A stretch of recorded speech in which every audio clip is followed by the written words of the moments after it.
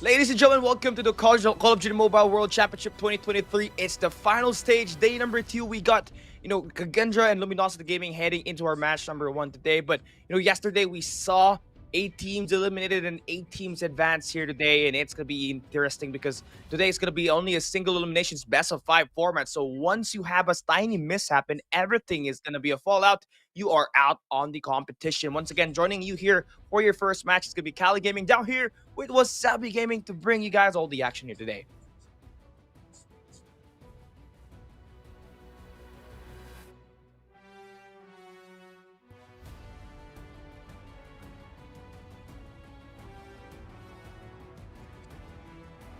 Lose their series, they're sent out of the game. So everything is on the line right now. It's crazy because now we were able to see what happened yesterday, and the Eastern regions managed to pull up one of the most interesting narrative heading into day 2 here today, which we saw only 2 teams from North America making it out alive in the entire Western region itself.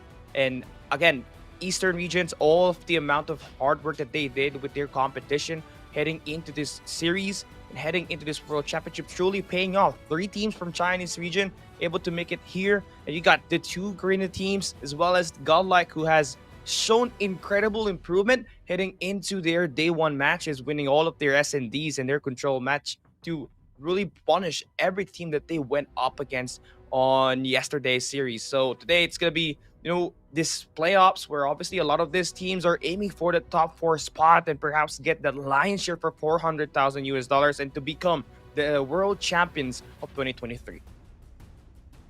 Yep, there's a lot of things on the line. I mean, that prize pool is absolutely life-changing at this point. A lot of people are going to have their eye on that, and of course, they would want to win that. But Kali, before we head into the games, I just want to ask you, which series are you looking forward to seeing? I'm looking forward to this next game coming up ahead. As far as you all may know, if you guys haven't heard about this schedule, it's going to be Kagendra versus Luminosity Gaming. And I feel like Luminosity Gaming, they are slayable. We saw them yesterday, always having to play competitive and has to play a close match up against every team that they have to fight just to be as the top 1 team in the day 1 of our competition, right? They had to go through the wrath of Inco Gaming, Volt, and obviously Q9. And it is amazing to see that these teams obviously are able to pull it off. And it's gonna be the talk of town, knowing that Luminosity heading into the World Championship is that top favored team to be the champions, but they have been looking slayable. And I feel like in this best of 5, Kagendra might just be able to turn it around. Yeah, they might just be able to do that. That's definitely something that a lot of the people here in the Garena regions are hoping for. And there is, I think we were talking about it earlier, Yumi and Warden as well. We were talking about our predictions for the match, and I think we all agreed that Kagendra definitely has a good chance of winning this out. Yeah, the thing with this Kagendra squad, they managed to have Reef and Fran do all the wonders for them. But one thing that we saw that was a big point for the win and success of Kagendra yesterday was Clove, this guy himself. He's the gold of the team in providing them that long range and that close range in every game that they have been playing. And if there is anything that will help Kagendra win this, it's gonna be him trying to turn things around. Yep, definitely. But right now on the screens is going to be the lineup of Kagendra. It's going to be that's a little too fast, but it's going to be Clove, Tribe, as well as hold on, let me M6, line up Fran, V6 as well. and Zan. Fran. There you go. If you have your personal MVP, who's gonna be, your top player here for Kagendra? For Kagendra, I think my top player will have to either be Clove or Mi6. I mean, they are absolutely crazy. Mi6, of course, with that sniper, especially in Search and Destroy. And Clove, you saw him pop off yesterday, getting majority of the kills going into Hardpoint. I think Kagendra, it was interesting to see them play. And the thing with that was that they were able to win up against Godlike 2-1. They did lose up against Wolves, Untuk but main di panggung besar let's take a kayak look at their gini, answers. saya sudah pernah merasakan sebelumnya, karena sebelumnya ada turnamen dari third party lain. Di situ saya sudah merasakan panggung yang lumayan besar juga dengan yang sekarang. Jadi dari situ saya tidak merasa nervous, saya merasa baik saja dan saya merasa tenang sih. Mungkin mereka harus lebih bersiap-siap sama kita karena kita juga nggak boleh dipandang remeh sama mereka. Ya banyak kelebihan kita juga di sini di tim saya sendiri. Kayaknya nggak ada. Mungkin semuanya asik sih orangnya. Kayak berteman. Saya rasa tim dari Asia ini bisa menang. Saya nggak tahu faktornya kan, tetapi ini hanya feeling saya saja. Asia bisa menang. I believe this is the year of the foreign team to be defeat North America, and this is the year of foreign team also in this World Championship because we are qualified from Indonesia, and I'm confident enough to get a champion here.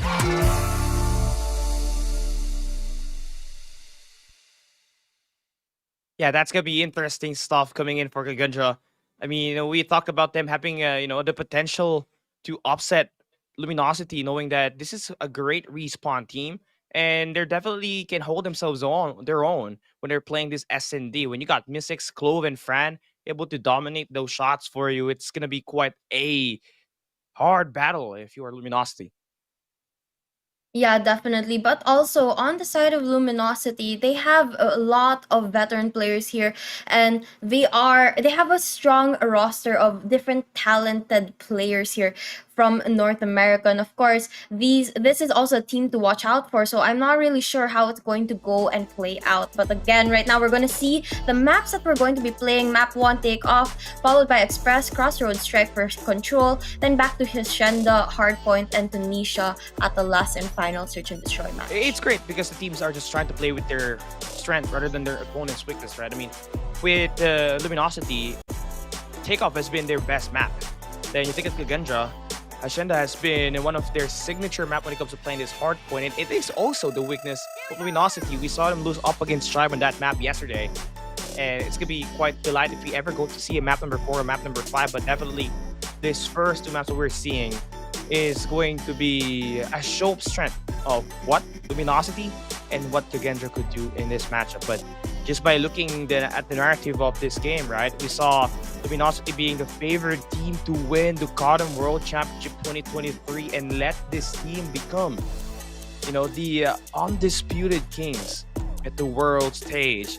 The best players from Tribe Gaming and the best players from Luminosity combining to become a juggernaut, an Avenger squad that is going to be hunting for that $400,000 and defending the trophy here in the United States. Yeah, I mean, they have such a good reputation in North America, and they're a team that a lot of people seem to fear. So going up here into the world stages is, of course, something that a lot of people expected for them to find a relatively doable here. But we're going to head straight into the game right now, and it looks like Luminosity is going to be the first ones into the hill. Yeah, a quick 6 kill down for them there as we head into P1, but Kagendra now able to get themselves that top floor. They're going to be a bit of a spawn trap for now. LG, they're going to be everywhere. They got the scaffoldings, and this is going to be their first game for today, so maybe a lot of cheaters that will be provided here for each squad, but one more than likely that LG, especially Ban, and his teammate, Vague, this SMG duo will be playing a significant role in trying to bring this team that victory as they go up against the players for Kagendra when they're playing in that P3 to P4 later on. Let's see how it goes, because so far, the players on the side of Kagendra, they've only been able to make the break for the hill in the last very second. That means they're only going to be able to get the scrap time on this hill, and now they are going to start the rotation onto the next one, but Luminosity already there waiting for them. Back going to get a huge double kill there, and now looking for more as he roams around the entrance here, finds one, doesn't get the kill onto Reef, and Reef makes it out alive with that one. Yeah, I mean, Luminosity Gaming is just kind of a spread attack for them there. You can see number 1 and Clove able to flip those spawns. They got their players stuck inside at a hard point, but when you got Kagendra having the favorable spawns, they can just go there infinitely. But there has to be some reason why they're actually trying to execute that. It's because they're willing to actually put themselves in that P3 spawn for later, thinking bigger picture. But there's still a lot of points to claim at this P2. And definitely we are seeing LG doing a lot better in terms of winning those gunfights. They're playing for those power positions. Kagendra cannot get their close range gunfights to go through, but with the help of Fran finding that double, now they're going to be able to get these kills and get this scrap time itself. Last couple of seconds again going to the side of Kagendra, and I'm not sure how good this is because they've just been getting scrap time and scrap time and scrap time. They haven't really been able to get the majority of the hills that Luminosity have been getting from them, and so of course they're going to get a little bit lower in that score, but it looks like they'll be able to even out the playing field as we move on to the next hill, currently occupied by the players on the side of Luminosity. Yeah, I mean, the thing with Luminosity Gaming, you expect them with that overall top control and that map control at P1 and P2 to have, you know, kind of a big lead, but Kagendra was able to be in hand. And it was the same exact thing that, you know, Luminosity Gaming was having trouble up against Bolt, where it had to go down to a 248. It was a Bolt victory in LG. You know, I just played too much pace without playing a lot of their resources inside, but here it's going to be better as they find good value off of their operator. And now we're gonna see Ban pulling out the Purifier, trying to find those kills, but doesn't spot the Fran just yet. And he finally gets that kill landed, going for a second one now. Turns around, gets the third, and he just opens up the hill for the team. Luminosity at 80 points already. They continue to hold down the area here, and Vig is going to get one as well, going for the stairs, trying to clear out this area. Now, this is what you want if you're Luminosity Gaming, right? Just let Envy actually get involved in this gunfights right off the get-go, get himself warm and involve himself in that long-range department. And Kagendra really felt the presence of that weapons. But Fran here, trying to chain it to a pinch play maneuver. He's not going to be able to get any kill onto Envy, but they still got that spot. But Luminosity Gaming, you know, back-to-back operator usage that is going to be finding off value when the lead is just growing. Kagendra cannot get anything inside of the hill right now, despite, you know, the pinch play maneuver that they've been doing for this second wave of gunfights. And now the operator skills come out, but they're going to falter. Tectonic here with the Sparrows going to be able to clear out the cubby, get a couple kills there, and goes for the kill at the perfect time onto that stairs area. Now, Luminosity, they have had really good hills, the last two hills, that from the time that they were at about 40 points. Ever since then, Kagendra hasn't been able to make a huge break into the hill, and finally, they get the scrap time on this one before the players on the side of Luminosity start the rotation. Yeah, this is amazing gameplays, right? And incredible in terms of the play for space that we saw for Tectonic and Envy. He's currently leading the team total kills. And the P3 to P4 was just such a huge performance from them. And it was just more than enough for them to almost have a 100-point lead by the time we go for that reset. But Kagendra, you know, off to a slow start. You can't let that happen if you're up against a Luminosity Gaming, and this will just be a total overall punish. But you're gonna have to work your way in, chip away that lead one by one. Envy is gonna get gunned down. That's gonna be a big kill for Reese. Gets that scaffolding in control. Tectonic still holding on to the Aurora on second floor. LG Band, they got that top floor. The verticality is gonna be in their favor. Kagendra now slowly starting to get themselves involved in the gunfights and able to do a lot better heading into this P1. Me6 getting a big kill there, backs away just in time, but that high ground really gave them an advantage onto getting the hill. Kagendra finally holding it down, but Luminosity goes in for the break right now, and they take the hill for just a couple of seconds. It goes right back to the clutches of Kagendra. Now, this first hill, it's a very scrappy one. It's been back and forth as expected, but going on to the next hills, P number 2, this is where both of the teams have to step up and get it to their side. Kagendra needs to do a lot of catching up, so they need to be able to get this one. It's a huge one for them, and so far, it looks like they'll be able to hold it down. Yeah, Fran is holding the stadium, but he's gonna get gunned down. Luminosity Gaming, they're gonna be having 2 players inside of that point. One player gonna be roaming around the ground floor. Kagendra has to spawn, but when you got Big actually holding around at mid-map, it's just gonna make that push a bit harder for Kagendra as they are spawning on the top side of the mid-map. But they're gonna be able to flip that spawn once again. Washi gonna get gunned down. Kagendra, they're gonna be inside the point. These 30 seconds are gonna be needed to get right back into it. But Vague, you know, has been popping up with that SMG, just cutting off these rotations one at a time, and it has been a bane for Kagendra on the first 2 sets of P2, but finally seeing some signs of vitality for Kagendra, but only to be turned down by Vague, who's got the claw invested. And now Vig, spamming that claw, is going to get the 2 kills there. But what he was also able to do was keep out the players, making sure that they don't push in because they don't want to get shot by that weapon. And now Luminosity at that 177 point already, almost a 100-point gap between them and Kagendra. And Kagendra isn't seeming to, can't seem to find the rhythm right now. They can't get the hill to their side, and they're struggling to even go for the contest. And it's not looking very good for them. On the side of Luminosity, on the other hand, they're able to really block off the entrances, and they go in for a simultaneous push every time they lose a hill. And that's why they've been so good on their retakes. Yeah, we're going into another P3 where potentially it could be a potential monokill now once again for Luminosity Gaming. This is where we saw the dominance coming in from the operators, and it's still going to be popping off. Watch me with the pistol, 4-piece. LG just on a different level, starting the day off. It looks like they're picking up from their dominance from day one and just continuing to bury down Kagendra 6 feet under as they continue to tally up the points as well as these rotations and this operator skills usage. Now Luminosity only about 30 points left from that win. They just need to have one more good hill to close up the game, and Kagendra, this is the most important moment to put a stop to it because if they wait any longer, it's going to be a little bit too late. And it looks like they'll open up the next hill, trying to invest into those operator skills. Ran here with a big 4-piece with the Annihilator, going to be able to hold down the area, but LG going for the kill right now. Bang, just going kill after kill. Huge 4-piece there with a Fennec, and Envy pulls out the War Machine as well, and it looks like they'll be able to hold down this hill. Hey, it's really interesting with the way Luminosity Gaming is doing the P3 to P4. They always try to send down a guy to hold down any of the spar positions and just go for that flank every time, which was essential. We saw Van and Vig do that several times and has led to Kagendra from, scouring off and not getting any time inside the hard point. And Luminosity Gaming is needing only 11 points. They can actually end it in this hard point. As Kagendra is going to be spawning out, but LG Tectonic is going to get his teammates bullied out of the hard point. Kagendra is still trying to fight back, but they're going to be perfect moving forward. Luminosity Gaming is looking like a prime form in taking this map number 1. And now they're just about 8 points away. The first hill just about to open up, but it looks like none of them wanting to play objective. They're going into the hill, not ending it just yet.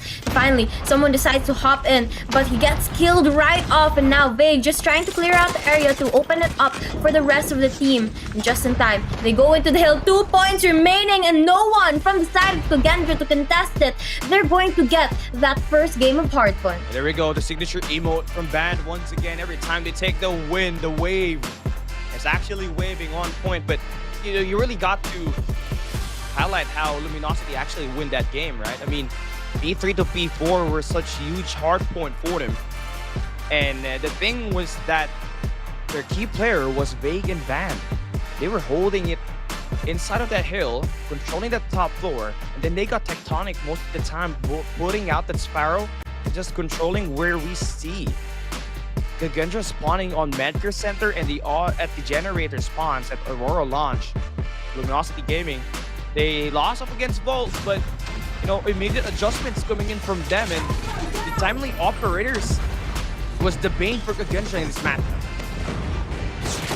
Yeah, and right now you're seeing the replay of a while ago, and Tectonic, this was the part that he popped off. He really got a lot of kills, and same goes with the other players on the side of Luminosity. They were just so streaky in that match, and when they invested into those operator skills, they also made a huge advantage of it as well. They were able to always get the maximum number of kills with any weapon, and that's just how they were able to really clear off the hill and get it to their side every single time.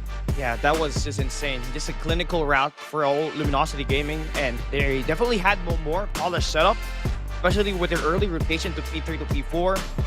The operator investment, I mean, it has to be the highlight for Luminosity Gaming's win up against Kagendra on this 250-120 victory. Now, NV did not pop off most of the time yesterday, but he did have a significant impact here for this squad. Not only does he get 33 kills, but a lot of time for him to be the high impact player for Luminosity Gaming in this map number 1. And you know what the teams are fighting for is that COD Mobile World Championship trophy right there. 2023 is going to be upon their reach. And Luminosity Gaming, they are going to be one step closer into that as they take the map number 1. We're heading into map number 2 next, which is going to be Express. And it's something that, you know, a team like Kagendra takes pride on. So it is going to be needed for them to actually win this. And Mystics has to be activated. It's going up against Washi on that sniper. And Fran is going to have to go up against Tectonic with that AR. It's going to be a very tough battle for them, knowing that Luminosity Gaming, they are prepared to actually take the duel up against them. Yeah, definitely. We have to see how that one goes down. Again, for map number 2, Search and Destroy, it's going to actually happen on to Express. And as you were saying, those snipers are going to be such a huge factor here, knowing how big this map is, how open it is, and there's a lot of room for the snipers, Washi and Meeseeks, to play around with. Yeah. So again, the thing with Kagendra, Brief, you know, we know him to be that front man with that SMG. He has been great for his squad in terms of initiating those attacks.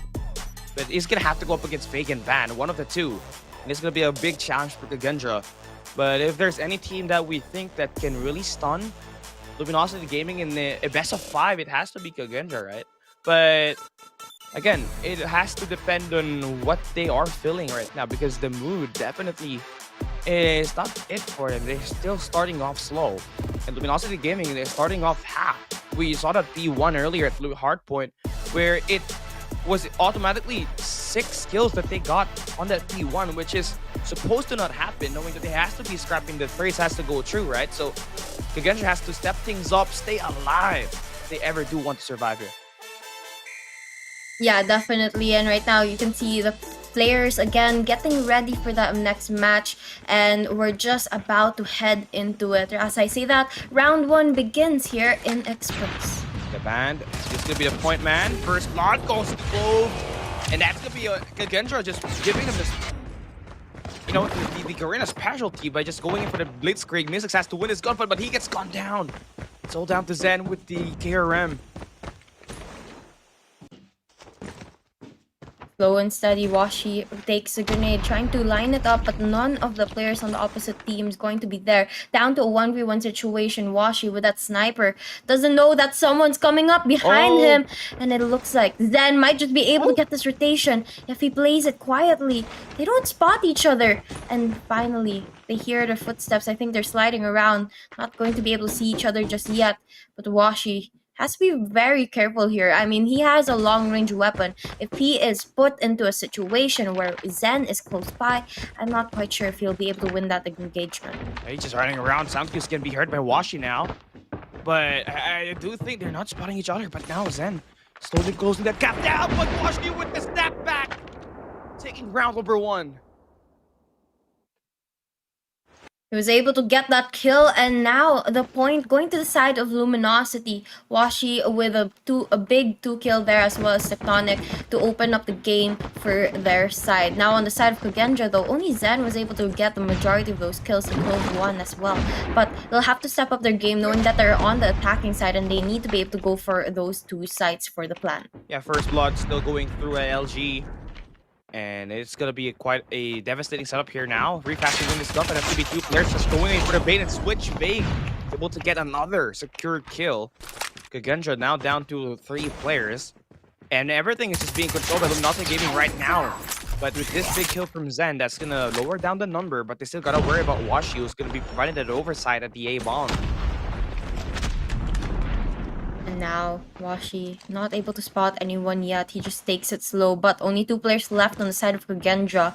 Clove and Zen has to be very, very careful. Once they plant that bomb, the players on the side of Luminosity are going to swarm them. And Luminosity's position right now is beneficial because they're going to be able to play for the split push here onto the players of Kagendra. Now, Kagendra not wanting to go in for that plant just yet. Looks like Band is going to be able to get one. Envy gets one on Zen as well. And that's another point to the side of Luminosity. Not a good start for the side of Kagendra. No points just yet. It's definitely a struggle for them. knowing that three of their players still could not get any kill to line up for the first 2 rounds. Only Zen and Chloe able to get a tally on the kill department. And they're going to be barging their way in at the B site. It's going to be quite a devastating one if they ever lose those gunfights. But finally, we are seeing some signs of life. They smoke through mid. That was going to stop Washi from fighting any of these eliminations. If they can get that bomb down, pressure is on for Luminosity. Now, the bomb getting planted onto that B side, and Kagendra going to be able to get that clean plant. Tectonic slowly pushing into the way. None of the players on the side of Kagendra spots him out just yet. And he's just about to go in for the enter. Washi peeks around from the side, going to be able to get that opening shot with the sniper, but gets taken down by Me6. And now Tectonic goes for the trade, just doesn't connect the dots. Me6 gets a huge 2-piece there. Yeah, nice opening first by Reef. Then, we got Me6 just tallying it up, getting the sniper. And then we finally saw, Zen actually able to get another pick on that close range and just stop the SMG duel for Luminosity Gaming on that ticketing booth. So they're going to be trying to go at B this time. There's going to be only one player there for Luminosity, and that's going to be bigger than R9. We know that it can hit like a sucker. And it's going to be won by Clove. So A side is open, but Washi's still there as a sniper. So they got to smoke it down before they even try to go for the plant. Hold. And now they are trying to get the retake onto that A site, knowing that Kagendra is heavy stacked on their band here though. Doesn't want to go for a solo push just yet. He knows the situation is going to be hard to go in for that retake if they're not able to get a couple picks beforehand. The bomb going to get planted onto that A site. They back away, trying to position themselves, getting ready for that retake. Yeah, Tectonic and crew band, they're going to be the front man heading onto lockers. Clove, he has to provide it oversight. He needs to get information, but he gets shot down by Washi. And rotating around. Not going to find anyone just yet. Washi as well on the other side.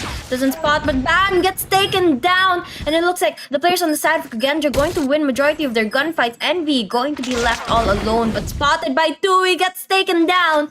And that's going to be a point to the side of Kagendra. That's going to be nice, right? I mean, it's a nice effort for Kagendra to find that adjustments. They were trying to play just aggressive without even calculating what could be the punishment that they would receive up against LG in the first 2 rounds. But this time, the SMG finally able to line up. Nade is out. No information. Reef gets the first blood. And Me6 trying to go in for a kill here, but doesn't spot anyone just yet. The shots don't connect, and the players on the side of Luminosity, they're going to make the kill feed blue now as they take down the players on the side of Kagendra. Fran is left all alone, face to face with Washi, but Washi with that sniper is going to be, of course, taken by the AR on the hands of Fran. Now, he's trying to rotate around, trying to go towards that A side, but it's going to be a little bit difficult. Has to check every corner here. Tectonic is just holding the AR, and that's going to be eliminations for Luminosity Gaming. Taking the lead for the moment. It's still going to be the first half. They're just still on the attack side here. Once again, it is essential for them to dominate that SMG line. They've been doing that consecutively. Vey combined just for 3 at the moment. And Kagendra just has to exploit that. If we even take down Washi, who's wearing that scope down for the side of Luminosity Gaming, and it's just going to be a full-fledged attack to ticketing here once again, and it's a 4v3. And slowly, the players on the side of Kagendra win their gunfight, forcing it to 2 players left on the side of Luminosity. They try and back away now, waiting for the plant from the side of Kagendra. But Fran's going to be able to spot them out onto that train. It's not able to connect the dots though. Me6 going to go in for the plant right now. Tectonic is just going to be wrapping his way around. He has to let Washi stay alive before he even tries to go for that execution, just to make this a multi-angle push and be that distractor. 30 seconds for Luminosity Gaming to take this. Tectonic just holding down his angle while Washi rotates around. Tectonic peeks out perfectly, getting that kill on to Me6. Now Reef going to clear out the area as he takes down Washi as well, but Tectonic gets spotted from the side and taken down. Another round to the side of Kagendra as they tie it up 2-3 points now, and we're also going to have the switch of sides.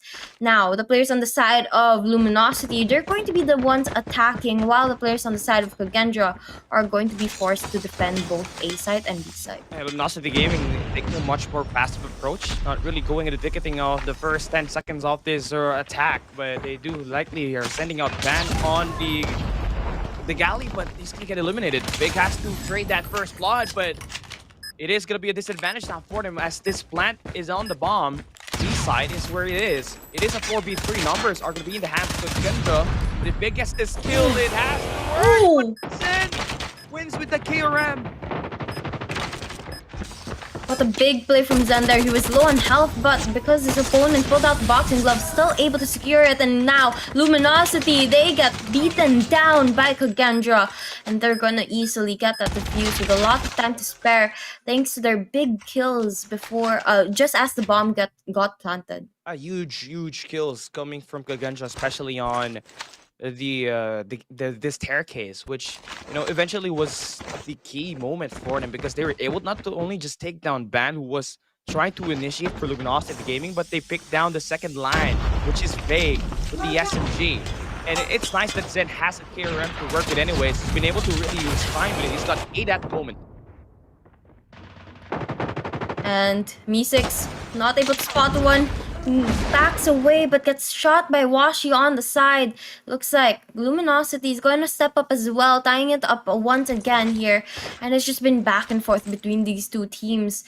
None of them really able to put that much of a gap between them, as they're so consistent when they're playing their respective sides. And now we're going to go on to the next round, trying to see if the players on the side of Luminosity can go on for the plan to the A side. I mean, Tectonic is just doing an insane job, finding these eliminations at that long range with that Growl. Able to find 10 kills on this first 8 rounds of action we got. LG is getting a good setup here. Trying to take that B side hit. Sniper forward. Kagendra is going to be stuck on that ticketing, so they're not going to have any range moving to play this retake moving forward. So number 4 in yellow, that's going to be Reef. He has to play that flank very well. Be that distractor for LG to be focusing on one angle only. One angle, but the question is, will the opponents actually cross that angle? And it looks like so far the players on the side of Luminosity are able to get majority of their kills. Only one player remaining on the side of Kagendra, and as I say that, Envy takes him down. Luminosity at 5 points now, and they need to be able to maintain this gap here, this lead, slight lead though, over the players of Kagendra as we head closer towards that 7-point target now. And of course, they want to close up the match here. I mean, they've already won Hardpoint. If they close it up at Search and Destroy or on the next control match, it's going to be a lot easier on their side. But of course, Kagendra not going to make it that easy for them just yet. Yeah, but the thing with Kagendra, this is a needed win for them. This round right here could just potentially be the make or break moment on this SMD. And LG on the control, they are 100% in this day. And Reef crew is trying to get it done. They have successfully retaken the power positions that we got for Luminosity Gaming. That's just gonna be 2 more players alive for LG. That's Washi and Tectonic now finding their way in. The bomb has been dropped on the train tracks. It's gonna be very hard to actually pick up, knowing that Kagendra is gonna be all around the map. Washi about to spot one, but the pistol not going to be enough. Both at the sniper, but just lacks the range, and Fran is going to be able to take him down. Tectonic, last player on the side of Luminosity, going to try and spot out that A side. He knows that's where exactly the players on the side of Kagendra are waiting at. But look at the patience from the side of Kagendra. They're not going for the plant. They're not moving. They're just holding down their respective areas. And now Tectonic gets trapped in between 2 players, taken down. Kagendra ties it up. A crucial round win for Kagendra for not letting Luminosity Gaming take that match point in this series.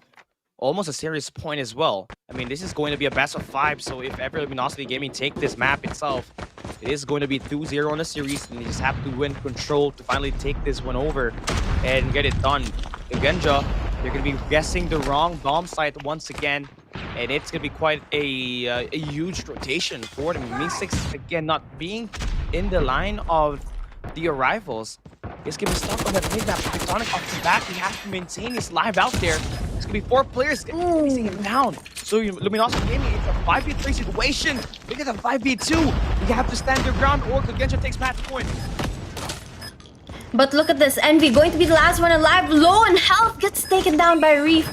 And an easy defuse to the side of Kagendra. All 5 of their players still up and running. They just went all in for the action. And they went straight for the kills. Now the players on the side of Kagendra up at match point. It was a very odd setup for Kagendra right there.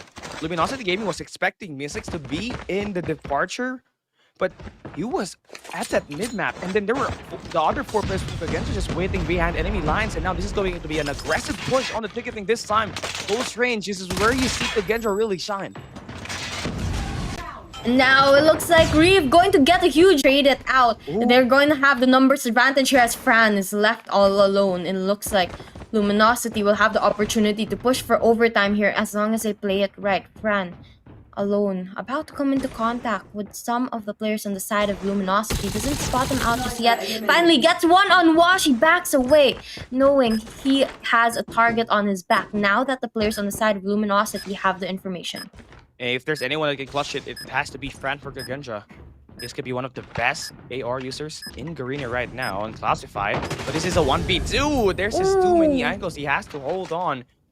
And Luminosity Gaming will be forcing overtime. Our first overtime of the day. That's how you know that this team refused to lose. And Luminosity Gaming, you know, the highly favored team to come out as the champions of this World Championship. They're trying to aim for the 2-0 start and let Kagendra's momentum just fall over. I mean, it's do or die here, so definitely they are trying to step up their game. Both of these teams don't want to lose the search and destroy match, but early engagement is going to be in favor of the players on the side of Kagendra, but they tie it up. Luminosity going to be able to get those kills as well, and it's all down to 3 players on each side. Now, they have control of that B side. The players on the side of Kagendra just might go for the plant. Luminosity, however, are right around the corner watching out. Yeah, I mean, this is what we're seeing right now. You know, it's gonna be crazy as we see, you know, Mystics actually gonna be playing around. Glove has to be the player that needs to get his kills, but Tectonic, you know, he has been amazing for Luminosity Gaming. He's got 14. At the last round, he scored 4 kills all by himself. And he has been the bane for Kagendra on this matchup. And we're going to see both of the teams just holding down their respective areas, but the players on the side of Kagendra, they rotate around to B. Little did they know that players are waiting for them right there. Washi gets spotted, taken down by Reef, and it's all going to be down to Vague, who's right around the corner here, and as well as Tectonic, who's forced to push into mid. But Reef is on the tail of Vague, trying to get those shots landed, but it's just not enough to connect. And now it's back and forth between them. Reef gets a kill, but Tectonic trades him out. Luminosity now up at 7 points, and now gets that little step closer towards ending the game unless Kagendra can push for another round of overtime. And you can really feel the presence of Tectonic with that AR. You know, he's one of the best assault rifles in the world. I mean, in high regards. Last year, he's the #1 AR player. Knowing that he has played so much for that kilo 1-for-1 all year. This time, it's not going to be effective ammo, although it's going to be a different gun. He has been pretty effective, able to get those spot down to the long range. Mystics trying to get this wall bank, not get any connection.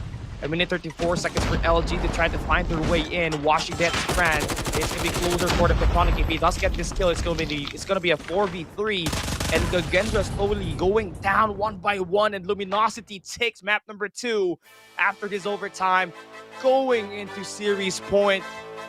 One step closer to advancing to the next stage. Just one more map, and it's over. Now, Luminosity looking very, very happy about what they've achieved so far. Hardpoint to their side, and now Search and Destroy as well. But on the side of Kagendra, it is not looking very good for them. They need to attempt a reverse sweep here if they want to be able to secure their spot going on to the next rounds. Now again, guys, it's not a double elimination like we're used to. It's going to be a single elimination. That means if they lose their series, they're out. Yeah, it's crazy, right? This best of 5 in this playoffs is just too punishing, but it also rewards the team who's mentally ready to take on the gunfights and the series itself. And it feels like on the series, it has been Luminosity Gaming with the initiative, right? Just being too good in finding the rotations and getting all of the right plays at the right time. Tectonic has to be the map MVP. Every time, Luminosity Gaming is caught into a bad situation, he was there to actually find the eliminations, going actually, back-to-back double kills, heading into the round number 13 to keep the team alive.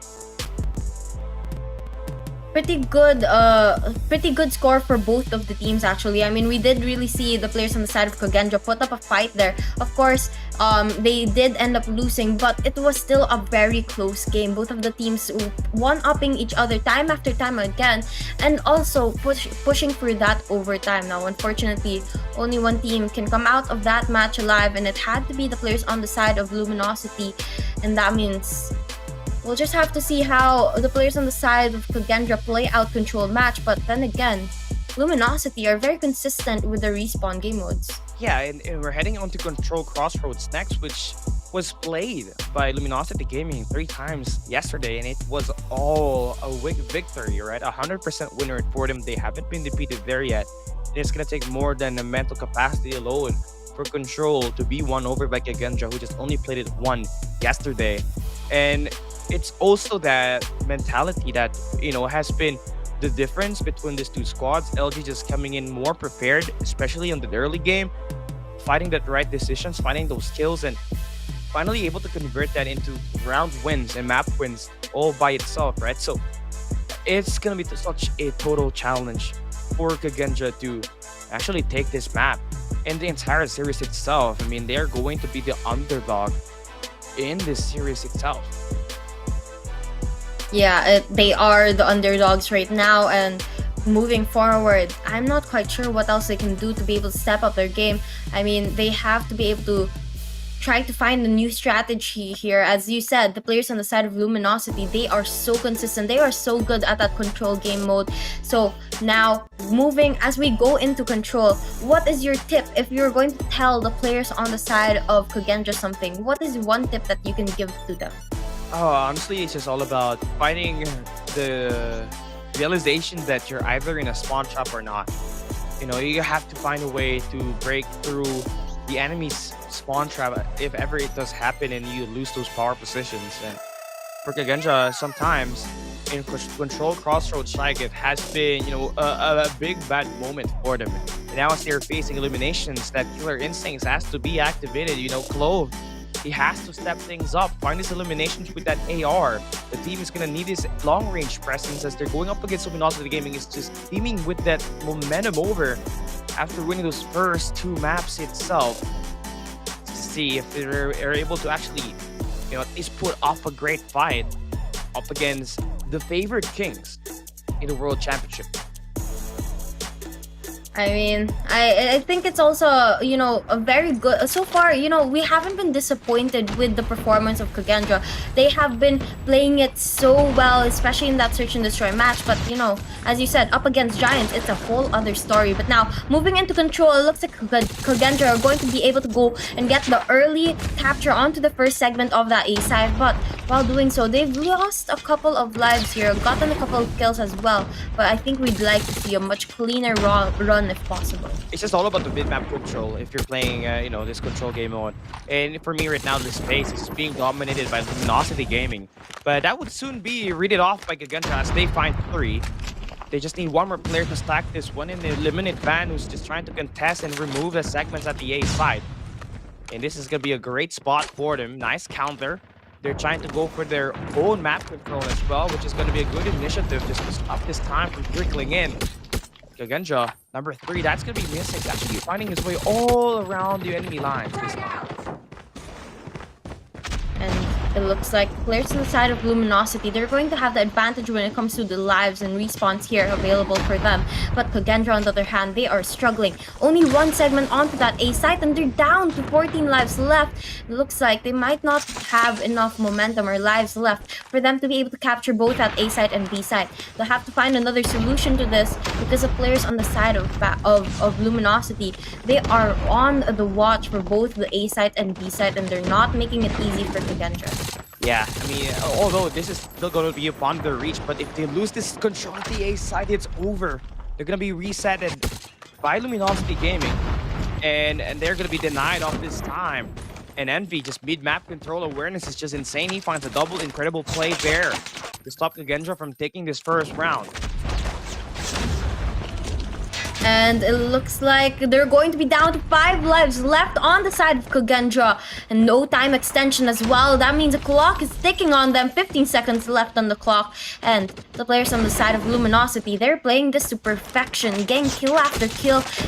And making sure that they don't get... the players on the side of Kagendra don't get that time extension here. So they're going to be able to hold it down. 3 more seconds and Luminosity gets round number 1. Yeah, Kagendra is not really feeling it right now. The way that the position is just being controlled over by Luminosity Gaming is just too consistent. Vague gonna be the top player in that round number 1, able to find himself 9 kills with the SMG. And it was all about that mid-map control that he was actually initiating that was pretty effective up against the rotations that we're seeing from Kagendra. Now we're gonna be switching the sides. They're gonna be on the attack. Kagendra's gonna be on the defense. Clove and Crew bringing out the operators. It's gonna be early. And they're not going to be finding any value off of that.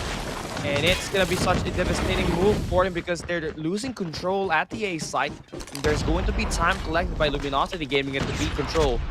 And Kagendra going to be forced into a reset once again. The Purifier gets drawn out. Man finding a triple. Ooh. And the spot shop is activated. Now, this is a really good strategy for the side of Luminosity as the attacking team. They split their resources between A side and B side because they know they're able to win their engagements. And look, they have 2 segments for each of them, and they're going for the second segment for both of them simultaneously right now. And that's just catching the players on the side of Kagendra off guard, and they have no idea whether or not they should focus on the A side or the B side or just go for the kills on both sides. We're not seeing any good value of this operator from Kagendra, but one thing likely on this game this time is going to be winning their gunfights. Map control now is going to be reversed. Zen cannot really get anything going right now. He does have 9 kills to his name, but you really need to get a lot of kills when you are investing your resources here. And Fran trying to make his way in towards the B side, just trying to stop that push there. And they cannot afford to let any of this control point be captured anymore because there's only 1 segment needed by Luminosity Gaming to capture each of them. Luminosity responding back with their own set of operators. Fran is going to be on the mid-map. And we're going to see some of the players on the side of Luminosity pulling out those operators as well as the score streaks to be able to get more kills onto their side because they are losing lives to Kagendra, having the advantage here and only needing to defend that A side to maintain it. They're gonna have a very, very good start here. Luminosity down to 3 lives left, Fran making it 2, and the last 2 are separated from each other, not going to be able to play for the trades. Fran getting another one, and the last player is going to be all down to Washi here. He's going to attempt to go towards the A side, but that's going to signal the players on the side of Kagendra to rotate. Gets that kill. Kagendra gets a point onto the board. Yeah, that's it. That's one way you want to go out, right? I mean, you needed this round number 2 badly. And this time you're responding much better with the long range support from Fran, who's going to have 13 kills to his name. Which is Washi, last guy alive, is going to try to play for the objective. He takes down Mystic, Split Reeve, holding down top fire, and Kagendra winning a crucial round and then able to actually put the resources in. And now we're going to see Vague here with R9 trying to get those shots lined up. He's going to be able to get one, and they have now a perfect run so far, only losing 1 life as I say that. And Kagendra down to 18 left. It's not looking very good for them. Now, they have to be able to play this for the trades, go in for the kills onto the side of Luminosity while capturing the sites as well. And Kagendra seems to be struggling on that. They haven't gotten a single segment, and their lives are dropping quickly. Yeah, this is just such an unfortunate way for Reef and Kagendra to just go out in this round number 3 after that, very convincing round number 2. LG Tectonic, they definitely have the mid-map. Kagendra extending way forward. Fran is going to be holding down an off-angle that could potentially take down at least 1 or 2 players here. But nice read for the Luminosity giving us to go for the blood at the attack. And reset is on for Kagendra. Spawn trap is in as well for Envy, who's holding down the trailer.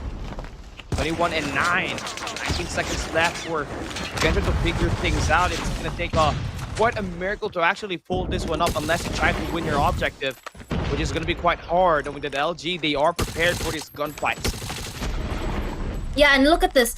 LG, they are going straight for the action. They know they have a lot of lives to play with, and they are not scared to lose it. Kagendra, on the other hand, down to 4 lives and 5 seconds. I don't think they'll be able to make a play in 5 seconds now.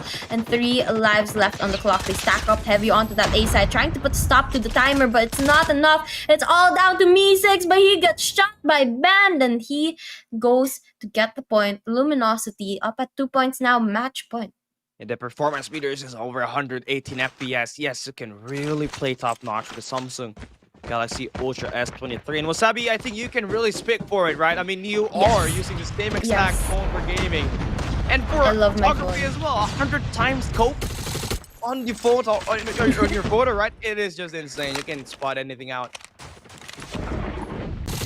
Yep, definitely a very, very nice phone, and you can see the performance of the players really, really popping off here. But we are going to be on to maybe what might be the last and final round here. If the players on Luminosity is going to be able to win this attacking on to the players of Kagendra. Now, Kagendra so far has been playing it pretty passively, and they have evened out the life number here, having a slight advantage. So I think that will be beneficial for them, but they have to be able to maintain it if they want to push for another round and actually tie it up at 2 points. Yeah, Cove is gonna get eliminated. I mean, Luminosity is just trying to do one thing at a time. They're just stacking their resources at the B side. They have done one segment already, but the push will be stopped by Kagendra. Fran needs his operator kills. This kill is gonna be needed for them to actually just widen that, get the gap down in terms of that life count department. But they're not gonna be able to find again another good value off of it. Kagendra is just really struggling with this one. And it's just this, this big moments where you require these weapons to just be finding a lot of kills is where things is just going downhill for Kagendra. But finally, they are able to break free from that B-side push from Luminosity. But Van is just trying to roam around, trying to hunt this player up close and actually take his elimination. Now look what Kagendra is doing. They know that there's only one segment needed onto that B side, and they know that they have the life advantage, so they're just watching that B side. And now that the players on the side of Luminosity is going for A, they're going to do the same thing, stacking up onto the A side, trying to get those kills and stop the time extension from the side of Luminosity. But they're going to be able to go for the capture onto the A side. Ooh. And 1 minute given to the side of Luminosity to play with. Lives 6 onto the side of Luminosity, and Kagendra down to 8. Yeah, this is still doable now for Luminosity, just needing only one segment at the B site. The question is, how will Kagendra defend this? There's going to be 2 players there. The capture is on, and Luminosity takes the first series of the day. Kagendra will be eliminated, and Luminosity advancing to the semifinals. Now, the players on the side of Luminosity, they're going to be able to, again, as Cali said, go into the semifinals, and there, they'll be met by another set of teams. But for tonight, we're only looking at all the quarterfinals matches, so we'll have to find out who exactly their opponent is going to be. But, of course, the players on the side of Kagendra, unfortunately, they will be out of the game for this one, and it looks like pretty good sportsmanship here. It looks pretty happy for the players, even if the players on the side of Kagendra wasn't able to win out their matches. Making it this far into the competition is already such a huge achievement for everyone. And you know what, for Kagendra, they weren't even supposed to be at the playoffs. One thing we know is that they've been struggling, but they're able to actually redeem themselves, right? So even though they may not have taken a better position in the rankings of the world champs, they are still part of the top 8 best teams in the world this year, which is a lot of the efforts that this team has been allocating all year long. And you love to see this one happen, right? But with LG being the Goliath of a squad, the Avengers of this world championship, it's really hard to find a way to actually break through this team's will. Their decision making is just on another level, and we've seen those display of performance through, and the signature remote by Man gonna be activated there as well as they send home Kagendra in a very quick manner, right? A 3-0. Who would have expected that this will not go down to a map number 4 and map number 5? Yeah, it's quite unfortunate that we weren't really able to see a map 4 or map 5 here. But again, a little bit of the statistics. You can see Washi and Reef coming out on top. But the rest on the side of Luminosity, they just have a way more kills than the players on the side of Kagendra, and that's where Kagendra really struggled. You were talking about a while ago. They're not really able to win a lot of their gunfights, and when they invest into the operator skills, they're not able to get a lot of kills I'm with chilling it, up here with which is Washi. the Congratulations main on the use win. of that operator Talk to me a skill. little bit about Let's the take performance. Map number a quick 2 view of looked a little tough, but Washi's you brought it interview out. with How'd F-Dot. that one go? So last night, you know, we talked as a group. We found out that our next opponent was Kagendra, and we were like, okay, so let's see what are their worst and best maps. So we figured out how they play. They would pretty much be really aggressive, but they ended up also being split apart as default. So if they push aside, you know, game 2 S&D, they push aside, and if I see nobody, that means they 5-stack this side. That's a free site. And then we obviously taking care of them from there. Hell yeah, man. It's a whole science. I think a lot of the fans don't realize how deep you guys get into it. And speaking of deep, you got a deep roster here. Different lineup on the server from stage 4 to stage 5 with Tectonic coming in. How does that affect the team? Tectonic coming back, it makes the whole game a lot easier. It really does. It's just another me, you know, holding my side, I'm holding his side. We're watching over our SMGs. He's sniping with me, or I'm sniping with him, you know, vice versa. We're watching, we're getting the picks. Straightforward, yeah. And then last bit, after the W, you ran off the stage. You got a lot of people here supporting you. Tell me about the family and the squad that out here yelling your name. Oh yeah, look at my family, man. Yeah, they're coming here to support me. You know, I really do thank them, bro. I love you guys, I love you. Well, we love the performance. Shout out to the family. We love to see it all. Again, congratulations on the W. Still 2 more. Back to y'all at the desk.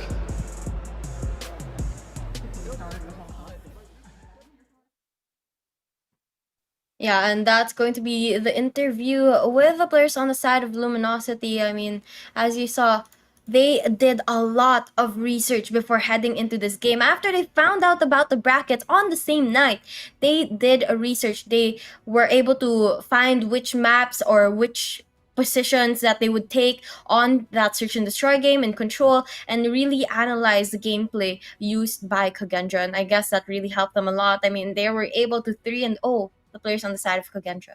And you expect this kind of dominance for Luminosity Gaming, right? I mean, they really have one of the best SMGs in the D, having a 2.0 KD, and also providing that long-range support when they were playing in Hardpoint and Control. And you expect this guy to be that team leader in terms of finding these frags and to lead this team to the grand finals once again. They advance as the first team to the next stage, and they are the first team to actually eliminate the first squad in today's elimination games. In this best of 5, it really is grueling because it's only single eliminations. Kagendra will now be eliminated in the playoffs, and that's it for them. It definitely has been a run. You know, no one expected them to be part of this day 2, as they've been really struggling. But for all you guys who has been supporting, thank you guys so much for being awesome. Make sure you like and share our stream once again. Let's skip it up to a 500. Let's take a look at this redeem code. It's going to be a wingsuit pumpkin. Cali, you missed it. But guys, if you saw that, unlike Cali, you guys can get the free redeem code over there, guys. And of course, you have to be able to claim it pretty soon, because that wingsuit, the pumpkin wingsuit, is going to be only there for a couple hours for you guys to claim. So make sure you get that right now. Why do I not get it? Why is it me? I cannot Because you get missed it. You missed it. You missed it. You I missed it. saw You're it. too late. I saw it. I got a You're too screenshot late. as You're too well. late. But yeah, you guys, it's not too late. You guys make sure to actually, go to the Redeem Codes Redemption Center in the in-game app as well to actually get that. It's gonna be amazing because we're also giving away 2 more redeem codes by the time we end this live stream. So just make sure you keep on watching and sharing our live stream so we reach our milestone as soon as possible. And maybe who knows, tomorrow we're gonna be giving away a skin that only you guys can have in Garena itself. It's gonna be exclusive and that will be fun. But thoughts about that that game number 1 that we had, 3-0 for Luminosity. You know, I was really, really sad. Like, I know Luminosity is a good team, but I was just hoping that Kagendra can put at least a little bit of a fight there and win maybe one map, maybe two maps. But unfortunately, we just didn't see that. But of course, that's all we're going to have lined up for now. We're going to have another set of matches later on. But before that, we are going to be taking a short break.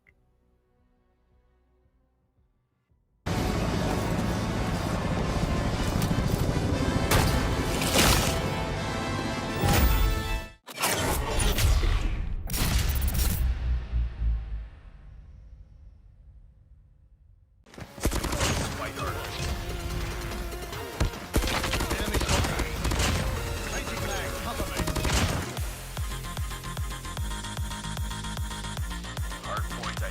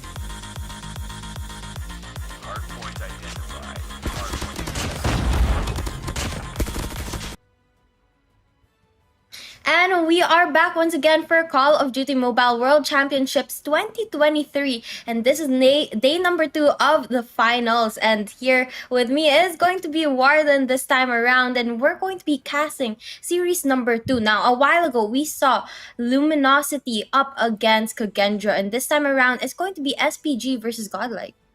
Definitely, and this is my vote right here. I'm pretty proud to be casting this very serious here. Standpoint Gaming, Godlike. No one really expected him to make it past through the whole Swiss stage, but moving over, we got it all true, and fortunately, 50% of my predictions went to the playoffs, so I'm pretty proud here. Honestly, for the storyline here for the set of Standpoint Gaming, I had a conversation with some people here and then, is that they weren't really liking what Standpoint Gaming has been doing all throughout from prior to this very event itself, but hey, they got it true, and they were bluffing all throughout, and they showed up big time. And now they got to go against Godlike, which is also a team that has been facing a lot of shades, and they have been able to prove themselves coming from the first day of this world stage. But after that, they still have to continue fighting on. I mean, in this stage of the tournament, once again, guys, it's going to be single elimination. So whoever among these two teams loses out, they are eliminated from the competition. It's going to be a best of 5 series here, and of course, we'll just wait for what exactly the map picks are going to be between these two teams. Yeah, I mean, it's all going to come down to the map picks and all. And also going to come down to, prior to the detrimental players actually popping off once more. I mean, just showing their consistency on what they've been doing coming from the first day itself. I mean, if you want to talk about Godlike, have to talk about their substitute actually prevailing into the competition, proving himself worthy to the Godlike squad, alongside with Neutrino, of course. Now for the side of Standpoint Gaming, handed down to Nanchuan. I mean, Nanchuan has been able to fill his role really well, but moreover, we don't really want to see players here just specifically popping off. We want to see the whole squad here coming from both ends of the spectrum actually doing their jobs respectively well, considering the fact that, throughout this playoffs, it's only going to be a single elimination format. It is quite surprising that the players on the side of SPG has been able to make it this far. I mean, a lot of people see them as not a team that they would expect to reach into this level of a competition, but nonetheless they were able to prove them wrong. And now I think this is what we were talking about earlier as well. You were saying that sometimes the underdogs are going to step up, and that's definitely what the players on the side of SPG now are on the right doing side of the stage is Team God. That stage. Yeah, and now we are seeing the players here getting ready onto the stage. And oh my days. I mean, ablaze on the sniper, prevail on that AR. We got Neutrino on that AR as well, just being such a pleasant, talent to watch over on this very tournament itself. And once more, Wasabi, I want to ask you a question. Did you expect Godlike to make it this far? I was actually talking to Cali about this, and I was telling him that Godlike actually might make it, but he told me that they wouldn't. So I'm right, he's wrong, and right now we are seeing them actually trying to fight for a slot going into the semifinals. Yep, and now we get to see. I'm loving the music here, actually. Here for, I think that's a theme song right here for the set of Godlike. I mean, I love it. I'm grooving. I'm vibing throughout it. And I want to see what kind of, moves can Godlike offer as well into the spectrum. Unfortunately, Godlike is going to be the only Indian team remaining. Its Vitality, they did suffer quite a lot, losing 3 games in a row during the Swiss stage. And that's just really about that. But moreover, talk about the top 8 composition. Here, last year, we only had one team from Garena. It was Smart and Mega. Almighty did fall behind during the run for, the first day. Went under the hands of Skate, if I'm not mistaken. And moving over, we only had, one team coming from the CDM region as well. It was only Wolves, Q9 struggling against Scars, and the rest lived on. So we have 3 Chinese teams, 2 Garena teams, 2 North American teams, and overall, it's a very broad talent pool that we are seeing here for this playoffs. And moreover, there is high potential that we might just be able to see East versus West for the grand finals. Maybe, Ammon, we'll have to see which among these teams are able to climb their way to the top. As you know, it's a single elimination, so smallest slip up here is going to be the end of them. But, of course, a while ago we saw Kagendra. They got eliminated from the game already. That means now the only representative from the Garena regions is all going to be down to Powerhouse, which we're going to see later on. But for now, we're going to see a little bit of the players on the side of SPG. Yeah, Standpoint Gaming, all prepared here. Looking pretty badass, honestly. And so far, They have been able to surprise a lot of the whole competition here for this Call of Duty Mobile World Champs. Unexpectedly flying to Atlanta, unexpectedly qualifying for Stage 5. And here we go. Antoine, Bird Time, Guagua, C1 will be the composition here for Standpoint Gaming.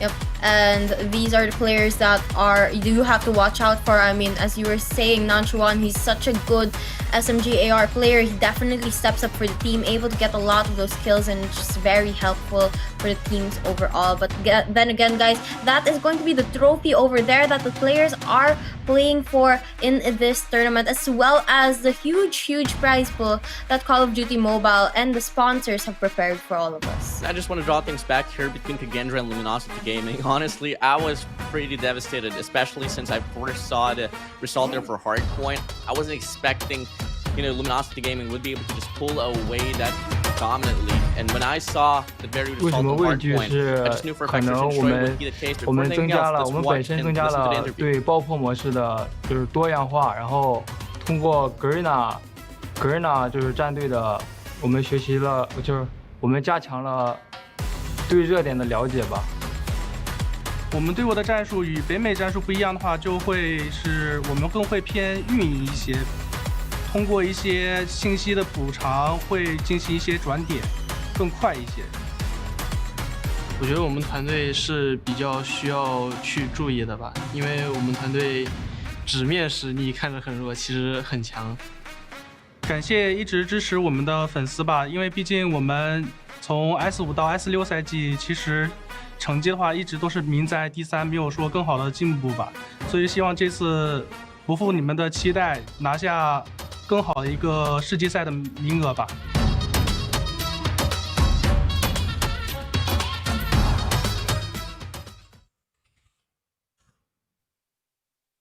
Well, I mean, looking like they did, pretty well in regards to adapting to the Garena's gameplay on a Hardpoint. And so far, I mean, for the longest time, coming in from the first invitations that we got to see with Sabi, is that CDM teams, they're absolutely wreckful and search and destroy. But in regards to Hardpoint, yes, for sure they can get the kills, but they don't really revolve themselves around the hill. And that has been their problem ever since. But fortunately, on this world stage, they got it through and they have been able to perform.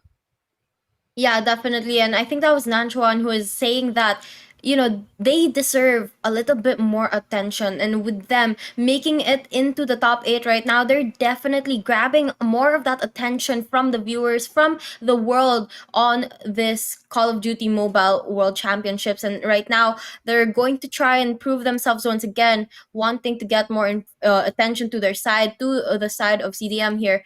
And hopefully, they'll be able to do that. But right now, taking a look at the players on the side of Godlike. Yeah, Godlike, gonna hand it down to Neutrino, to Prevail, overall to Ablaze as well. They have been the most impactful players here for me under the hands of Godlike. And once more, they're making the Indians proud. They failed to qualify for the playoffs during the last run. In fact, they weren't able to even put up a fight during the first day of the whole world stage, day number 1 itself during 2022. So it's really nice for them to be here. And here we go. Here's the composition. We got Ren, Neutrino, Ablaze, Trunks, and Prevail. Yeah, and Prevail's actually recently added into the roster of Godlike. As you can see, he was just added during August 12, 2023. So not too much time to really practice, just a couple of months with the team. But nonetheless, he's able to step up here and really help out the players on the side of Godlike.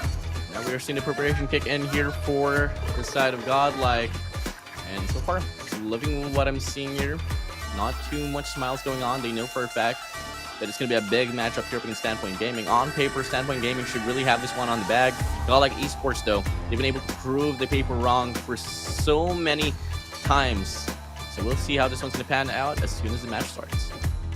Yeah, I mean, at this point, we can't really rely on the statistics to determine whether or not the teams are going to be able to win out their matches. I mean, there's so many different things that can affect the gameplay of these players, and of course, we'll just have to see how they play it out. I just turned 18. I feel like there's a lot of pressure coming from the last World Cup because we did not perform that well. This year, we have practiced a lot. We have studied the West. We have a different mindset coming into this World Cup. It's definitely a tough job because out of all the teams from India, you are selected for the World Championship. So I think I have a pretty big responsibility on my back because last year we were not able to make a very good mark. This time we are grinding hard to prove ourselves, that we are better. I believe Ablaze is the strongest in the team because his sniping skills are quite insane. I like to cheer up my team a lot because I'm the youngest here. I like to keep them together so that we can all have fun. We enjoy, we have fun, we talk to each other, we laugh. When we are down, those things help us to get back up and win it. Last year, when West was doing good and East teams were, I think, surprised from their performance. But I really feel that East teams are very smart. They have learned from the mistakes. This year, I think the foreign team will beat North America because it's not the same as before. The skills are on par with North America. This is the year it will be for the foreign teams. I really want to win the Call of Duty World Championship. That's gonna feel amazing because that's my dream. I wanna give a shout out to my family, friends, and all the supporters from India. Thank you guys for supporting us. And there you have it, the players from the side of Godlike. I mean, I love their mindset right now, especially from Ablaze. He was saying that, they just want to have fun, prove to everyone that they've improved and they've become better, which they definitely have. And Ablaze was saying that, he just wants to enjoy, have fun, play the game because at the end of the day, it really just is a game that you have to have fun with and learn. On the other hand, he was saying that this year, it's a time for the rest of the world to step up. Maybe not going to be someone or a team from the side of North America that's going to be able to win this out. And I think that's just to show that they definitely have a chance up here. It takes a lot for you to dismantle your mind, to feel the pressure at the same time have fun. But that's exactly why we call ourselves gamers. We love to game, we love to enjoy. But at the same time, the pressure's on here. After all, this is the Call of Duty Mobile World Championship 2023 that we're talking about. A lot of stakes is up high, and there's only one chance for you to advance to the next competition. No lower brackets whatsoever. And here we go. We do have the statistics rundown here for Standpoint Gaming, alongside with Godlike Esports. Sabi, take it away.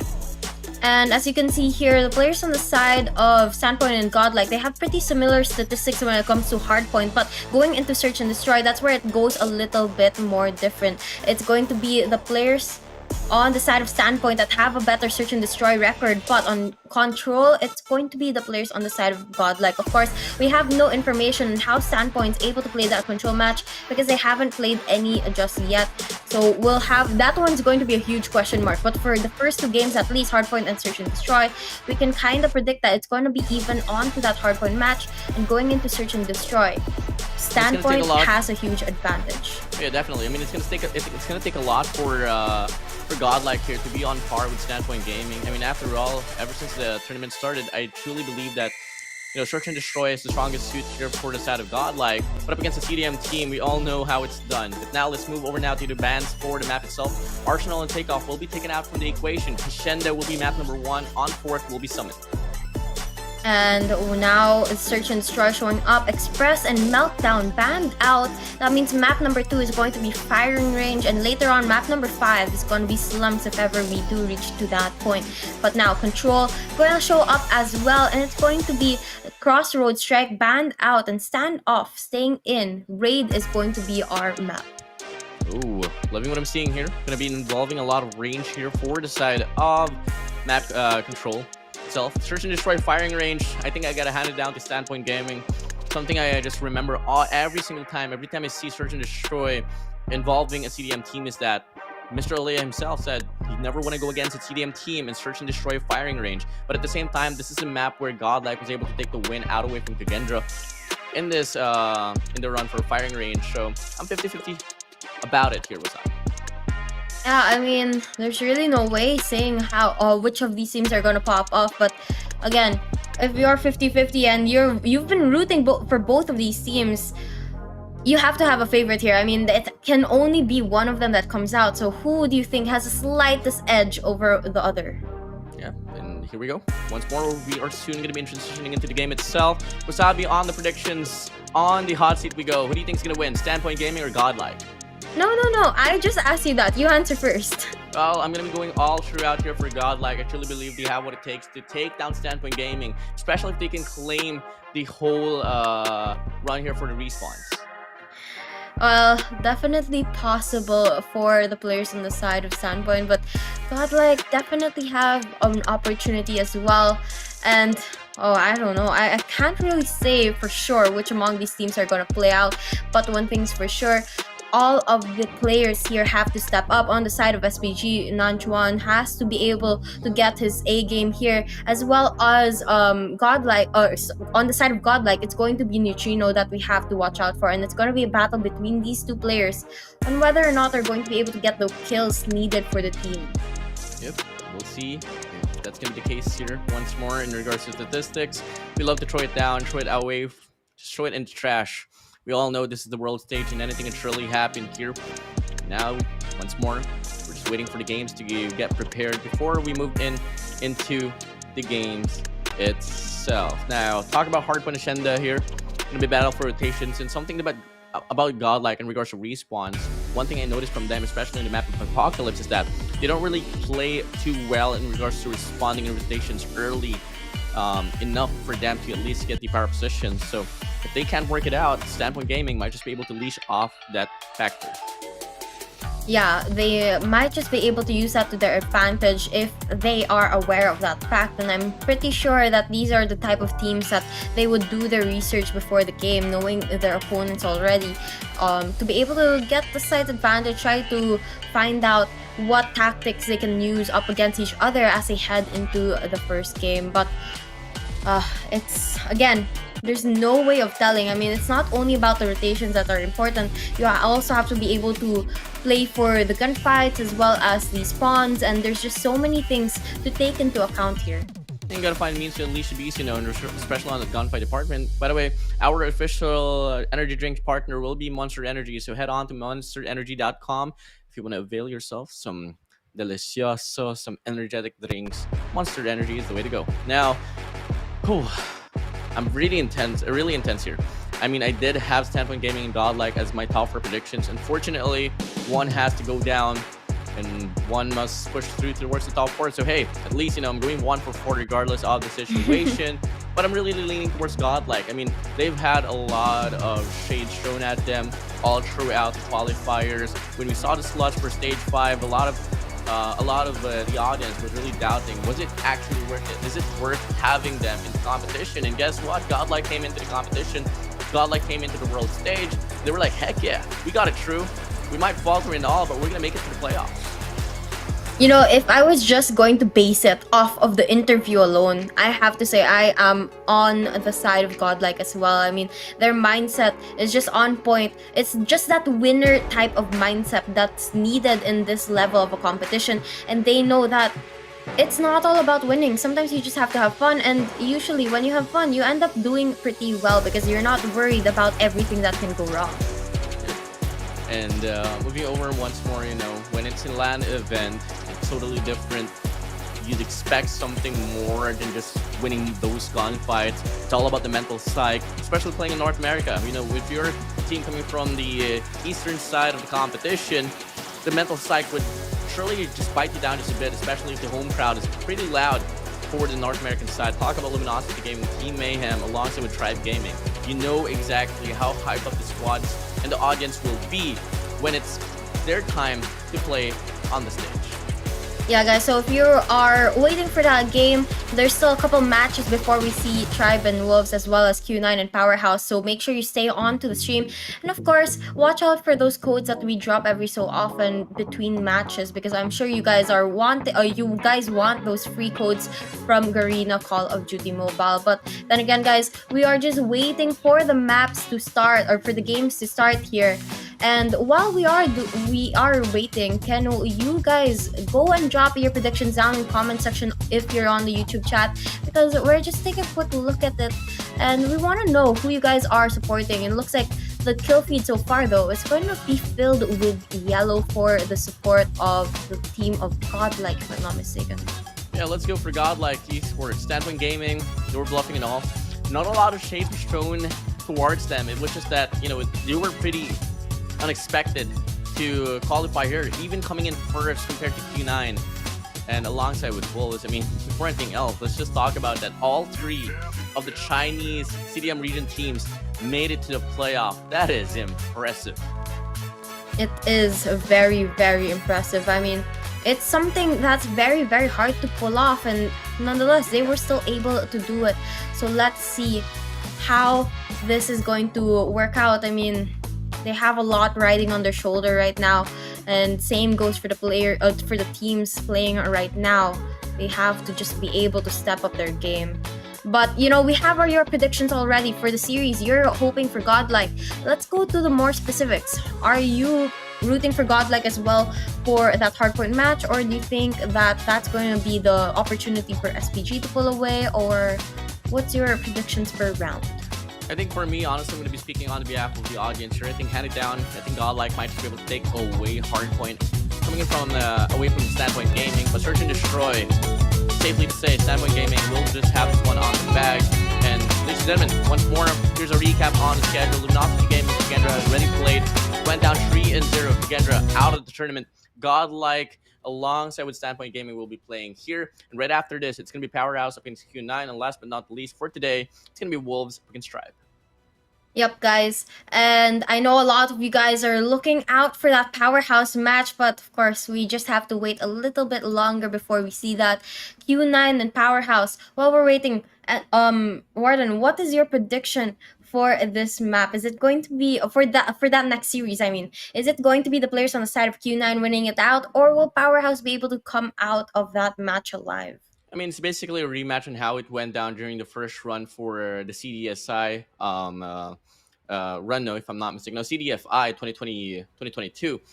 And in all honesty, in dire situations where the composition of Powerhouse will come into play, they play so differently coming in from the previous matches. And that is something that I was totally expecting during the first day of the World Champs, but unfortunately they did struggle big time. It all went down to them to be playing at the round number 5 before they had to qualify for the playoffs. I'm really confident about Powerhouse. It's just really all up to them now in regards to the mental psych. And moreover, hey, bingo, big shoe to fill for FTX. He didn't really have a good day on day number 1. I do hope they have a bit of a reevaluation on how he's going to be playing his role, and maybe till then we could see some definition towards the team of Powerhouse.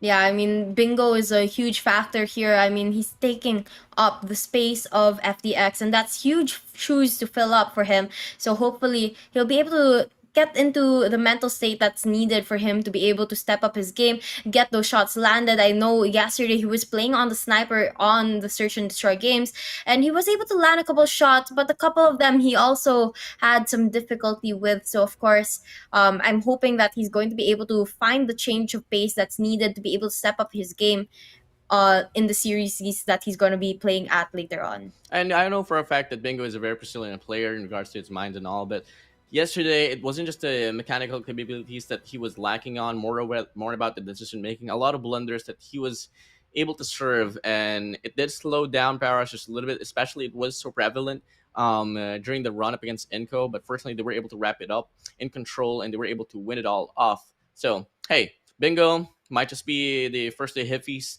that we normally get to see for tournaments. After all, once more, he is a substitute for the set of Powerhouse. So we'll hand it down, give him some slack. Let's see what he can offer for this very day. And now talking about the future, talking about the end of this broadcast, let's talk about Wolves and Tribe here. It's basically a rematch between two franchises. Last time we got to see Tribe and Wolves battle it out, it was them during the run for 2022, during the playoffs round number 2, in which Wolves was able to put Tribe down at the lower bracket.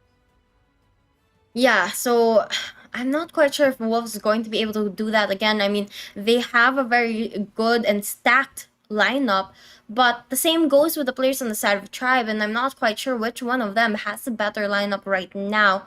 But one thing's for sure, that's going to be a match to watch out for. I mean, these two teams are absolutely crazy and have their own set of achievements as well as individual achievements to every single player on the roster. So it's going to be something that has I think the players on the side of Wolves have the chance to beat Tribe, but it's going to be a very difficult game. Yeah, surely going to be a difficult one here. We're just teasing you guys in what's about to come between the 3 matches that will be happening shortly. And we'll be right back, guys. And once we go back into the caster deck, rest assured the actions will be awaiting as well. So stay tuned. Come again. We'll be right back.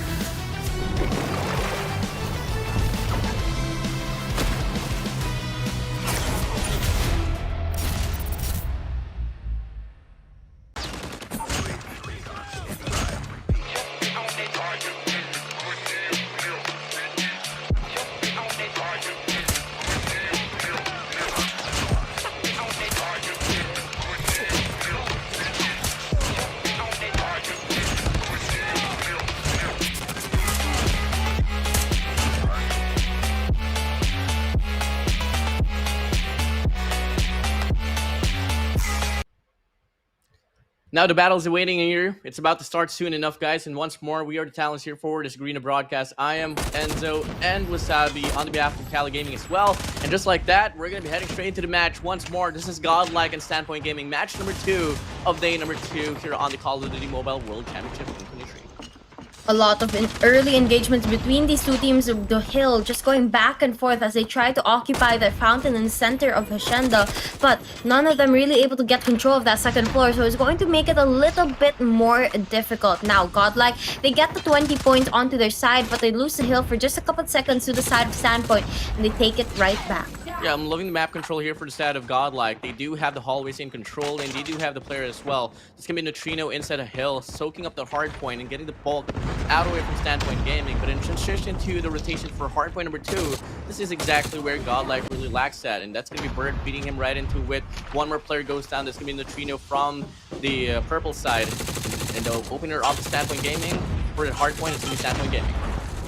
And now we are going to see the players on the side of Standpoint moving on to P number 2, holding down that garage area. But Godlike going for a split push here from multiple angles. They catch the players of Standpoint off guard here, and they take the hill. Now the question is, will they be able to maintain it? Because the players on the side of Standpoint are going for a split push right now, as they have to split spawns as well. I'm not sure if it's going to work in their favor, but so far they've been able to put some damage onto Godlike.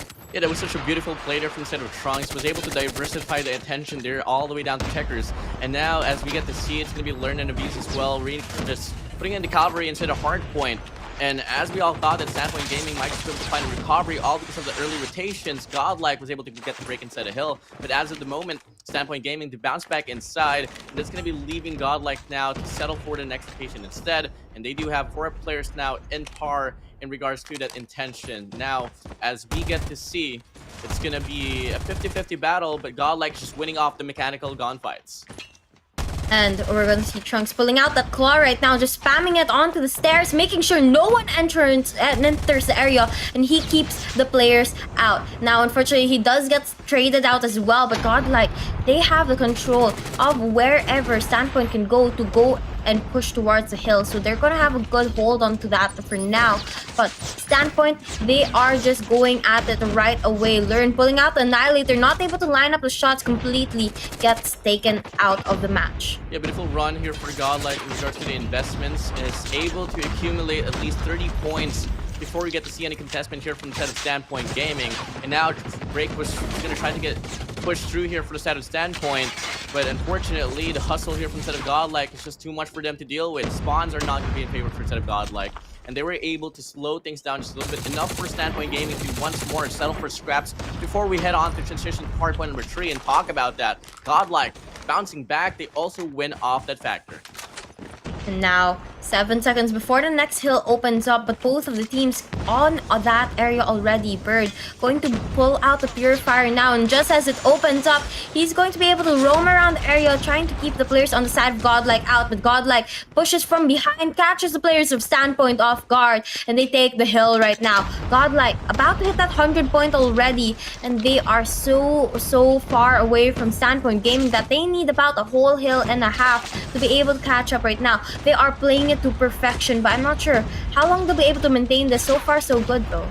Yeah, so far we are seeing a sense of definition here for which teams are going to be spawning and which, and so far it's going to be Godlike here. Push down the square garden, and they are going to be able to get the break inside a hill. A 4-man defense, Fortitude will get taken down by Godlike, and that's going to be them getting the scrap time out of the way. And the rate of points that Godlike is going to be able to accumulate, it's about time for Standpoint Gaming to play off those scraps as well, and that's exactly what they're trying to do. First set of hard points should be set and done in a few more seconds, and it's going to be Godlike taking such a massive lead. Godlike at 100 points already, well over it as well, and now they're trying to go in for the capture onto that first hill as we have the reset of rotations here. Last time around, they were able to get majority of the points, but this time, it looks like Standpoint is gonna have all of their players stacked up onto that hill, just playing objective because they know that they need the points right now. They cannot they cannot afford to be picked off one by one by the players of Godlike, and so they stack up onto that area. But Guagua here going to pop up, getting a huge triple kill there to clear out the second floor, and that gives the opportunity to the rest of the team on the Standpoint Gaming to go in for the capture. Such a beautiful chain here from the side of Guagua, was able to clear out the top hallways, but they do lose control once more as Prevail will take off that position. And a really good intention here for the set of Standpoint Gaming. Not much of a hill that they lost out on as they were able to put up the influence, but Godlike, they want to compensate for the loss as well, trying to fight for the scraps, but at the end of it, it's looking like it's going to be Standpoint Gaming still going for the scrap time, and Godlike will try to settle for the rotations onto hardpoint number 2. Having 3 players around the perimeter, 1 player cutting off from Rocks, that's going to be the cheating for you, cutting off the player from the backside, and that should be a chain as well for them to push Standpoint Gaming down the driveways. And now, the players on the side of Godlike still able to maintain that lead. They are holding down the next hill as well in the garage. And the players on the side of Standpoint not even able to go close. It looks like they are definitely struggling here to be able to even contest into the hill. And that is just giving a huge opportunity to the side of Godlike to be able to get the points to their side. Now, Standpoint Gaming, on the other hand, they can't seem to contest into the site, and that's stopping them from earning any points. But Neutrino with a War Machine able to clear out the entrances, and just as I say that, the players on the side of Standpoint go in for a push right now.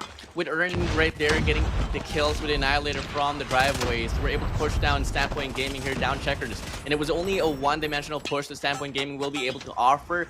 And with that being said, it was just easy for Godlike to win off those gunfights. Just hold their grounds, play off the crossfires, and they're going to be able to get the bulk out from the hardpoint itself. And once more, the same old-fashioned way here coming from the first set of hardpoint number 2, Standpoint Gaming will only be able to get the scraps and simultaneously losing the rotation as well up against Godlike. But we start things off here with the hardpoint.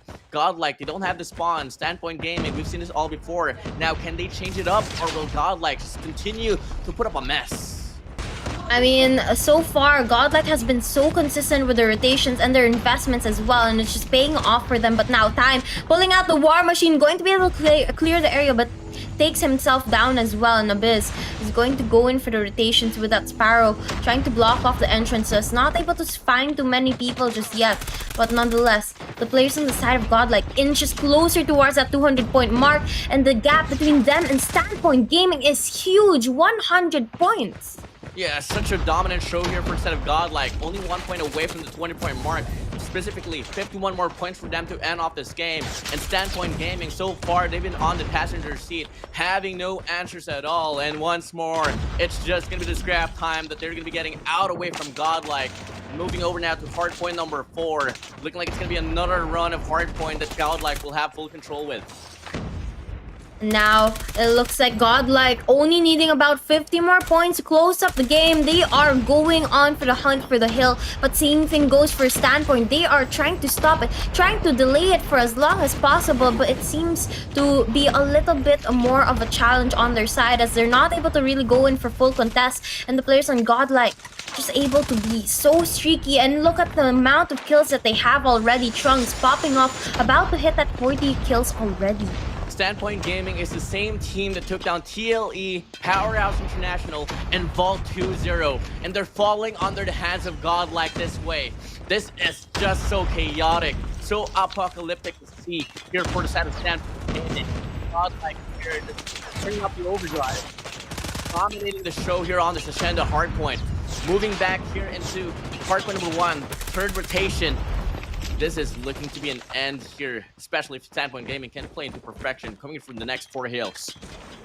Now we are going to see Suwon going for the kill with the Switchblade, trying to buy more time for the players on the side of SPG. But as long as they have this hill, they'll be able to survive. But as soon as they give it to the side of Godlike, they're gonna bring an end to this game. Only 34 more points needed for them, and they take the hill right now. Learn going around with the Annihilator as well, keeping Standpoint Gaming far away from the hill. Rotations needed from Standpoint Gaming, and just in time, they go in for the contest. They take the hill from Godlike, stopping the points from being earned. Yeah, clear intention here for Standpoint Gaming to gain map control before they hop inside a hill. That's absolutely the way to go here for this hardpoint number 1. And they gotta play this hardpoint very scrappy. Can't afford Godlike to have any contestment whatsoever. And so far, they're doing it really well. Only 20 more seconds for them to claim a full 60. But unfortunately for them, they get washed away inside a hill. But they still have map control to back it up. And they bounce right back. And they do get the kills here for the time being. But Godlike, enough hustling for them to do. Getting a bit more points here to be put up. And with every scrap points here that Godlike will be able to accumulate, that's going to be pushing them 1 inch closer for them to get the win out away from Standpoint Gaming. Now, the last 2 times that we were over at the garage, Godlike just held that down perfectly and went to the contest perfectly as well. But this time around, Standpoint Gaming has learned from their mistakes, going for the early rotation, trying to hold down the hill. But for how long will they be able to maintain it? It looks like Time has an investment into that war machine to stop the players from going close to the area. And so far, it's been working out for them. But Godlike, about 20 points away from closing up the game. Even if they don't get this hill right now, the next one is open up for them to do so. And Standpoint, they have to be consistent for maybe 3 more hills before they're even close to ending up the game. It's going to mean a lot here for Standpoint Gaming to claim a full 60 here. That's going to be lowering down the lead to at least just 20 points for them to claim to even it up with Godlike. And Godlike, they tried to attempt to get the break inside a hill, but Nonchuan on the Gravity Vortex will find a double here all down to that small room. And they are going to be able to get most of the time inside this hard point, and they have still 9 more seconds to claim here, and absolutely going to be only 26 more points to claim for them to even it up. Godlike, they got to win the next rotation here, and they're going to find a way to hold their ground. For Standpoint Gaming, they're on the run to put up a comeback. And it looks like they might just have the opportunity to do so, but they have to be able to gain control of this next hill first. And the players on Godlike have control of it. Only 10 points away from closing up the game, but Standpoint contests it right in time. And now it's a fight for control of this hill. Who's going to be able to get it to their side? Looks like Standpoint will live a little longer as they take the hill to their side. Yeah, Godlike here, they have the spawns, but the gunfight here just showing up for the side of Standpoint Gaming. And now they burn down the lead out away from Godlike. 11 more points for the side of Godlike, playing all Desperado mode. They hop inside a hill, throwing their bodies, but Neutrino finds a triple on the feed. Overall, Godlike to get a break inside a hill.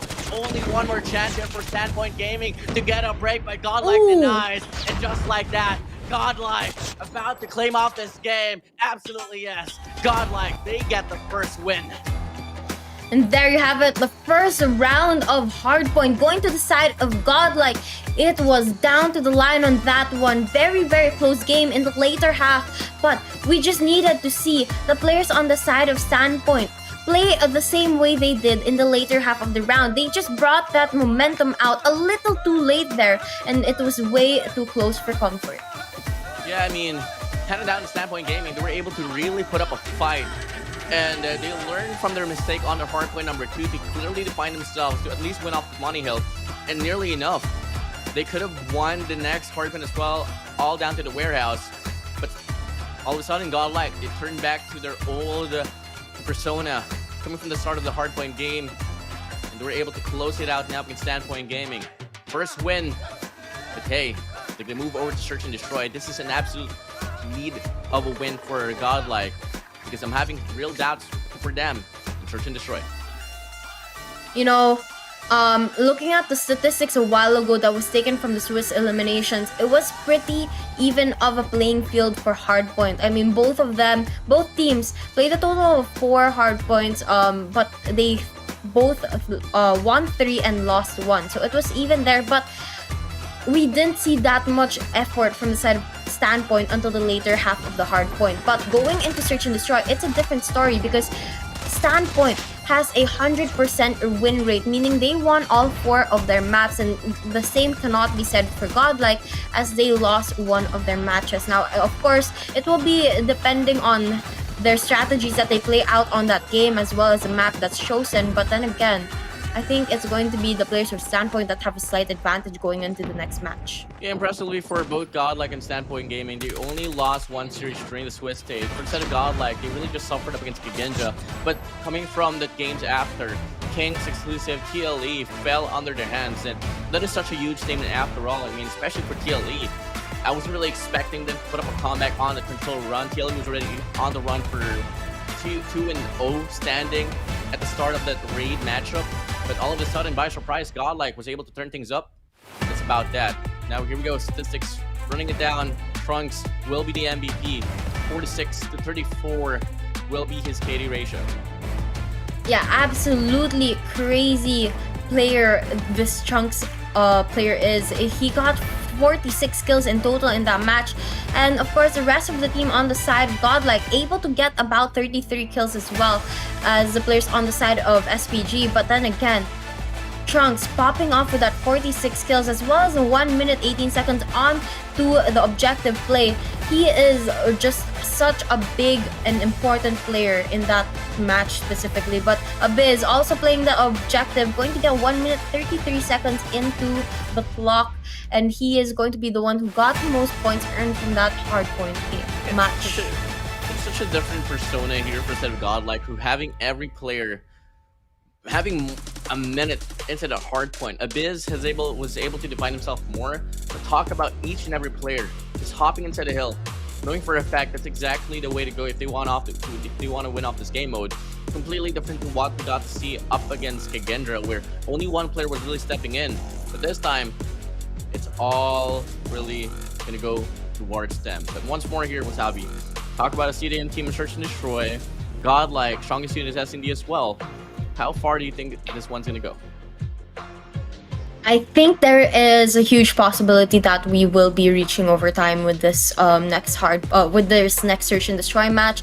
I mean, even if the players on the side of Godlike has previously lost Search and Destroy matches, it's just based on the kills that we saw on Hardpoint, it's a pretty even playing field. Now, of course, we saw a little bit of a late momentum coming in from the side of Standpoint, but after that, a little bit of a warm up in the Hardpoint match, hopefully going into Search and Destroy, they won't need that anymore. They will probably be able to show up here all ready for the action. I mean, I really have high hopes here for the side of Godlike to put up a fight on Search and Destroy, but question remains, can they actually close it up? Because on the run up against TLE, we did see them suffer just a little bit, and it was 5-7. No, really very close, only one round away to force an overtime, but it didn't really happen right there. But moving over to Hardpoint, that's exactly where they excel at. Now let's see if it's gonna be somewhat different here as we move over to this very map. After all, we are moving into the territory of Standpoint Gaming, and that's gonna be firing range, Search and Destroy. Yeah, we'll have to see how that plays out. I mean, as you said, it's going to be one of the maps that they're definitely experienced with. But then again, that map is a map that a lot of teams are able to play really well, considering that it's one of the OG maps in the game. Firing range has a lot of different characteristics, though, that the snipers specifically have to be able to take advantage of, and so that's something that we'll have to watch out for. Which among these teams have the better sniper on their team? Yeah, I mean, Standpoint Gaming has to go against Ablaze, and Ablaze has been such a huge playmaker, especially on the range on the sniper. Ablaze, being the youngest player, has been a wireless swell here for Search and Destroy. And something I like about Godlike in S&D is that they are so good in regards to changing up the pace of the game, to the point that it's really hard to read them now. They can absolutely play aggressively or passive. They can call for defaults or pull off a blitz play, and they can absolutely perform. It's really just all going to come down to the 50-50 battle, in which it's a gunfight department, in which we all know Standpoint Gaming can absolutely perform in as well. So we'll see. It might just be, who's having a better day here, Wasabi. Yeah, it really is going to be down to that. But then again, Standpoint Gaming, they are very, very good at Search and Destroy. They have a very good reputation in it in general, and having that double sniper setup of Time and Bird is going to be able to help them hold down those long range areas in firing range, especially around jungle, mid, around A site as well.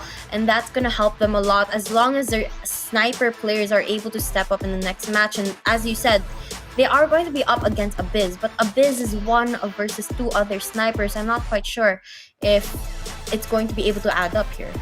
It might just so. But once again, this is the playoffs of the Call of Duty Mobile World Championship 2023, and anything can surely happen. So different from what we've been seeing on the first day. And it's just all going to come down to the players. Once more, we are in preparation before we head straight into search and destroy. Firing range, I mean, I'm really hoping to see an overtime. Yeah, I am definitely excited. We'll be very happy if we actually see an overtime here between these two teams. I mean, they are just such an even pairing of these teams here and how their play style has been so far.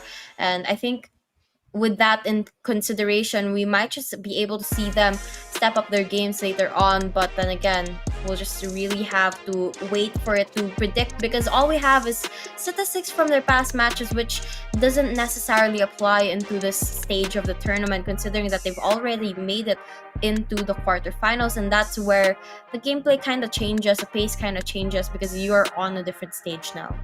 Yeah, speaking of firing range here for the side of Godlike, they're playing 100% right now in regards to firing range.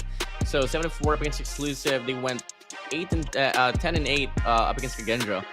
And that is a lot of exposure for Standpoint Gaming to learn off from, especially in regards to the plays of Godlike. So I do hope that in some way Godlike did go back to the drawing board and play off something different coming in from the last two matches in firing range. Because if not, it might just be Standpoint Gaming reading them all throughout this very game mode. So we'll see once more. I mean, may it just be the best map here for Godlike to choose in S&D or to play it at S&D. And it could be enough for them to overdrive Standpoint Gaming. But at the same time, exposure does matter quite a lot. And if you played this very map twice already in this competition, it's gonna take a lot of revision for you to not get read like a book. Yeah, definitely. I mean, we were already talking about it a while ago. The players from the teams of Luminosity and Kagendra, they did their research last night. They were prepared for the matches that they have today, and of course, that is going to be based on the past tournaments that each of these teams have competed on. And if you don't have something new to show here, then it's going to be something that your opponents probably have a counter to already, or have a way of reading what you're about to do. So that's something that the players have to look into. They have to be able to change up their style and find a new way around the things that they will be facing. But now we're not going to keep you guys waiting any longer. We're heading straight into firing range for the search and destroy match, and the players are already heading towards a B site with the bomb. Yeah, ironically, it's going to be Standpoint Gaming here going for a B rush here on this bomb site, and that is exactly what Godlike did on their first round against Kagendra, and so far it's going to be looking to be not really the best answer in regards to the post-plan situations to learn. I mean, Earn is going to be able to get the double. Nantuan gets the trade. Now it's going to be a 3v4 situation here, but the rotation here from the set of Godlike is coming in quick, and it's not going to give any room for the set of Standpoint Gaming, but they get punished down regardless. Nantuan takes on Trunks, Time takes on the Bees, and now the numbers here are going to be going to the way of Standpoint Gaming. Now Prevail looking for the kill, gets one, but needs to be able to go for the rotation. Gets the last, Neutrino gets the last two as well, and Godlike gets the first round win of this search and destroy match. Now we're about to head into the second one. Let's see if Godlike will be able to go for the retake once again after Standpoint rushing into that B site and going for a quick plan. Yeah, the respondment here from the set of Godlike was really quick, honestly. Intentions onto Standpoint Gaming was shown on towards the B bomb side. The rotations was quick. Trades was the kills was coming in for Standpoint Gaming, but the trade was coming in as well here for Godlike. But to kick things off here on this round, Siwon will be able to get the God Nade kill onto Trunks. That's gonna be forcing an early 4v5 and an early intention as well for Standpoint Gaming to make another B push.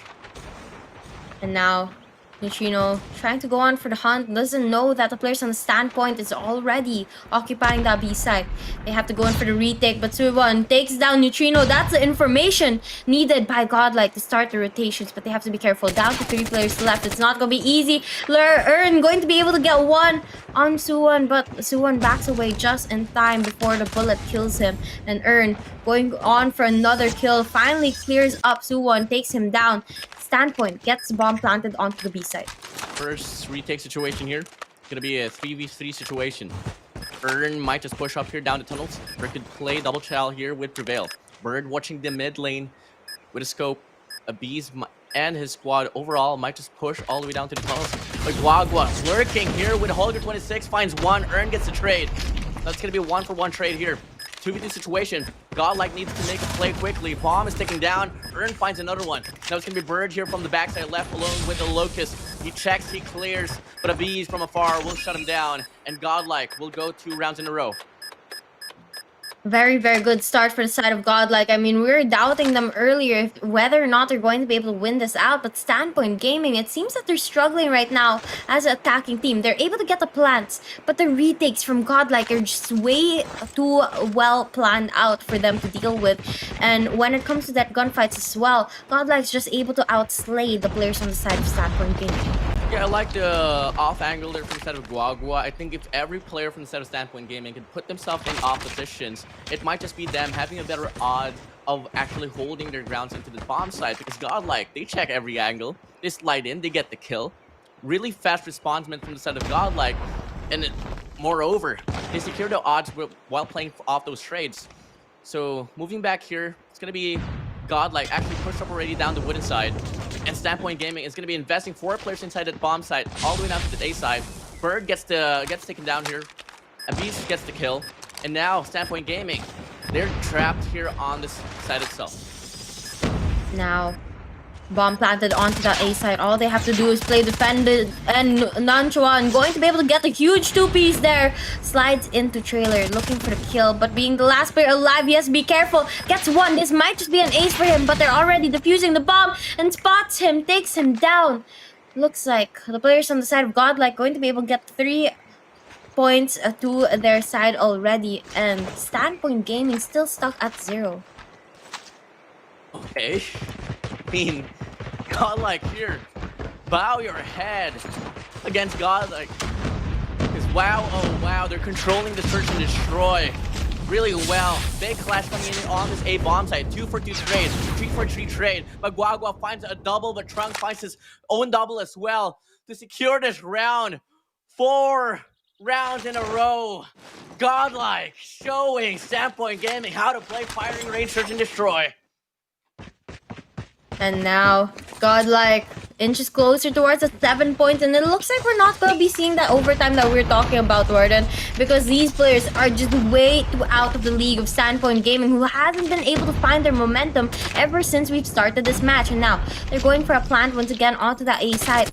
But it seems that Godlike is going to be right around the corner, already ready to go in for the retake, but SPG so far has been running out their gunfights. Yeah, pushing it into this A bomb site. Good call for them. Early bomb plant.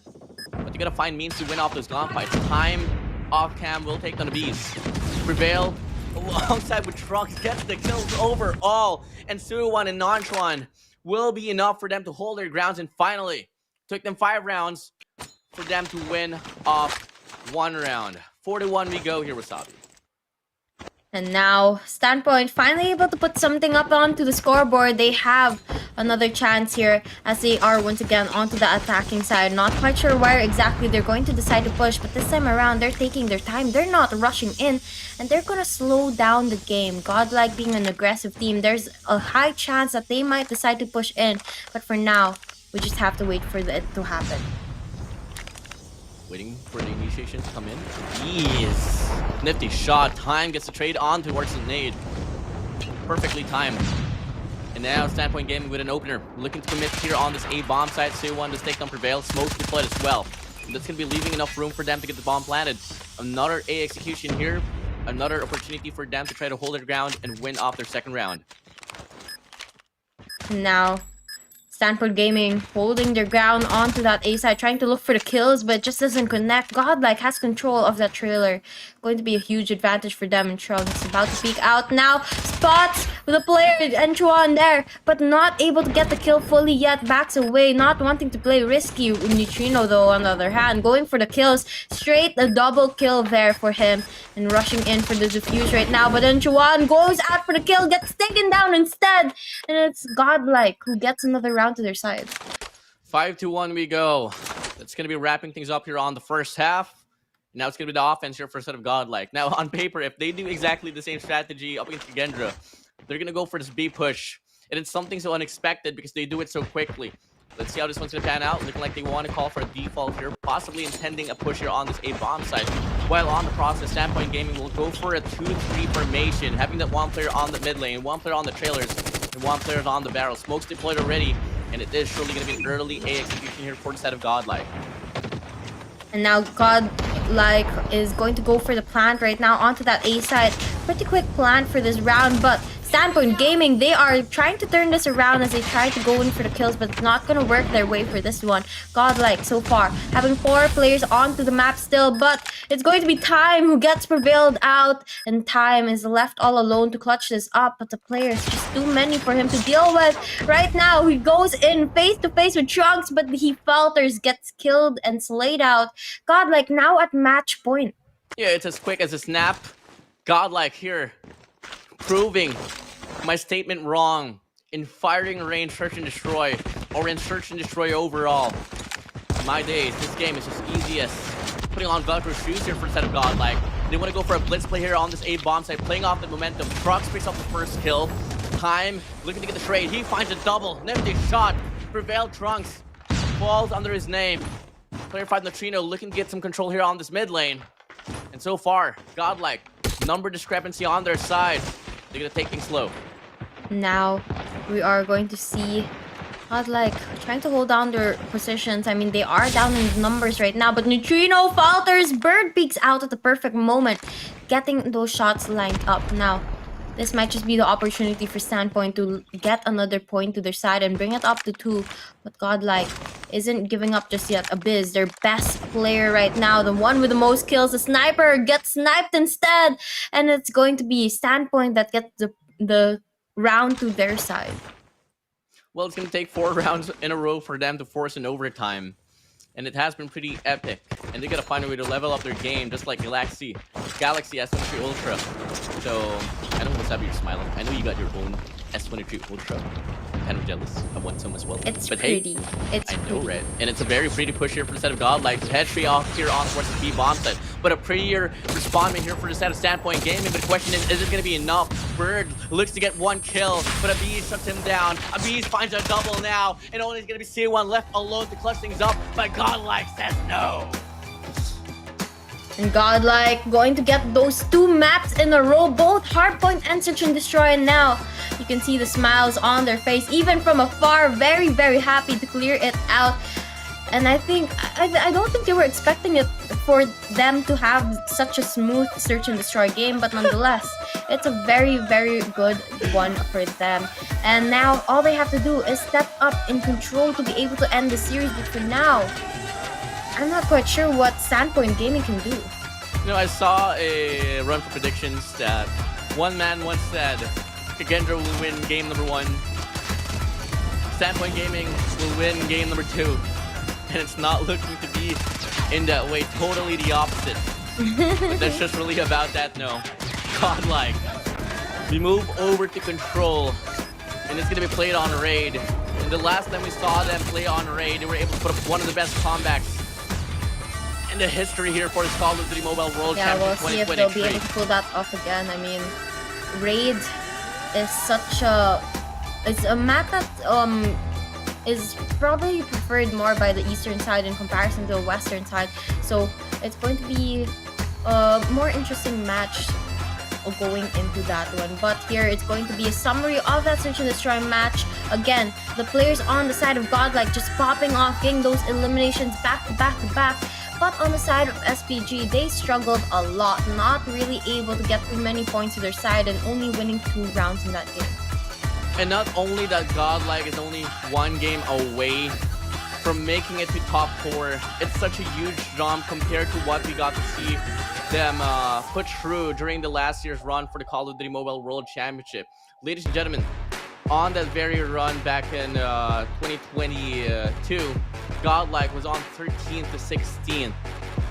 And now they're going to jump to 4th, top 4 into the competition of the Call of Duty Mobile World Championship.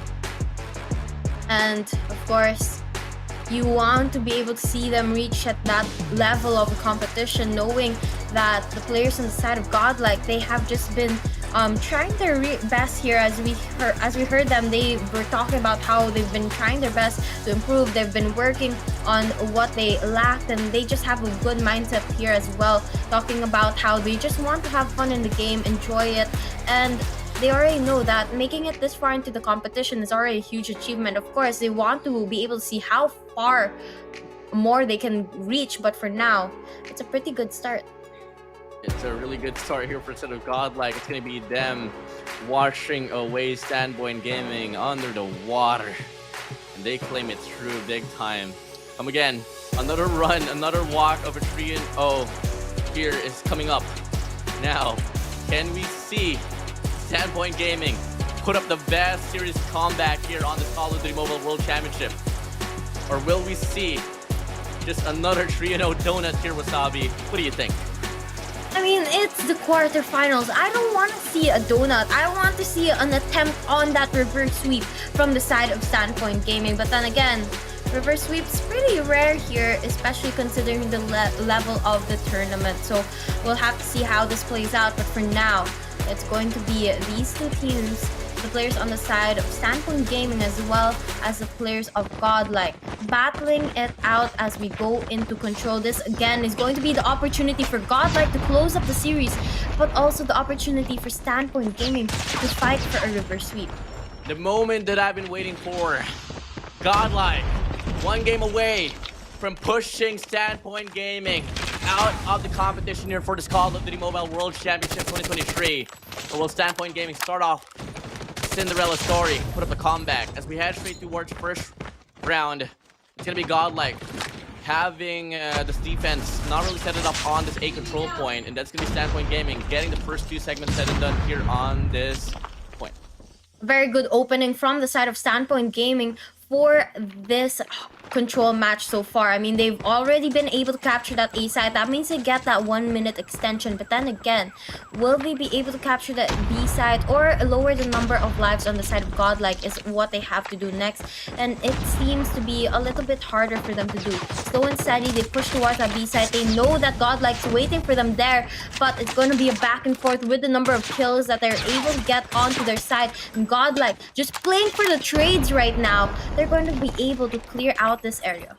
Such a beautiful pusher from Standpoint Gaming to push all the way down to the course side, pushing down the garden side, and was able to kind of scatter the formation here for the set of Godlike. But Godlike, as we got to see on Search and Destroy, they're so good in playing recovery, and they extend the push and formation even more for them to gain map control. Yes, for sure, they're only controlling B control point, but if they can start winning off their gunfights off this formation that they're doing right now, it's going to be tough for Standpoint Gaming to get a break. And now we're going to be seeing Ablaze getting a kill there with a sniper just moving around trying to line it up, but unfortunately he gets knocked right out. And now we have to be able to see Godlike step up their game here, because so far they've been able to change the tides here, getting a vast majority of the kills and lowering the number of lives on the side of Standpoint Gaming. And it's not looking very good for them anymore, because they haven't even captured a single segment on that B side. Yeah, beautiful start here for the set of Godlike, but Standpoint Gaming is not really feeling the groove right now here on the latter part of the round. They only have 10 lives remaining, no influence, no progress at all here on the speed control point. They're gonna play off those pickups, and now they are trying to make a push here, a 4-man push coming from the side of Gallery, and they do get the break here. 2 players pushing down the pillar side as well. And now they have map control here to start and initiate the capture here on the speed control point. 1 player down in the gravel side. He's able to get 1 player cut off here from the side of Godlike. And now the map control here from the side of Godlike is nowhere to be found, and Standpoint Gaming is on the run to get a capture. Godlike has to find a way to step inside to stop the capture here happening through. They try to make a push, only 3 players remaining. And now the wash away from the side of Godlike will come in, and the bodies drop here for Standpoint Gaming. 2 lives, 2 players remaining. Guagua and Bird trying to be the saving grace. Make it only Bird now in a 1v5. Couldn't do anything. And Godlike, they will win the first round. Godlike able to turn that around. I mean, twice already the Standpoint Gaming have the advantage on that first round, but they weren't really able to close it up. At first, they had the numbers advantage and they captured the A site. So that was their first advantage. They just needed to keep it that way. And then at the last moment, they were about to capture that B site, but they gave it away back to Godlike. And now Standpoint Gaming not able to win the first round. They have to be able to win their attacking side this time around. And they're not winning the first waves as well. Beautiful opener here for the side of God, like the start. Put some influencer on the speed control point. They have a beast here pushed up already. Plenty of opportunities. He goes for a spray down. He finds one. Can he find a double? Absolutely yes. Bird hops down to get the trade. Prevail slides in to get the kill. And overall, it's going to be Godlike once more. Pulling off an overdrive. Putting in the capture. Influence on the beat control point. And they're letting loose. And Learn just popping off with the Annihilator right now, but gets knocked off of it as well. And Abyss going to use a sniper to just make sure that the entrances are clear away from the players of Standpoint Gaming right now. We are going to see Godlike starting to rotate towards that A site after they have captured that B site already, and they want to be able to maintain their lead that they have over Standpoint Gaming right now. They are trying to make it a 2-0 right now, and so far so good for their team. With the time on their side, with the lives on their side, Godlike, they can just play off those KDs. And it shouldn't be a problem at all. B's on a feed with a sniper getting the kills. They're going on a blitz play right now, but they can't afford to be too complacent. After all, you gotta find a way to put the odds just even more towards your side. Prevail finds a spree off for himself. And overall, the trades is not really going to the favor of Standpoint Gaming. Double the lives, Godlike we go. And it looks like Trunks going to go for an aggressive push towards Bar, but unfortunately, Time is just waiting for him there, as well as Time's a War Machine. And he's going to be able to clear out the pool area, stopping anyone from going near that A side. And Godlike isn't able to play for the capture anymore. Now they're deciding to go for the kills instead. And with 4 lives left on the side of SPG, this just will be a round to the side of Godlike. There's no more opportunities for them to play this out unless somehow they're able to get very, very streaky with the game. 3 lives remaining here. Time, Natwan, Bird. Only players that could try to make a difference. But Abid shuts down Time. Prevail wraps around to make a push here on the Money House. And he is able to cut off 1 player here. Bird goes down. Natwan left alone. 7 lives remaining. 1v5 situation with 2 extra respawn for the set of Godlike. They start to put up a capture here on this A control point to put the pressure up against Natwan. Natwan finds a double. Beautiful shots coming in. Can he find the triple?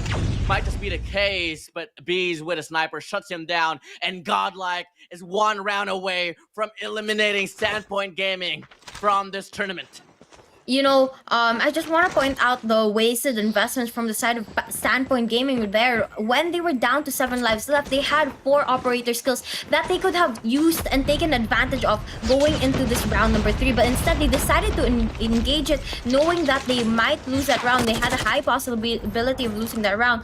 And even with the investments, they weren't able to get around to their side, so it just went to a waste. But now, last round here, possibly for the side of Godlike, if they're able to close it up, we're gonna see the players of Neutrino investing into their operator skills as well to clear out the area. And SPG, they have 1 segment on that B side already, and it looks like a little bit better momentum from their side now.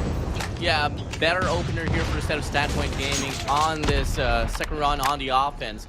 And they're going to be able to get a capture here on the Bravo point with ease for them, though. It's going to be 23-20 so far in regard to the killing department. They get the capture in all. So far on paper, this is looking to be much more of a better round compared to what we saw on the first run on the offense for Standpoint Gaming. And now it's all down to the players left here to be able to even out the lives here. But the players on the side of Standpoint Gaming, they have not too many operator skills and score streaks that they can use to invest into. But Trunks here holding down the perfect position to be able to get kill after kill of the players who spawned here. And he's just spawn trapping them every single time. 3 in a row already. And this guy is showing absolutely no mercy to the players on the side of Standpoint. Trunks didn't even need to do anything on Search and Destroy, and is doing quite a lot now here on Control. Still going on a spree, but C1 shuts him down. Lives not too far apart, but Standpoint Gaming doesn't really have a lot of map control. If you want to start a capture on this A control point, they're going to find a way to take away that kitchen control, and maybe till then, they could find a better leeway here to put some influence on this very round. After all, this might just be the last and final one if they can't step it up. Definitely, it looks like it might just be the end of Standpoint Gaming, but what can they do with 9 lives left? It has to be played to perfection, but godlike, they have 2 operator skills ready as well, and that is going to be pulled out right now to be able to get those last couple of kills confirmed. If Prevail is able to find his opponent right around the corner, he's going to be able to get 2 openers, and 4 players remain on the side of SPG as a kill feed becomes full of that blue color. 4 lives remaining for Standpoint Gaming, baby. Wave your hands goodbye away from this tournament. This should be a deal said and dealt with. Not unless, obviously, they can pull off a miracle. But sometimes it's just not the case. 28 seconds left on the clock. Ablaze holds down the angle. He gets one. Time gets the trade on the War Machine. Learn shots on one. Neutrino finds a double. And just like that, godlike, they eliminate Standpoint Gaming away from the world stage. And now godlike going to be able to claim their spot going into the semi-finals tomorrow. And hopefully we'll be able to see them step up their game as they go up against, if I'm not mistaken, Luminosity tomorrow. But for now, we'll have to wave goodbye to the players on the side of SPG. A good run for them, making it all the way into the top 8, but just not enough to continue on the fight. GG's godlike. From top 13 to 16, all the way down to the top 4 of the Call of Duty Mobile World Championship. Proving the doubters wrong. Haters will hate. Yep, definitely such a good improvement from their side. And godlike just popping off, they're able to win all of their rounds straight. And with a lot of dominance as well. I mean, that control match was 3-0. Search and Destroy was 7-2, and it was just that hardpoint match that was a little bit down to the line. Of course, for majority of it, they had the lead, but out of nowhere, Standpoint just stood up and brought the game into that hardpoint match. But of course, godlike was still able to clear it off in the end of it. Talk about the mechanical capabilities here for the side of godlike. Talk about how well they invest their utilities and their operators. And look at the spawn control here from center Trunks. Time was just spawning over and over again, right to his face. And it took Wagwa for them to eliminate Trunks at that very respective run. And just like that, godlike once more is on the top 4 of this competition. I can't believe it myself. Quite a huge surprise to everyone here. I mean, they are absolutely crazy, just popping off. And right now, you can see the results of that control match that we just saw. Neutrino, Prevail getting about 20 kills each, Trunks at 19, Learn and Ablaze at 15. But nonetheless, they played the objection to perfection, and they were just able to get those captures that they needed to be able to get the rounds to their side and winning both their attacking and defending sides as well. Statistics-wise, Neutrino on 20, Prevail on 21, but the game wouldn't be so in control if it wasn't for team efforts. You have to talk about how well they were able to put themselves into the map, to gain map control, to the point of Standpoint Gaming. Wherever they go, wherever they walk through in the map of Raid, they had to deal with the players of godlike. They were able to shut them down dominantly, coming in from Search and Destroy, moving over to Raid control. And obviously, Hacienda Hardpoint was a bit sloppy on the latter stage of that game mode, but godlike was able to get the final adjustment to shut it down. And it's going to be a 3-0 win here overall for them. A very, very good win for the side of godlike, and I am just so happy for them. I mean, they were talking about a while ago that they have just been trying to enjoy the game and have fun here, and even if their mindset is not really set or not purely set on winning and more of having fun and enjoying the time here in the World Championships, they're still able to put up a show for all of us, making it all the way to semifinals. And who knows, they might even make it into the finals. We'll just have to find out how it plays out tomorrow when the teams finally go up against each other. It's going to take a lot for them to take down Luminosity Gaming. But with them proving the testament's wrong over and over and over again, it's anyone's ball game here for tomorrow. But once more, it's a big statement. It's going to be Luminosity Gaming with the composition of Tectonic Vague, Band, Washi, and moreover, just everything is going to be pretty tough. So we'll see about it Thank you later so much. on. I'm here with the Now we're bees. gonna be And, having the interview I mean, for you bees. heard it. How do you Let's feel go and after listen. doing that? I mean, I feel amazing after defeating such a strong team, and now we are in the top 4. We are finally seeing our path, and we can finally see the trophy come to us. Well, we've watched the Indian subcontinent step up and up and up and up, and you guys, you didn't just win, you dominated. Why are you so strong today, dude? I feel there's a hunger. We haven't performed that well in the previous World Cup, but this time there was a hunger that we have to go there, we have to prove ourselves, we have to dominate every team there, and we have to lift that trophy. You're absolutely doing it. I think the fans at home know it and they see it. Is there anything you'd like to say to the people at home? Because I know, I've seen it in chat, everyone is loud for you guys. Let them know. I would just like to say, guys, हमको support करते रहो. हम बहुत आगे आ चुके हैं और हम अब ये ट्रॉफी उठाने वाले हैं. Keep supporting us, guys. Keep supporting us. All right. Well, you knocked him out on the stage. You knock him out on the wall, my man. All you, congrats.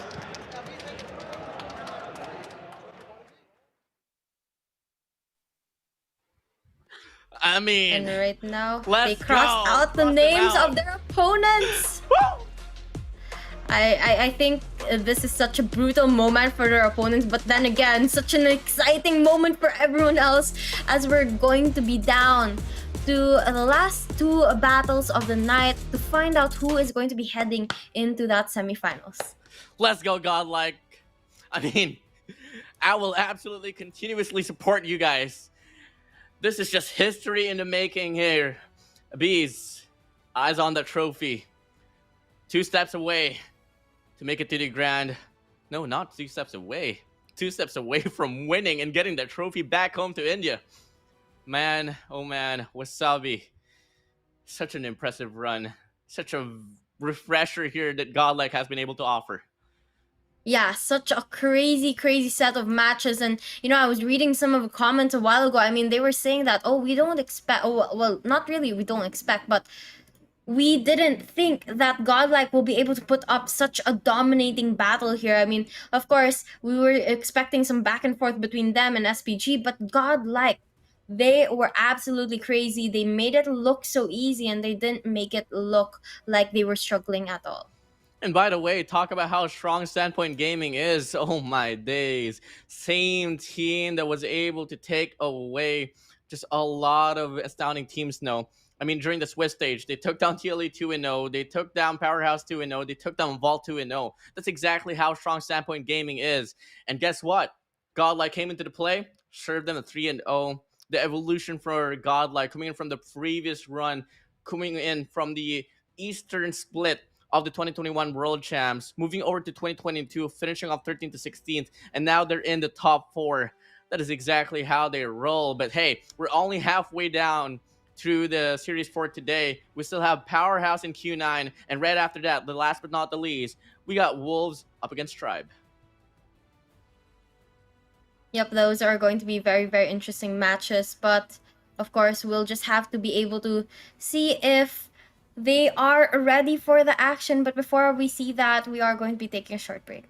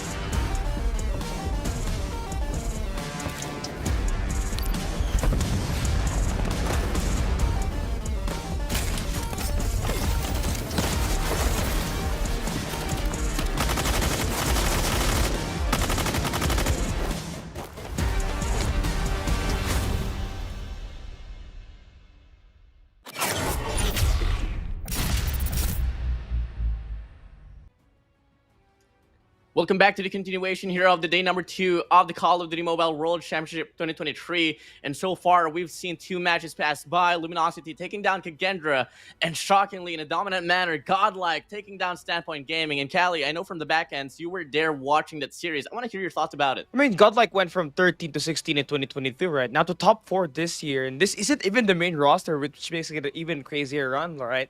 And I think for a team like SPG, I think it has to come to a point where they had to look at Godlike at eye level, because I believe that this team can actually really put it through, right? I mean, Ablaze was just shutting down the snipers, the sniper duo of SPG at that S&D firing range, and it just proves the point that Godlike has improved significantly all this year, and it was not, fraud.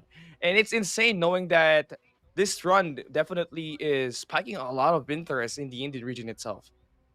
And a lot of accolades was accumulated from the side of Standpoint Gaming throughout the Swiss stage. We're able to take down dominantly TLE, Powerhouse, and Vault. For them to show this type of performance here on the playoffs, it was pretty shocking here. But we got to move on to the next match here. It's going to be Powerhouse up against Q9, and this is going to be a rematch on how it happened on the run for CDFI 2021. There's 2022, right? There's also definitely a history between these two teams. They played in CDFI 2022, and they also played in CDSI 2023, where it is currently 1-1 on the series for these squads, right? So if there's one thing that Q9 will likely have struggled from for this matchup, is going to have to be that response, where potentially we could see a team like Powerhouse pull off an upset. And this is also a team that we know so far can become an underdog. So you have to see this team at an eye level and cannot underestimate this team moving forward, because it's like what they did during the Garena finals, right? They went from the lower bracket and made it their way to win the Garena regional champs itself. So definitely a lot of story behind this team. Although they may not have FDX on their main roster, Bingo just have to supply at least 50% of what FDX could do, especially when they play this S&D, to dominate this matchup. And just overall here, it's going to mean quite a lot for the Garena audience to see Powerhouse International make it past throughout up against Q9 here. Come again with Kagendra out from the chase. Powerhouse International is the only Garena representative that we have here in this competition for the world stage. May we see them bring it home, or are they going to finally falter into this competition? That is something that we are going to be finding out soon enough. It's going to be interesting because Powerhouse are going to be the underdog in this matchup. Q9, we all know how well they did yesterday, only taking 1 loss, and that's from another Eastern team, which is the rival in Wolves at the higher matches that we got in day 1. And one thing that we know so far was that Q9, with Sun as their main S&D sniper, has proved to be one of the best and elite when it comes to getting these eliminations at this long-range engage. So definitely a player that you have to have an eye out for when you're playing that K mode. But overall, when you're looking at Q9, it has to be Uling that you need to really shut down and not give any sort of goal, hot streak moving forward, because he can light up 50 and 60 Ps if ever he gets it going off the get-go.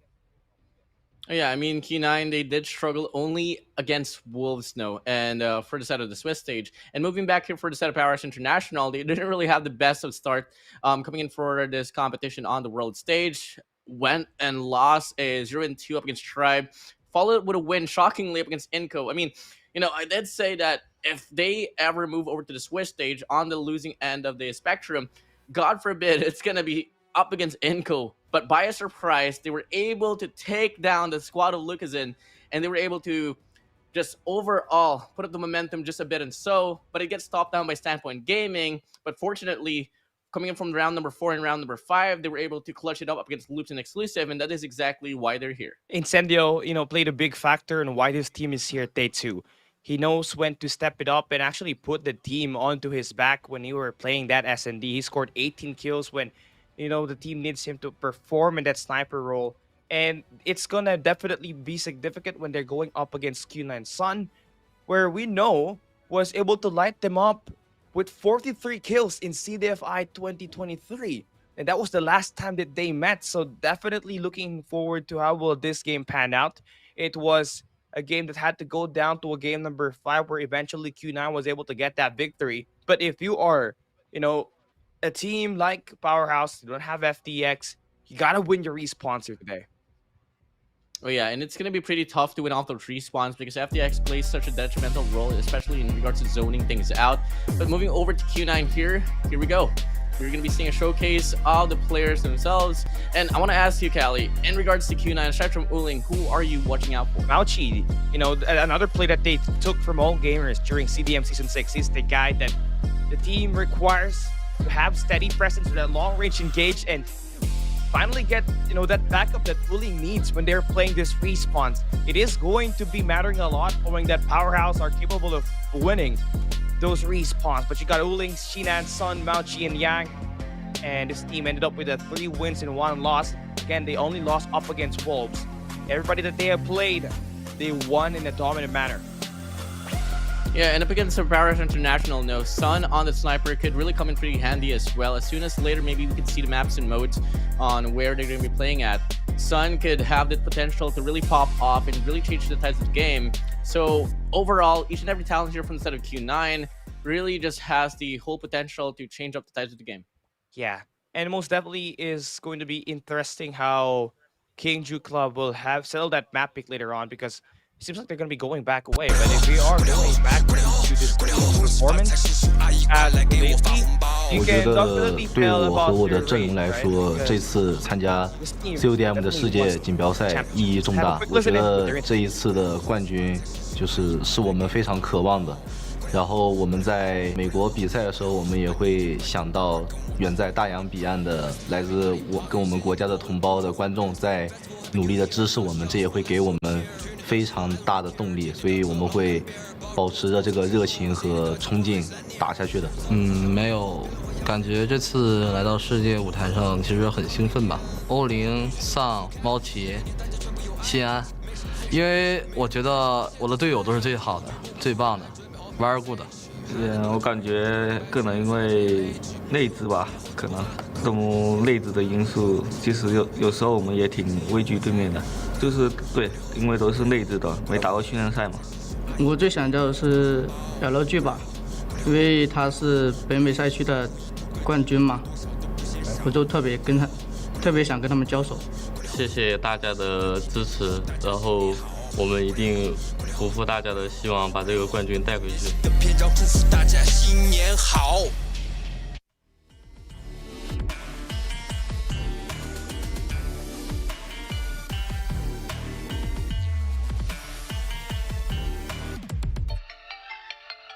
And now we get to see once more the preparations kick in here for a set of Q9. And, you know, we got to talk about history here, Cal. You know, during the run for 2022, once more, they didn't really have the easiest of start here. Moving over to what we got to see, you know, on the group stage. They were in the same group of Tribe, Gaming, Scars, alongside with Influence Gem and Esports. And unfortunately, at the end of the, group stage, they went and fell under the hands of Scars, 3-1. But it was different this time, you know. They have better roster, but let's take a look at Powerhouse once again. And number 1 now team. moving back here to the side of Powerhouse, here's the showcase here for them. Once more, we got Bingo here in the house. Big shoes to fill for him. Up against with the FTX out from the chase, all because of the visa issues. We got Skirt as well, the only Filipino now with FTX out from the get-go. Earth and JD MVP of Wasabi Gaming, by the way. And moving over to Incendio. I'm just overall loving the whole potential that Incendio offers, especially during the run for the playoffs, because he does just prove himself in dire times where he is needed the most.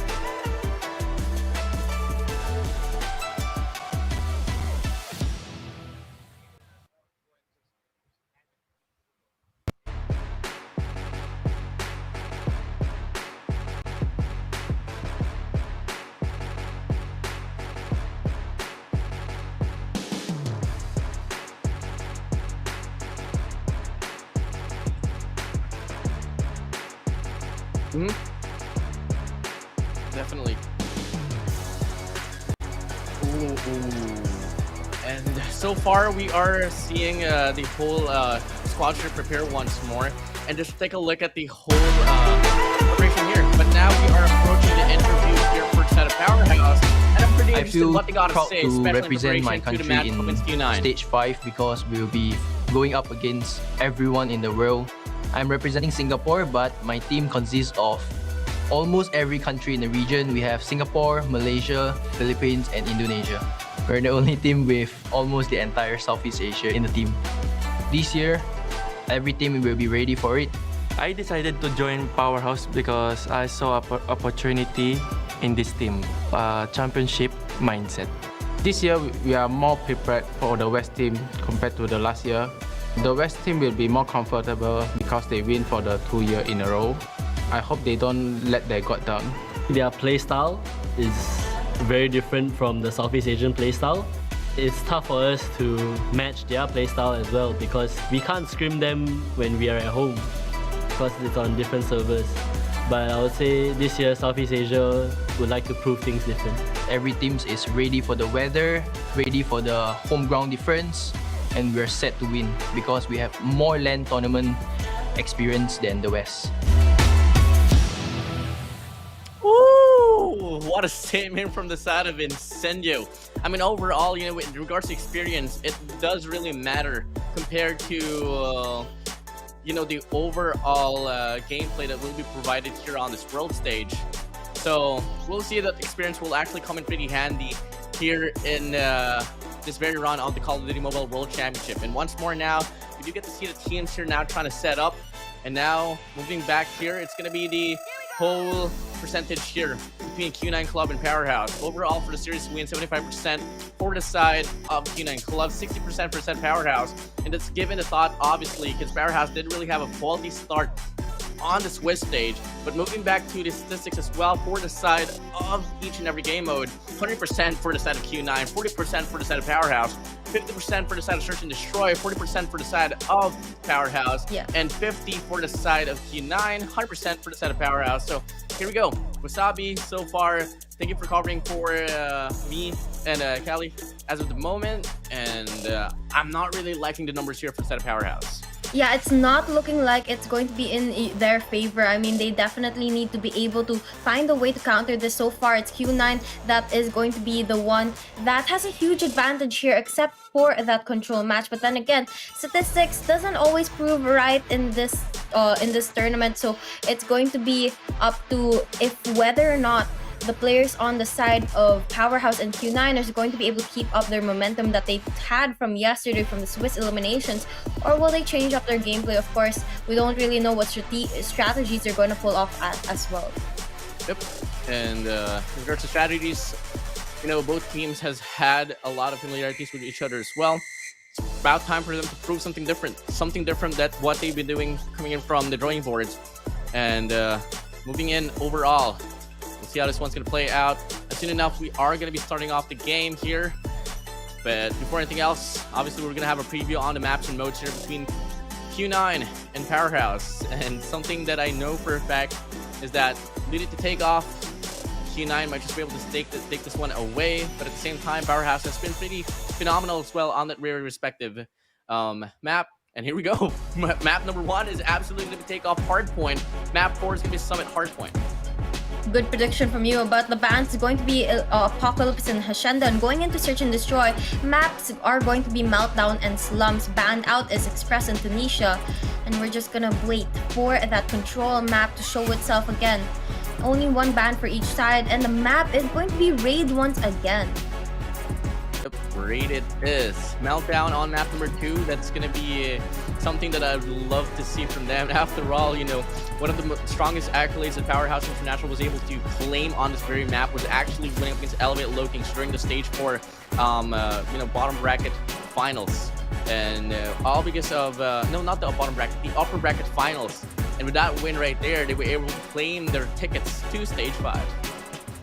And right now, we're just waiting for the players to get ready. On your right, it's going to be the players on the side of Powerhouse. On the left, it's Q9 setting up, getting ready for the battle. But Warden, before we head into that, I want to ask, what are your quick predictions on this game? I mean, I'm leaning towards Powerhouse International here to bring it home, bring back the trophy here in the Southeast Asia region.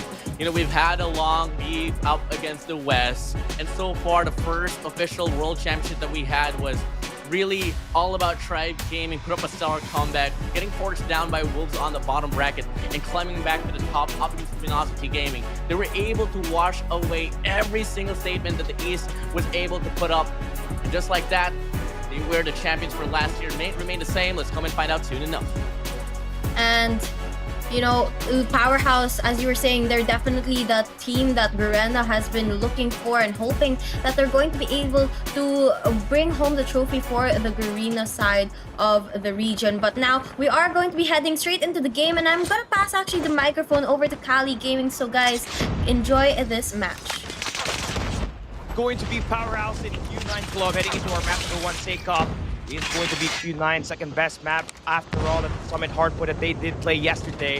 If there's one thing, Powerhouse, they are adept with this map itself, as we have been waiting for all this time to see the 3-time Garena Regional Champions go up against the #1 team in the Chinese region. Yeah, I'm loving the chemistry here for the set of Q9. So far, each and every player will have their own respective kills to start things off against Powerhouse International. But quickly, as I say that, it's going to be Powerhouse now washing away the players of Q9, forcing them to the left side of the map, and looking like they want to put some clear definition here instead of Hill. Q9 goes down, Sun, that's going to be him thrown out from this very wave. Bullying hops right up to take down Incendio, and a lot of map control is being shown here from the set of Q9 Club, but it's not leading to anywhere at all. Yeah, lots of verticality that we are seeing for Q9, right? But now it's going to be a flush down for Powerhouse. Last 6 seconds is going to be claimed there by Powerhouse, and it's going to be another rotation through. We're hopping onto P2 next, and it's going to be the Hardpoint anchor being brought down by Powerhouse. Q9 a bit too far spread. They're going to be erupting around the stadium. They're going to get all shut down as the first field gunfights are still being in favor for the hands of Powerhouse. No sense of anchor here for the set of Powerhouse coming from the backside with the Hardpoint. Player 4 Xenon might just be able to wrap around to take away the spawns. He does get one so far that's been skirt out from the chase, but J does get the trade. And Mauchi, overall, the squad of Q9 will try to hop inside a hill, funneling through, and they get a momentary break, but the spawn's still not going to go towards them. 24-38 will be the name of the game, and Q9 will be able to find some recovery as they force down Powerhouse International down to Narnia. Now, this is what we're talking about for Q9 earlier, right? With Mauchi and Uling being that AR users. This duo definitely is making a big difference on this long-range map itself, finding the right kills at the right time to provide that long-range support that the team requires for them to break inside the hill.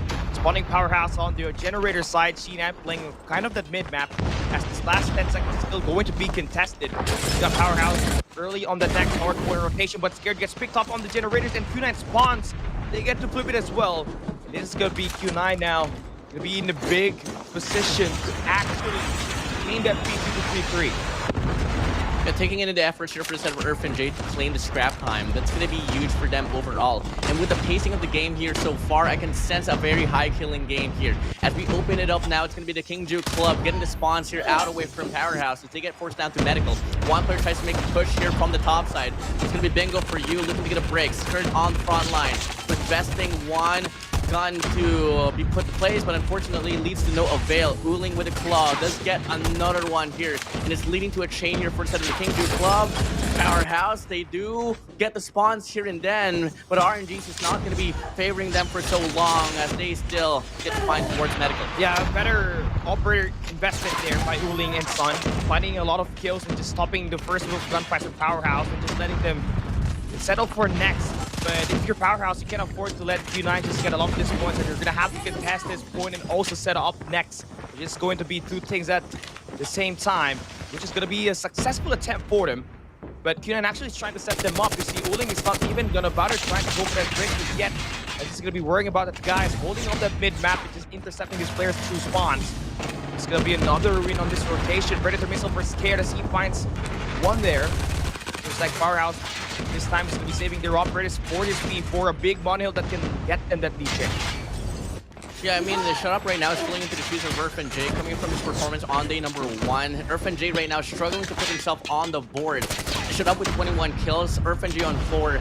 and the killing department for the set of Kingju Club is much more equal to what we are seeing from the set of Powerhouse International. As we move in quick here, it's going to be shut up, trying to wrap around, looking to get the kill. He does find one, looking to get another one, but Cena shuts him down. And quickly, as I say this, Kingju Club, they find more recovery here on this hardpoint. 20 seconds left on the clock. Kingju Club now is on the run to claim the 100-point mark, and it's going to be Powerhouse International trying to hustle it down to stop the bleeding, and they absolutely convert. I gotta tighten up that resources later on if you're Powerhouse. Moving on to the next set of hardpoint as we head back to that mid-map. Q9 still got the high ground and control. The verticality is gonna be insane on this one. They also got the generators that will help them provide the oversight and the information where this team might just be spawning at the moment. And then the thing with this setup right now is that they're gonna have it easy just finding these kills as they can just beam them down one at a time. Shot up, doing a lot of carry low here so far. This competition, 29 kills for him already. And the team just needs to pick up their pace and help this guy get that lead change. Make it 30th here for the setup shit up, but Uling hops right down to get the kill. Bingo gets a trade to continuously put the bleeding up against Kingju Club, but the map control is not going to go to their way as Mauchi on top will take down shut up. Skurd gets the God Nade to come in. He does get the kill. And with that being put to place, it's going to be the Kingju Club putting up the hard point towards them. As the 20 seconds will be initiated, it's looking like it's still going to be going to the way of the Kingju Club. And Sandy tries to hop in. They get a momentary break. It's going to be a 50-50 battle here. Both teams playing by the heart of this hard point. It's essential that for Powerhouse to get that early hard point rotation, they got to destroy the anchor. That's going to be held down by Mauchi. And they do have the mid-map control, which is going to be held down by Incendio. But this team is going to be stuck on that reset. They have to take down the guy on the stage, and that's going to be Sun, taken down by Irfan J. But Yangwon investing the operator right in time. The Gravity Morning able to find two. And this was the best between Kingju Club to dismantle everything that they had played yesterday. It is the timely operators that was able to really get a lot of these kills right at the time inside a hard point, which has been transcending this team to the next level of competition. Powerhouse does get that initial control, but Q9 is just a lot better in anticipating all of these attacks to come through in multi angles.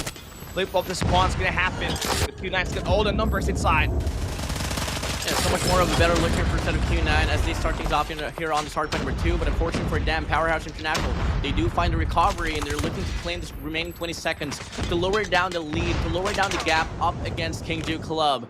But it's looking to be on that very case.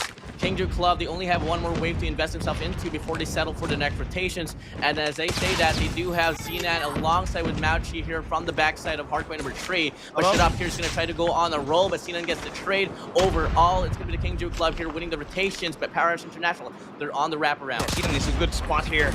Just in terms of anyone just looking to try to flip the spawns. Bingo successfully taking that away in the hands of Kingju Club.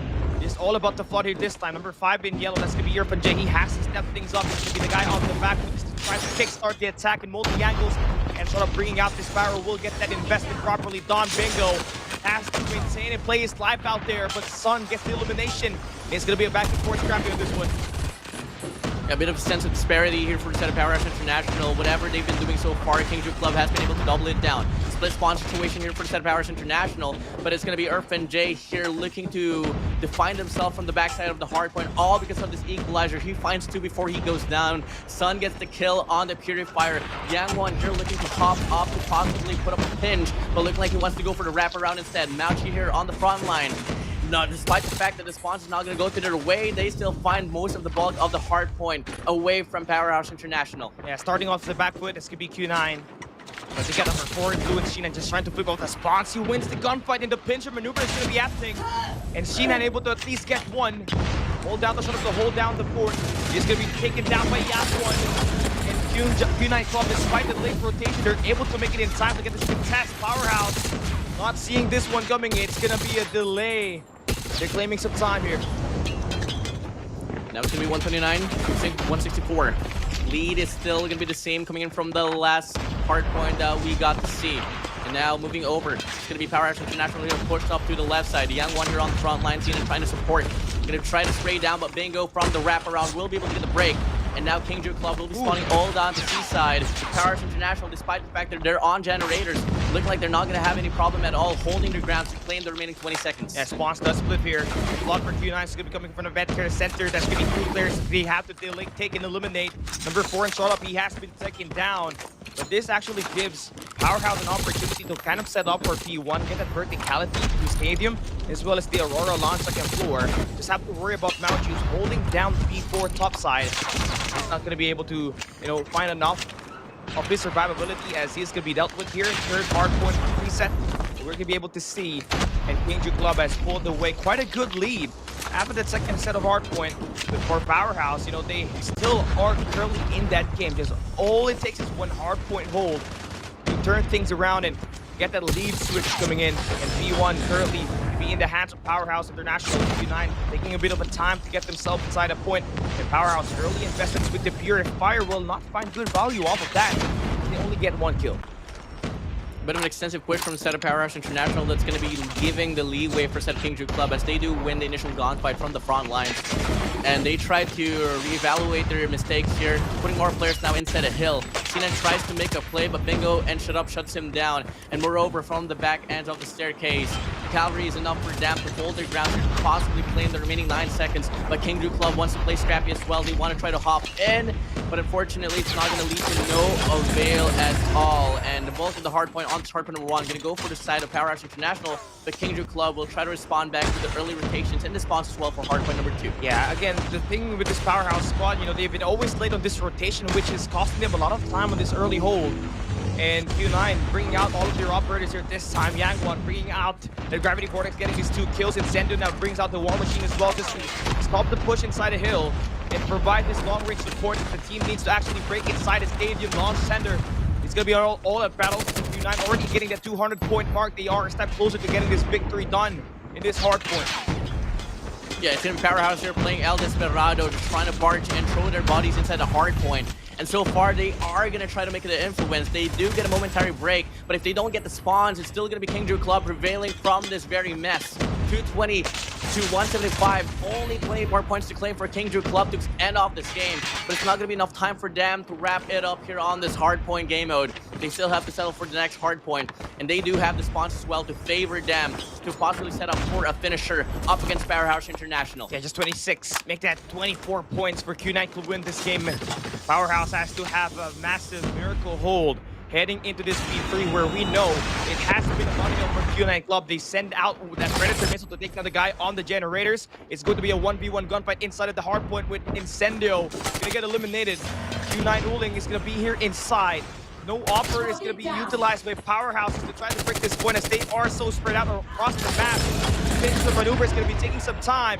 We got to flood onto 1 point, but Shinan is there to actually go for the deny. Q9 just 10 more points for the win. 8 more points to claim now. Powerhouse International, they try to get the break, but they're nowhere to be found. The definition of Kagendra Club inside a hardpoint will be enough to take away the first game out away from Powerhouse International. Dominantly in control.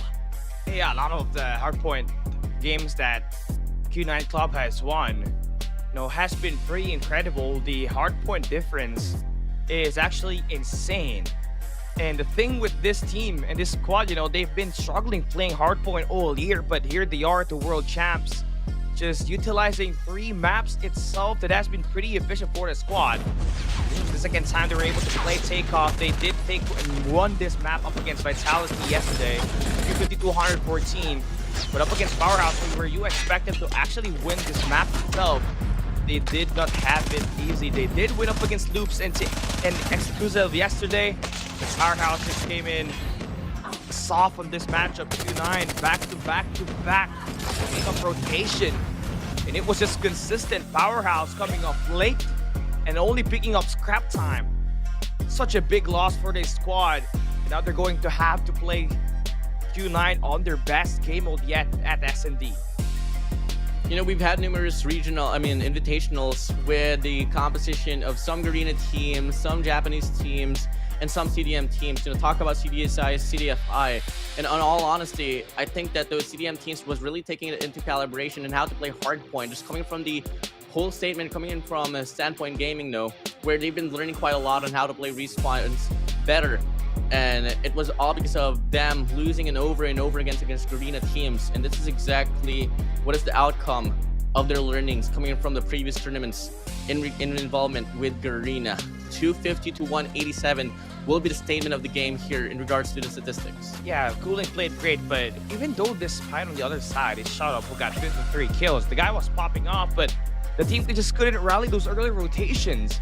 I mean, they had pretty much a lot of chance to take that, but they kept on contesting the scrap time, which was odd, knowing that this was a squad that we know has to play tactical up against this team, but could not just get that handle done and dusted. So now they're gonna have to require to win this S&D up next just to stand a greater chance of winning this matchup. Q9 Club, you know, they are prepared for this matchup. They know the ins and outs of Meltdown. They played this one yesterday and they managed to secure a very dominant win up against their opponent, which is going to be Vitality 7-4. Moving back here to the last rotation on towards Hardpoint number 3. Earth and Jay alongside Bingo, they try to wrap around coming from P4, but unfortunately Mauchi did spawn behind Bingo, and the rest is history. I mean, the Powerhouse International, they were trying to define themselves from the backside of the Hardpoint, moving over to C-side, but they were just, the luck wasn't really there for them.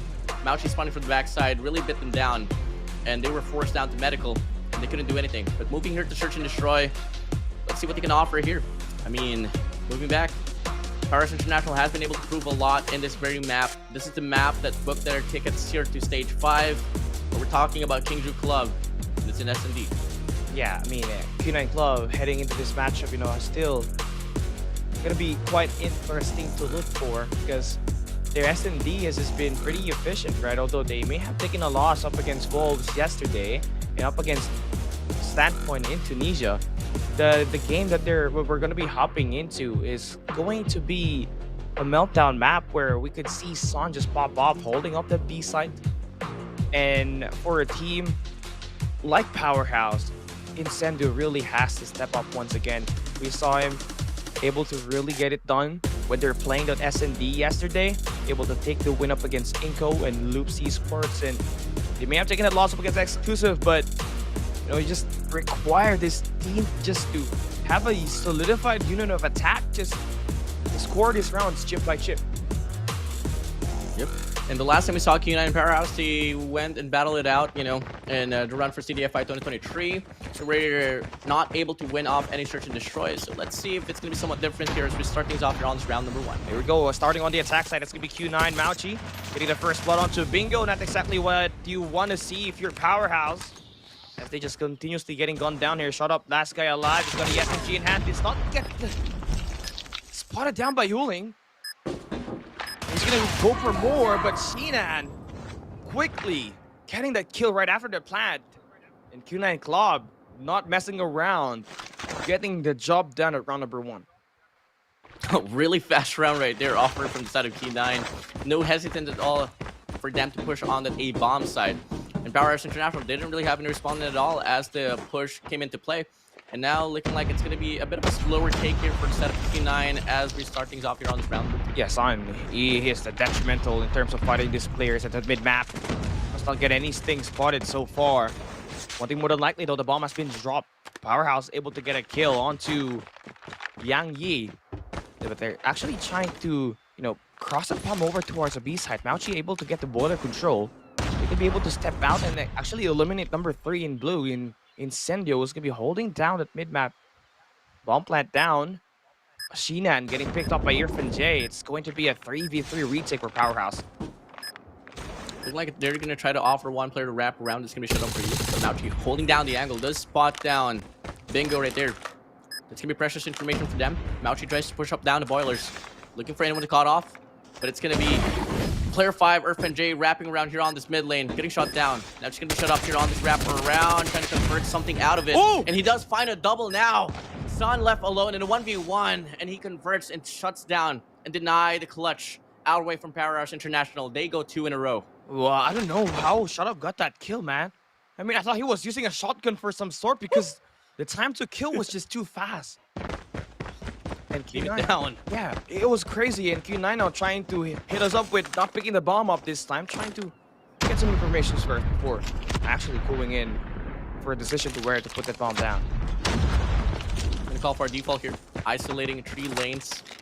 Powerhouse International looking like they are calling for the same thing as well. Just finding the grass, but obviously, as Kagendra Club is on the offense, they gotta find a way to dictate the pace. And if they decide to push on the A-bomb side, Powerhouse International is well ready to respond back with a retake. Instead, they do have a 5-man formation here on the speed spot. So it's not really so much of a good read here for the Powerhouse International, but hey, I got high hopes for their retakes. It's going to be crazy, though, because number 3 in Incendio is going to be only the guy holding all the reactor. And it's going to have to go through, multiple players who's just about to stack this angle in any second now. And Shina going to be the first one in line. The timing is unreal in this one. He does touch the player. He's going to have to back away because the Swarm is going to be strong on this one. Mid-map is going to be key for them to get this kill. Incendio builds the first blood. And now it's going to be Incendio finding a double as well, taking on Yangi. Finding a triple overall. Incendio! Now it's going to be Uling and Mauchi left alone. Make it Mauchi now as Uling goes down under the hands of Bingo. Mauchi in a 1v5 situation here on this wrap around. Couldn't do much. And Powerhouse International finally getting their own round. That's nice. This is definitely what you want to have. Incendio popping off, getting that initial pick, and then chaining that one and out of the hands of Q9. 1-2. Can they find the equalizer? As they set up now on this B-bomb side. Gonna be a good read overall. Investing 5 players now. 2 players wrapping around on the boilers. They're gonna deal with 3 here on the front line. 2 players go out from the boilers itself. Uling looks to get the trade. He finds the kill. And he's still alive and kicking her from the bottom side. Sure, dancing in. Goes for the challenge, gets the kill. Last player remaining, Sinan here. Finds a double now. Gonna be a 1v1. Make it all going down under their hands. Punch to the face. Q9 Club retaining their double round lead. Yeah, 3-peat there for Sinan. Crazy stuff right there. Powerhouse could have played that one a little bit more slow and played with that high ground, but got greedy with the kill and just too frustrated that they want to tie things up. That's going to be a loose moment there for them. Now they're going to have to try to figure things out of the reactor where Q9 is going to have this set up right off the get-go, a quick plant. It's going to be a 5v5 retake. Powerhouse going to be on the mid-map. Yang Wan getting the first initial kill, taking her shit up. Big kill's coming through. Could find some more, but Incendio holding down the angle. Takes on Yangi. Mauchi here from the wraparound has 3 opportunities. He goes for a trade out. He finds a double. Bingo gets the trade, but it doesn't matter. And just like that, Kagendra Club showing what Search and Destroy is made of. Yeah, 3-piece for Sinan at round number 4. And Mauchi with that 4 piece. Just to get that 4th round as well. Powerhouse International just looking like a lost team so far. I mean, I get it. You got 2 players holding up the mid-map, but no one is actually watching the cross. And that was the flank that really got that problem, not really sorted out for them. Guessing the wrong bomb site this time. Another quick plan for Kagendra Club on the attack side. They're aloof, they're confused. They push on the A-bomb site, but a 5-man push from the Kagendra Club will come into play. Mauchi cuts off 1. Skirt and shut up, tries to pop off, and they do double it down. Now it's going to be a 3v3 situation here, pushing up.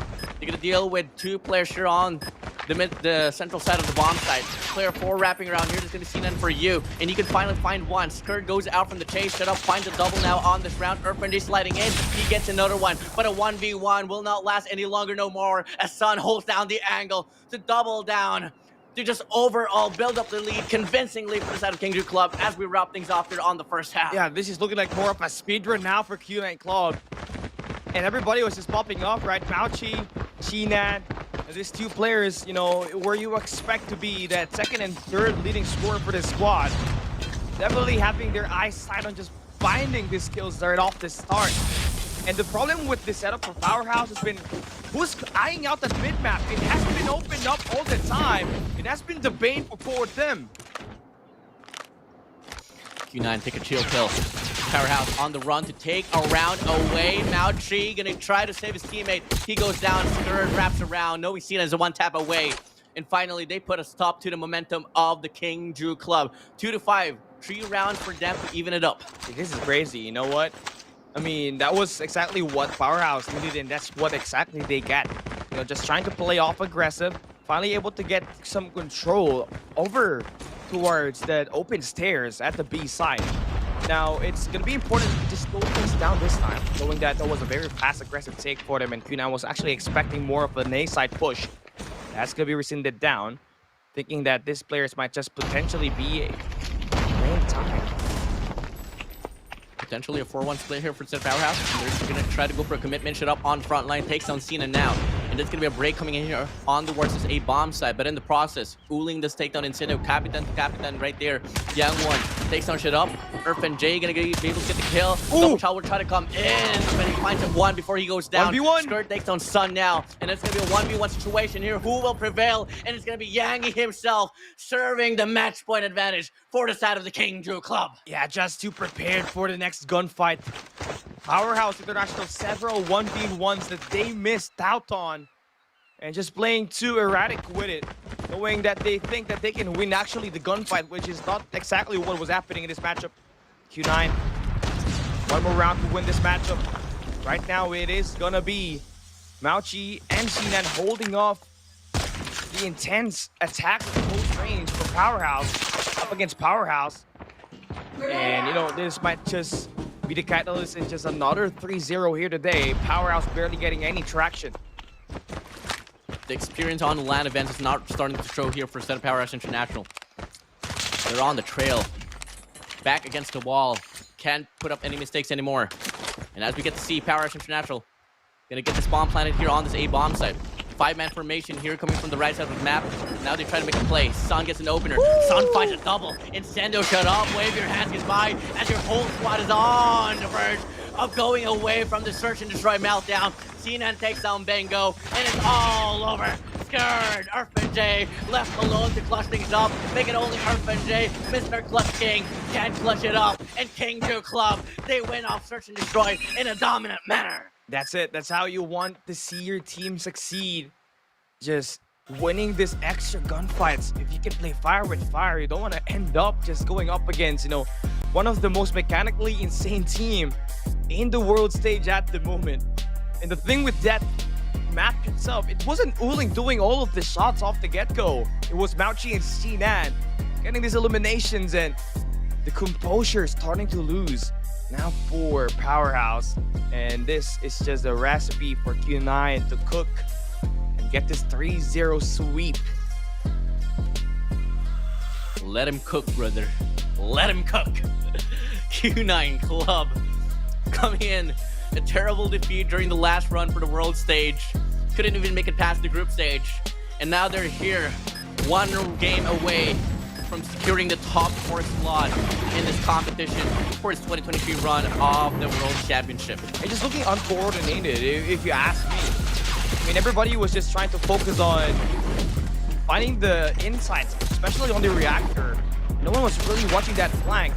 Something that was, you know, detrimental because most of these picks coming in from Q9 came off of their multi-angle pincher maneuver.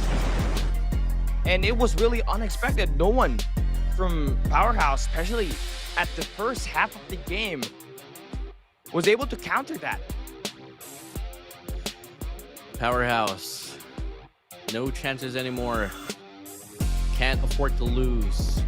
They're gonna find a way to bring it home.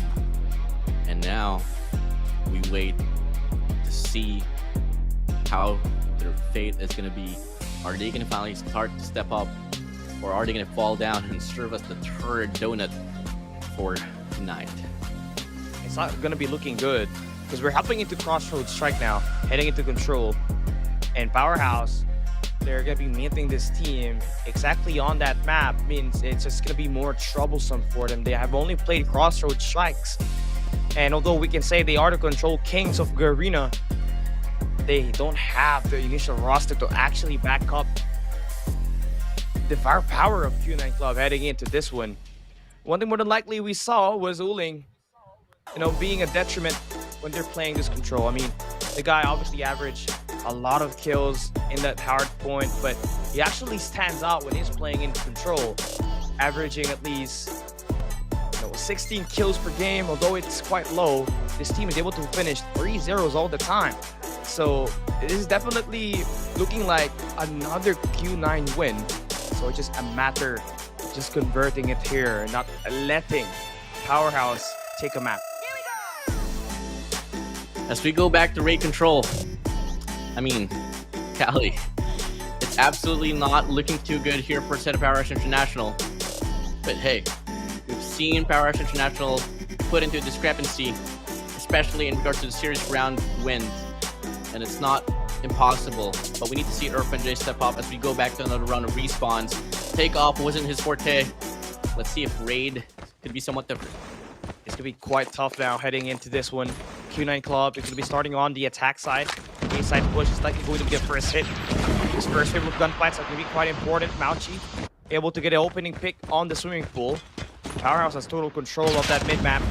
And it's going to be interesting because they're actually trying to let go of one of their players who just actually would be at the Galaxy series. So every time a kill goes through for Powerhouse International, they're just going to be spawning the guys on the generators, but that's actually leaving, you know, one less lane to worry about here once they're trying to get these attacks. Yeah, but just by looking at the commitment here for Kagendra Club, I don't think J is going to be able to get any opportunities at all. So it's going to be a free control point here for Kagendra Club. And adding more to that, they're winning more of the gunfights. So this is a very lopsided take here. But how they're going to be able to compensate off that mistake is really just spread out the map control here coming from the central garden. And maybe till then, they could compensate for the lives that they lost out here coming from the first initial waves. Yeah, 22-26 on the live count department. C9 trying to play for exit kills, breaking their way around the B site. And Powerhouse is just playing for space at this point. They got shot up just holding off that laundry side. And then they got a player just going in for that pincher. Has to be scared going off the flank pooling. Only able to deal with him. He finds a double. And that's going to make that entry at that mid-map a lot easier for them to control. J does initiate a fight here on the West Galleries, has to deal with CNN alongside with Mauchi as well. And so far they have all three lanes occupied here. Not going to be a free lane at all for Kagendra Club to enter at. And the question now is, Powerhouse International, can they hold their grounds, pull off those crossfires, and try to even up the lives? As we get to see possibly a 3-2 split here for the Kagendra Club. I think try to make a break here on this B control point. Ruling now on the front line. Gonna be taken down alongside with Yangwon as well. Bingo finds a double. Sun looks to get the triple, but Bingo himself actually will be able to get that one through. He finds the fourth on the feed, and now the lives all equal. Evening it up. That's gonna be the sculpture that this team has to actually fortify their defense as Q9 is about to force their way in. The siege gonna be on. J gonna lose that gunfight. All down the scare of this one. He finds one. He gets the second on to Uling. There's one more player holding it down, and he gets an elimination with the help of startup. It's going to be 4 going down for Q9. Getting that reset is gonna be big and handy for them as they just only have to defend 37 more seconds.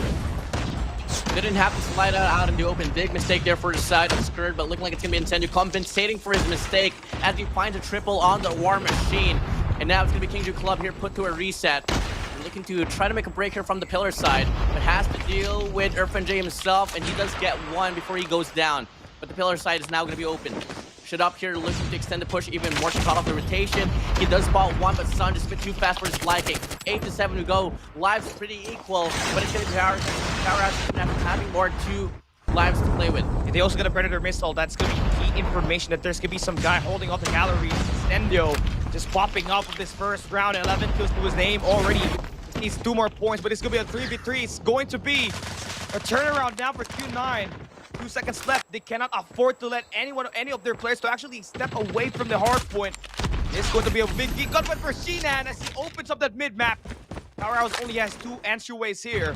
Coming from the laundry side, bringing out the War Machine. This is going to be a big break play, stopping the push. Just one more tick for this B-side capture is going to be over. Powerhouse has to go out now, but Yangwon pulling out the gravity vortex to get the kill. And Q9 able to reverse the win. Wow. As we all thought that Powerhouse International with them taking away all 3 lanes would be enough for them to withstand the push out away from P9. Didn't happen. Nick of time, able to get the capture or the kills itself. And they secure the first round. Now it's going to be Powerhouse here on the offense. Bingo extending push. And looking like they so far, map control is going to be looking resilient, but they got to start to wind off their gunfights. Yeah, number 2 in Bingo. He's holding off that money. Scared, available claw that could go online and just stop the players from the basketball court. But Yangwon able to go for the intercept. Bingo is keeping an eye out on the money room. no one is actually there to back them up. So the first group of gunfights heading onto the A side is going to be won over by Q9, forcing Powerhouse to reset. 23 to 27 now. Live's going to be on favorite for the side of Kagendra Club. And they're looking to try to put up a spawn trap here, perhaps. They do have every lane occupied. Two-man push here for Set Powerhouse International on this B control point, but it's going to be Uling with a claw. Pushing up now down the galleries. Moving for a fact, Bingo is still going to be right around the parameter. Looks to get an angle. He spots him down, but Bingo still runs away with his life. But Uling knows for a fact there's just much more better to come here, especially if they go for the spawn trap. And they're trying to get this player shut up here. Out from the case, and talk about shut up here, only having 2 kills. Yeah, crazy because he scored 50 kills earlier, 53 in fact in that hardpoint takeoff. But Q9, they're letting go of B actually. That's gonna be a minute now, added into Powerhouse. They're trying to play through capture here, playing more objectively. Q9 just waiting for them to go and take that hit onto the A side. It's gonna be important that Powerhouse finds the way in through Tiki and actually get that spawn trap enabled. They do have 5 operators available just to stop this place from Q9 Club, but seems like there's gonna be a lot of misinformation. C9 able to get an isolation, is gonna be able to spawn the player. It's shot up, holding on to that garage. Now she's holding up this fortress as well. He finds that double, and that's just making things worse for Powerhouse here. But they do have 2 segments at the A side. Just need a couple of more to get this win. But it's gonna make, I know it's gonna be tricky. It's gonna be very hard for them to actually pull it off. When you're against a team like Q9, you gotta check your corners, boy. Ratting it out, Q9.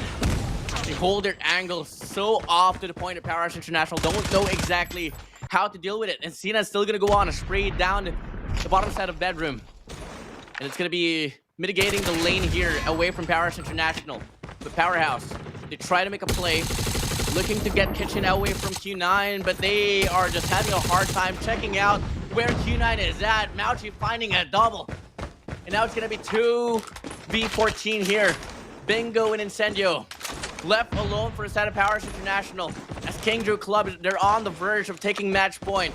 And right after that, 1 round away from eliminating Powerhouse International out away from this world stage. Yeah, they are facing eliminations here. A 1v13, it takes quite a miracle to actually see this one pulled off. Incendio, last guy alive. He's gonna get gunned down, or not yet. But he's been spotted already, the numbers. Definitely gonna be a big problem for him here. 5 seconds left, he's got no time to actually go and attack the A site. That's gonna be match point now for Q9. One more chance. Try and bring it home and extend game number 4.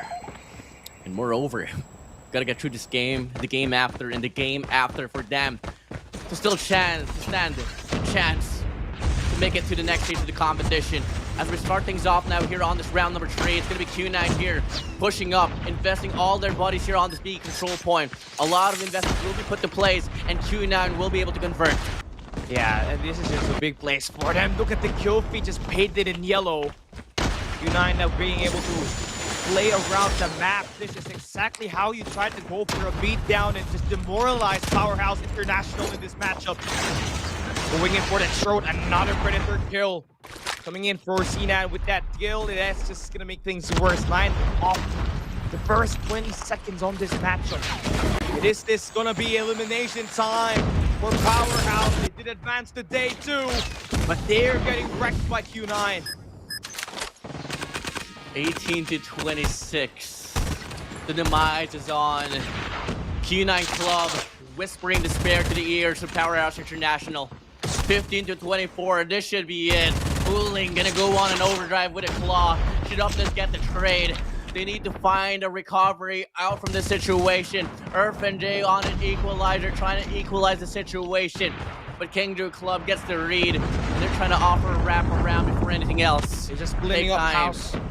They're just cleaning up house here, man. Yang One is gonna be the front man heading into Tiki. Bingo and shut off. They are in a bad spot. The lineup is on. The flood goes through. The kitchen will now be controlled by Q9. 10 lives remaining for Powerhouse International. A minute and 23 if they want to survive for another round. It's gonna take more than a mental fortitude to get this one through, but they stand that gunfight wave. 6 lives differential. Make it 6 even more as the trade comes through. 8-14 now. Yangi gets the break from the top side, but Earth and Skirt tries to double it down. Skirt hopping inside a hill. Predator flies through, coming from the side of Earth and J, but the lives still doubled here for the side of Kagendra Club. No respawns anymore for the side of Powerhouse International. No more chances. This is the last and final stand. This is it, man. All gone. It's going to be a 3v10. Now getting eliminated, but 3 players for Powerhouse. Goes up in here for Jay, getting lines up. This is shot up now. Last look contest. He's the last guy alive. It's Q9 Club. Take shot up down. A trio serve up against Powerhouse. Advancing to the next stage of the playoffs. Eliminating Powerhouse. Powerhouse. The Warriors tried their best, and I am sure they will come back even stronger.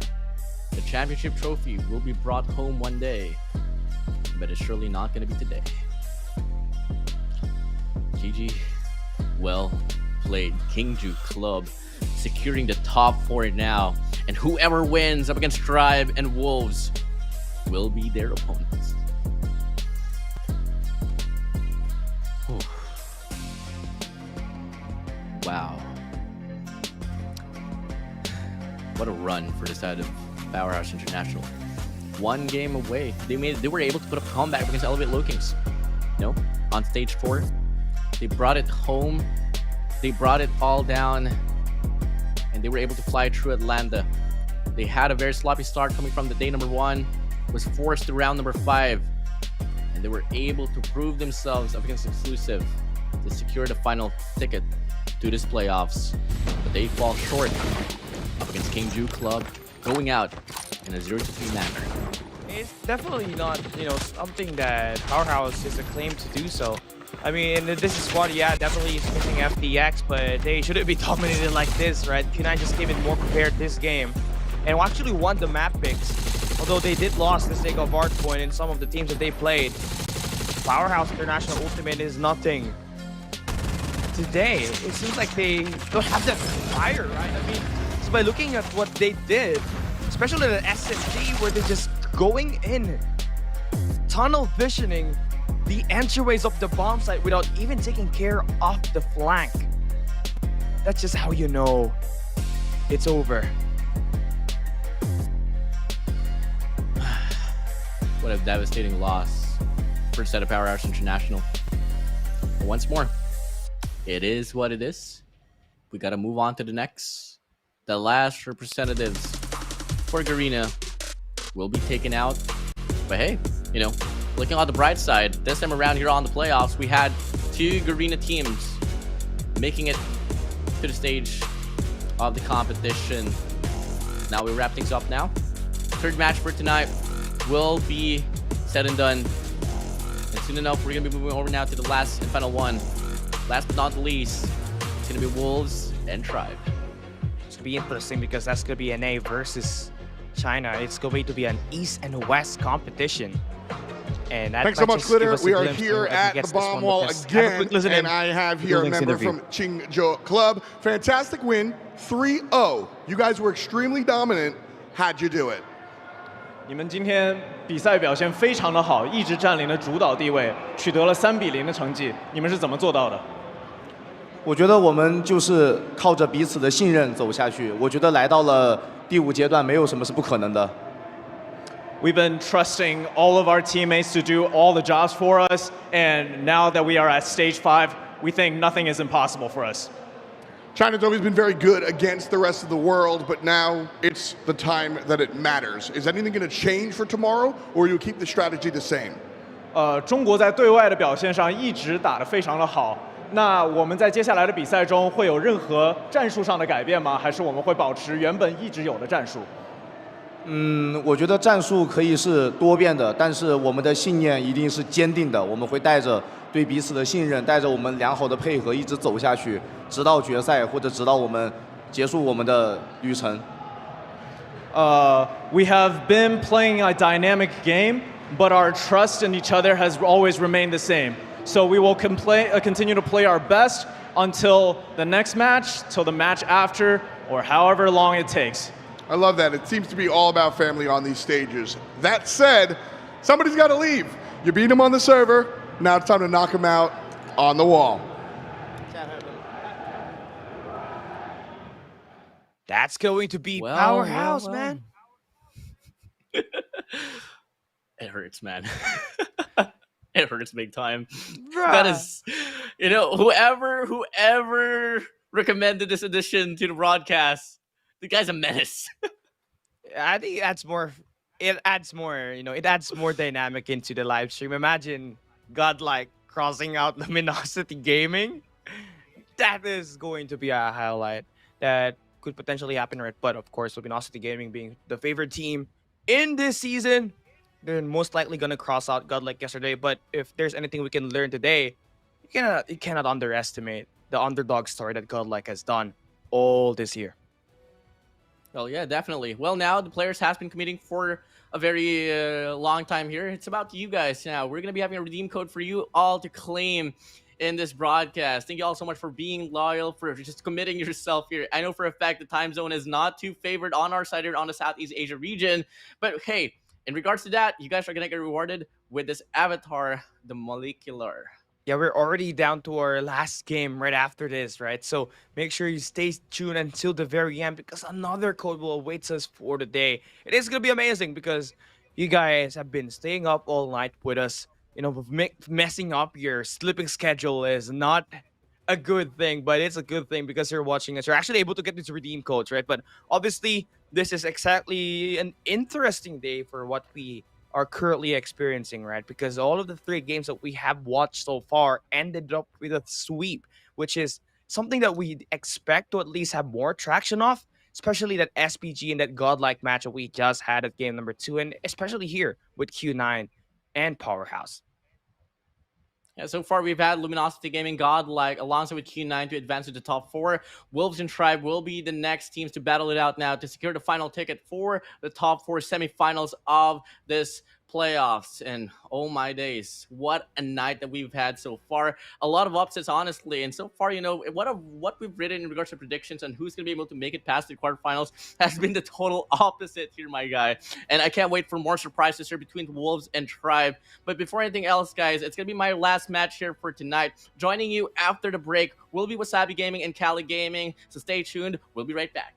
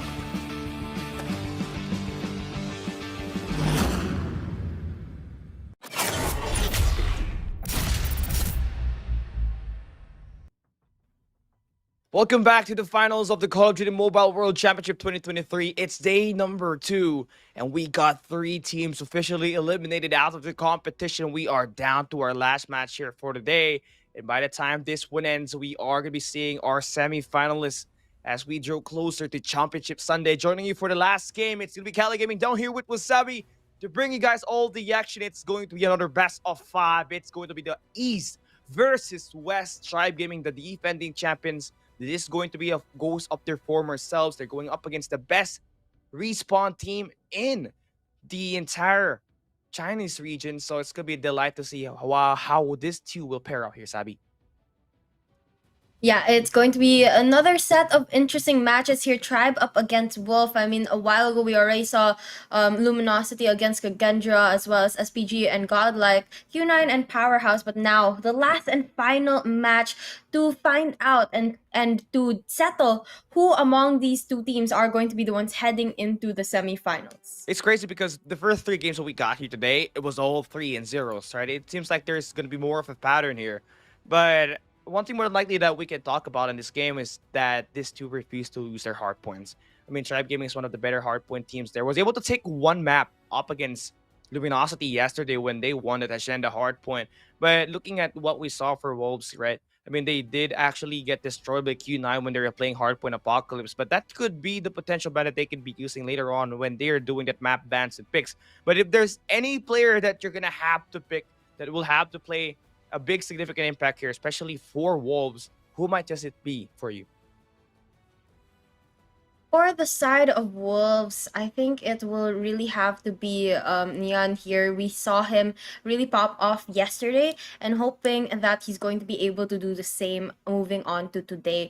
But aside from that, of course, you know, we'll have to see the rest of the team. I mean, you can't really say that it's only one team or one member in the team that has to pop off. Of course, it has to be the whole squad carrying their own weight in every single match. It's collective effort, of course, but again, there's always going to be that guy that will make the biggest difference for you. And yeah, I gotta agree with you. Although Anza is gonna be the one player, Fang Nian has been key when he's playing that AR role for Wolves. But Tribe Gaming, you know, they are a bunch of super rookies. S-Tug, we know specifically, was a huge talent that this Tribe roster was able to pick up when they were playing in the others, you know, in the community tournaments that were going to be held with North America, right? So it's going to be insane because it's his first world championship, but he has created a lot of difference when he is playing that AR role. This was a squad that, you know, immediately at day 1 find 2 losses when they were playing that mid game, and it seems like they had it bounce back. They're able to qualify, ending up with 3 wins and 2 losses on their roster. So they may be the underdog here, but they have the best chance of actually going an upset up against this Wolves squad. Yeah, definitely. They'll have to watch out for that. And, you know, these two teams, Wolves and the players from the side of, from the, sorry, from the side of, I'm blanking right now. Yeah, it's Tribe Gaming. It's Tribe Gaming, yeah. Sorry. Tribe Okay. Gaming, they have to be able to step up their games in the next couple of matches because, again, it's going to be a single elimination from them. And a lot of people right now are actually looking to see either one of these teams make it a 3-0 again. And you were talking about how it's been all 3-0 so far, but I don't know. It was something that none of us were really expecting. A lot of the games were just such heated matches, and possibly 5-0s or like 3-2 games, or like all 5 games being played. But for some reason, there's something that just has been going on right now that has been making it 3-0s all throughout the night, and we really want to see both of these teams step it up and push for Game 5. Yeah, Wolves Esports could have the upper hand, especially when they're playing that S&D. Got King and Fang Nian playing that sniper role for you. Obviously, has been, you know, the best duo apart from the Bird and Kainio combination that SPG has on their roster, right? And it's gonna be them most likely gonna end up with the better S&D scoreline, but at our point, it's kind of a toss-up between these two teams, and it's gonna have to depend on whoever actually takes that hardpoint map and who actually picks the map first, right? If we're ever going to be brought down into Hacienda Hardpoint, that could potentially be a big advantage for Tribe Gaming and could be the biggest weakness for the side of Wolves themselves. Remember, that was the map that they struggled on last year and has carried over to this year, which is interesting because they have the same roster. They just did improve on their AR roles, but looking at the map, it seems like they just hate to play on it.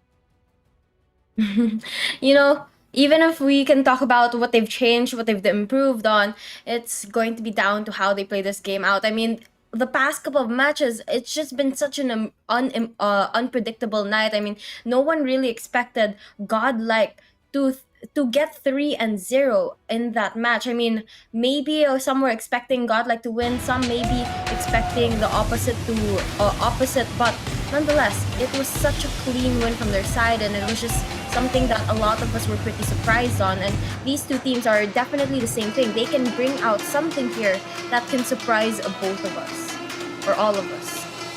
Now we got, Wolves. One more time, folks. Give it up for Wolves. Yeah, this Wolves squad, right? Obviously has the same roster, and I believe it's the only team that actually did not have any changes heading into this year. And it just says a lot that they just really want to focus on building that chemistry of the team. And although the ceiling might just be rich already, there's definitely still a lot more room to grow, especially when Feng Nian has been a highlight here. But again, Tribe Gaming, the defending champions of last year's World Champs, are going to be entering the screen. And they got, definitely a change-up roster, which is going to be a direct opposite of Wolves. Only, even Jazz is not playing in the entire roster itself, right? Everybody is new on this one. Yeah, they have a lot of new players here. I mean, the roster is pretty different from what we're normally used to seeing from them, but nonetheless, it's still a lot of players that have their own fair share of experience, and they know exactly what they're doing. But it's all going to be down to that team composition and just their trust within one another to be able to determine whether or not they're going to be able to maximize their play and pull it off right. Because every small change that you make into the team, it can change also the way the team works together. And with the roster changes that this team has been having, I'm not quite sure how well settled in with each other they are. Yeah, Anzai, looking at the best player in this roster, then you got the guy holding the gemstone, that's Feng Nian, which will be key for this team to actually, advance to the semifinals and meet their rival Q9 on a Trilling East versus East action. But if you're talking about smack talks, that's gonna be pegged for you. We saw him actually be one of our fine cornerstone for Wolves, especially when he is playing that response. It's gonna be key here to dismantle the ever-growing chemistry that Tribe Gaming has been able to build up on this World Championship, even though they don't have any of their World Championship key players last year. This exact same roster can actually pull it off, right? And Wolves, definitely a strong contender at advancing to the World Championships Grand Finals tomorrow. No, but before that, of course, they have to overcome the Tribe Gaming first and send Tribe out of the competition, which isn't going to be the easiest feat that they've ever faced. So it's going to be pretty difficult for them to do so. And knowing Tribe Gaming, and even if you don't take into account the players in the game, you just take into account the organization itself. It's already such a built organization, and you know that they only want the best of the best. And of course, this is going to be a little bit of a look at the interview with the players on second place. 所以说这一次他们估计会主要研究我们战队，所以说他们就比较惧怕我们。我认为我们队伍的仔是队伍里我们最强的那个人，因为我们很多的战术打法其实都是因为他的枪法都是特别硬的，然后就去特别定制的，所以我认为在综合实力上面仔是比较强的。 这一次北美队伍的话，我们是想交手的是 LG 跟 Trap 吧，因为 LG 在这一年几乎就是大满贯吧，然后 Trap 的话就是这一次是重组嘛，我们也想就是碰一下实力，所以说我最想碰到的就是这两支队。我觉得我最想跟 LG 交手吧，因为去年毕竟也输过他们嘛，我觉得今年我们一定能打回来。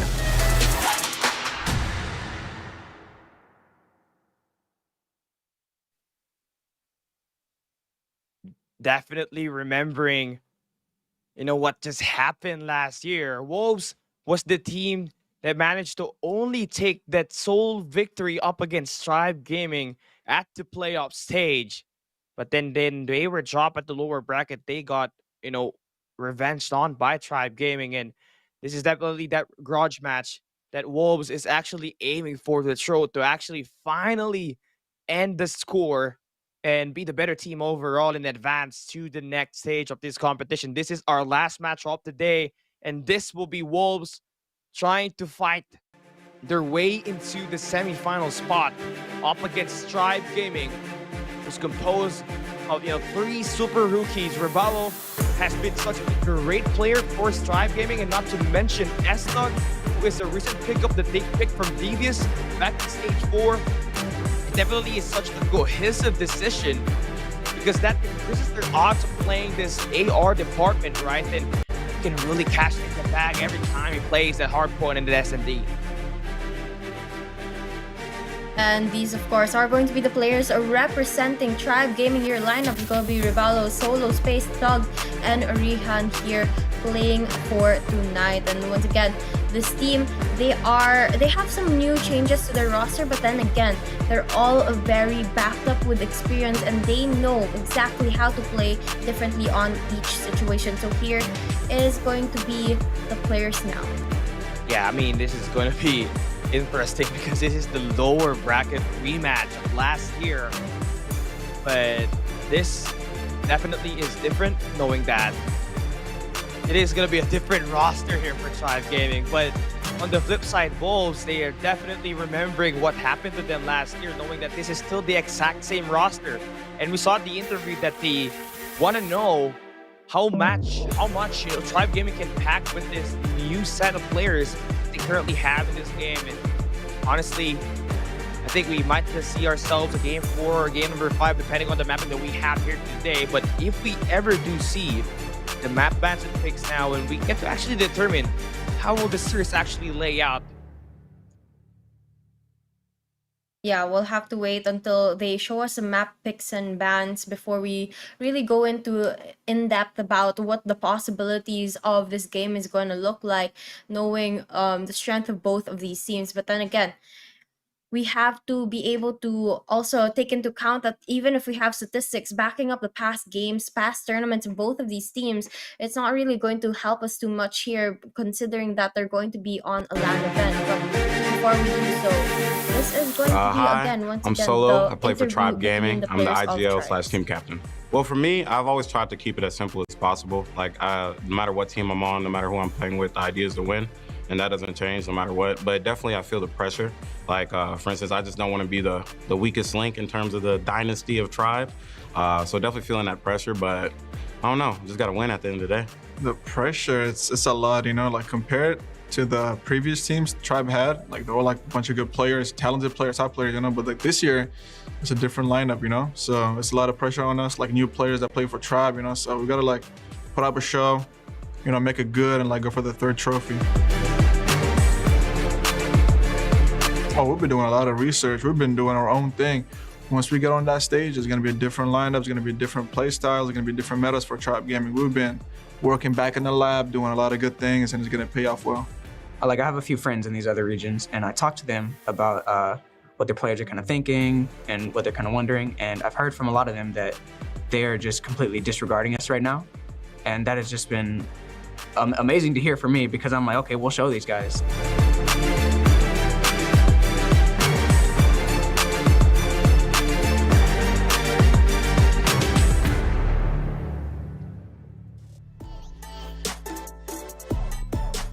Unlike any other team, Tribe Gaming has a big shoe to fill in. I mean, this was, the home of the world champions last year.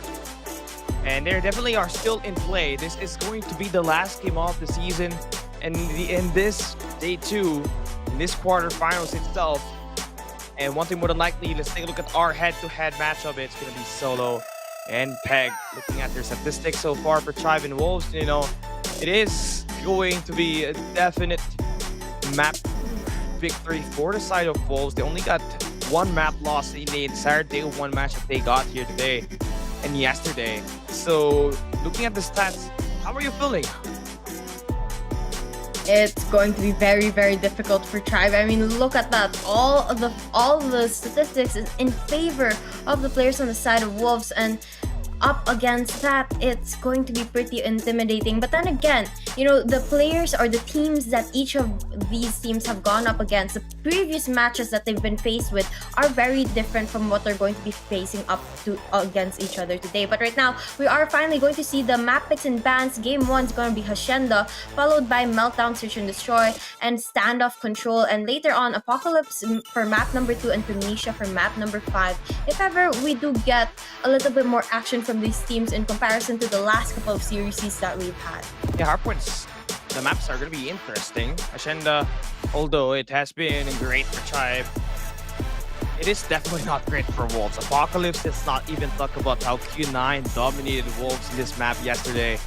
But looking forward to that Meltdown Tunisia that we got when we play either that map 2 and map number 5 later on. It is definitely a map that Wolves obviously had a clear advantage as these two teams. As this team Wolves, you know, definitely have that sniper presence coming in from King and Fang Nian. But we're gonna have to play the hardpoint number 1 first, right? I mean, Hacienda hardpoint has been one of the keys for Tribe Gaming to dismantle Luminosity Gaming back in day 1, where they're able to take that victory. And it's interesting because after that gameplay, we saw, you know, a bit of some glints and chinks on the armors of Luminosity Gaming, as they definitely did struggle when they went up against Tribe Gaming, right? It was such a very dominant victory for them. But now, here we go, map number 1. Yep, just about to head into game number 1 again, guys. It's going to be Hardpoint in Hacienda, so watch out for that one. And this is going to be the time that these players have to step up, especially their SMGs and AR players, because this map is pretty large and there's a lot of control points that you need to be able to hold down, especially for that first hill. And right now you can see the players are finally off, trying to get that fountain area in the middle of the mansion, and it's gonna be Wolves that's in there first. Yeah, interesting now. It is going to be Tribe Gaming having that initial spawns for next. Be interesting because they got the high ground in control. You can see Wolves being bullied out of the way, spawning on defenses space. Playing that OBJ is going to kill a 1-for-1. Interesting. The only guy actually roaming around with that kind of gun in this current high level action we got in this matchup. Wolves still trying to figure things out. Able to get a clear onto the top side of this mansion. And they also got the control on the fountains. They bully out Tribe Gaming. The second wave of gunfights. And now Rebalo going to push in, makes the break for the scrap time on the hill. And sadly, that's all that the players on the side of Tribe Gaming is going to get to their side. And now Wolves, they are actually going to go in for the early rotation towards P number 2, and it looks like they'll be able to win it for a while, but Tribe gets it right back, as well as the response as well, and that's going to give them a huge advantage over the players on the side of Wolves, making it a little bit more difficult for them, but advantage going to the side of Tribe. Yeah, Tribe Gaming now, early hold. Wolves trying to break through onto checkers. That's going to be 2 players still alive there. More players getting their way into the driveway. That's number 2 in next game. Should he get this rotation, that's going to be a potential pincer maneuver. That will be able to get themselves a quick hold of that hard point. And we know Peg, you know, and X King, great OBJ players. They know how to get the job done, but Tribe Gaming securing this early defense at the garage and maintaining that 10-point lead. Heading on to next field, 20 seconds to fight for this scrap time. And both of these teams are going in for the contest. And now Tribe, they're getting the lead to their side after a bad P number 1. They've recovered from it in going into P number 2. Now they have to be able to carry on this momentum going into P number 3, but it looks like Wolves is going to be the one having the rotation first. That's gonna allow them to get the hill as soon as it opens. Tribe Gaming, on the other hand, unfortunately, they're gonna lose the spawns in this one, causing the rotations to be very, very far and cost a lot of time. Yeah, fences still could be in the hands of Wolves. Tribe Gaming trying to break through. They're going to be by Patio, which is going to be held on to by Zai, one of the best flexible players out there. Known to time his rotations with the operator as well, but he's going to get locked down by Yestug. He's going to be, one of the key standouts on the North American region this year, especially when he's holding that AR to his hands. Tribe Gaming, better so far in terms of just stacking that point.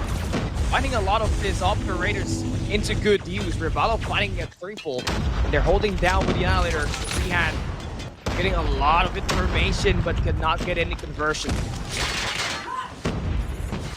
Now, Wolves pulls out the Purifier, but unfortunately it's just a wasted investment there. And they finally get a break at the scrap time onto that hill, but only enough to slightly catch up with the players on the side of Tribe.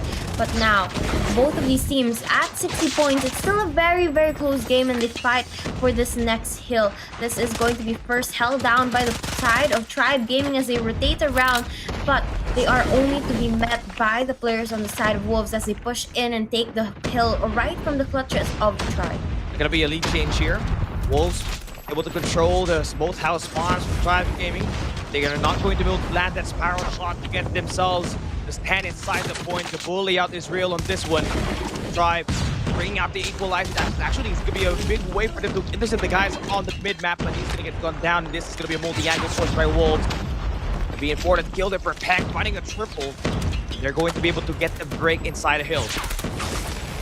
And now, 18 seconds left on the hill. It's still being held by the players on the side of Wolves, and they catch up to Tribe once again, but it's just a back and forth here. None of them really able to maintain a length or long time in that hill. And so, they're going to be pretty much on an even playing field as we have the reset of rotations here, going back into that center fountain in the middle of the mansion. And a while ago, it was the players on the side of Wolves that was able to get the vast majority of the points there, and Tribe seemed to struggle in this hill. And it seems that the same thing might happen here unless Tribe is able to change up their gameplay. Yeah, I mean, Tribe, they definitely are changing it this one. It's gonna be a better setup now, holding up that top side mansion. They also got one player holding off the fountains. Again, the Wolves esports still kind of scrambling around. When it comes to a very brief pattern for them, but they make up for it by having a better P2, P3 rotation. But this time, Tribe Gaming definitely playing a lot better, trying to chip away that lead that Wolves has after that P1 reset that we got. It's definitely Wolves esports still better in terms of guiding this map control. But again, Tribe Gaming still definitely in their striking distance, right? I mean, just one good hold to actually reverse the match itself. It's such a close game right now. Both of these teams just one-upping each other every single time. Now, Wolves, they're going to be able to get the hill to their side, just a couple points more than the side of Tribe, and that's going to put them on top for now. But we are going to be moving on to P number 2 now, and it's going to be Tribe Gaming that's holding it down for the early half of the round. But Wolves attempting a multi-angle push. They're going to enter into the barrage area, and they take it from Tribe Gaming without any effort, even as the players on the side of Tribe are already out of the site. And now the players on the side of Tribe, they go in for the retake as they have the spawn still in their hand, and it's going to be a quick rotation for them. I just playing the oversight by the edges. Space, Purifier invested actually too pure. That takes down 2 players from Wolves, force them to spawn out, and this will be a good read on this rotation. But Peg actually gets to win the gunfight. And Tribe only got 4 players inside, which is going to be great. They are stacking that point down and actually got the lead change. Wolves is fighting too scrappy. They're going to get this contest and also have 1 player actually rotate to fences already. Yeah, you're right. And now we are actually going to be seeing a little bit of Tribe now as they finally take the lead. A while ago, it's just been Wolves that's able to take the lead time and time again, always catching up. But this time, Tribe puts a little bit of a bigger gap. Not big enough just yet, but it's going to be a good start as they head into the next hill. And now, Solo going to pull out the equalizer, clears out the area, but leaves that warehouse open. And that's where the players on the side of Wolves are hiding, waiting for him. So he's going to lose that hill for just a little bit. But Riha now going to get his operator skill out as well. That Annihilator just annihilating the people in his side. Tribe Gaming puts a little bit of a larger gap here. Finally, a gap of 20 points. Yeah, back-to-back chain of rotation is actually very key for them to actually get this one through. And Rihan just, putting a lot of shots to go through here. And with the help of Rebel, he's got 31 kills with that AR.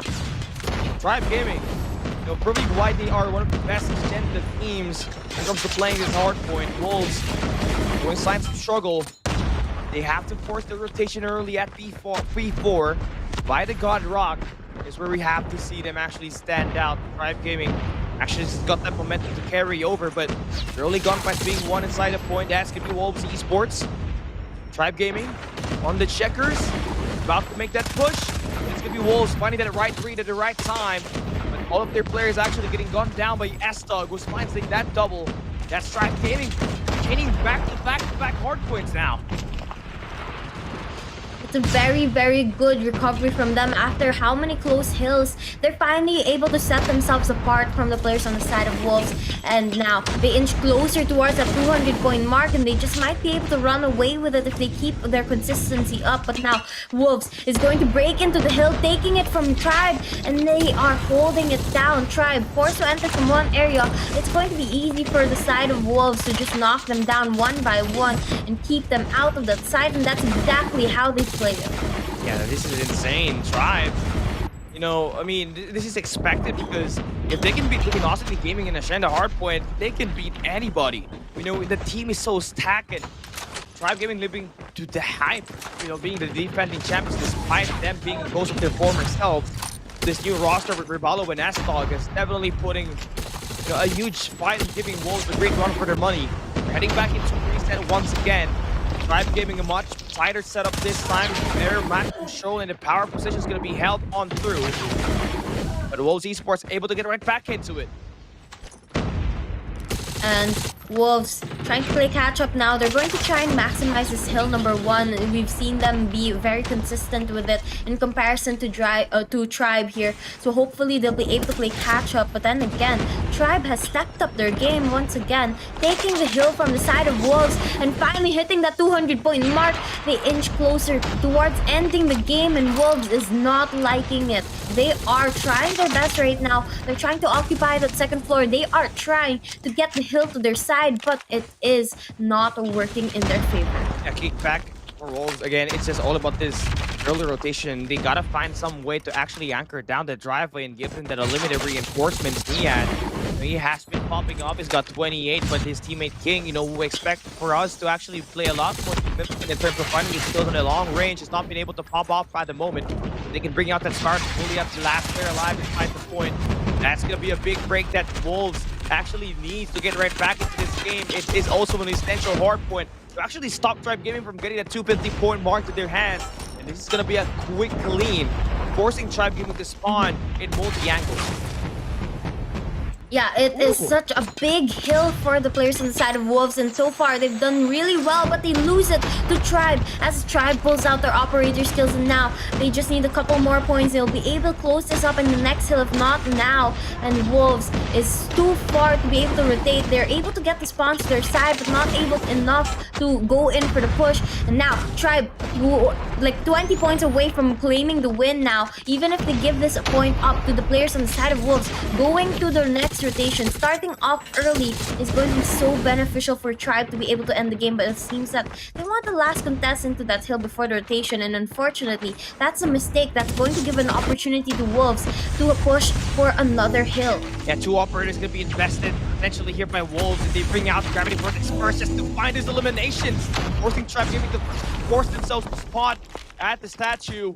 Tribe Gaming going to be late on this rotation. Wolves is going in for the comeback. This Hardpoint is going to be essential for them to actually get that lead switch and potentially get this momentum to carry over the side. 38 seconds to fight for. Tribe Gaming has to find a contest and actually break free from the spawn shot that we got from X King.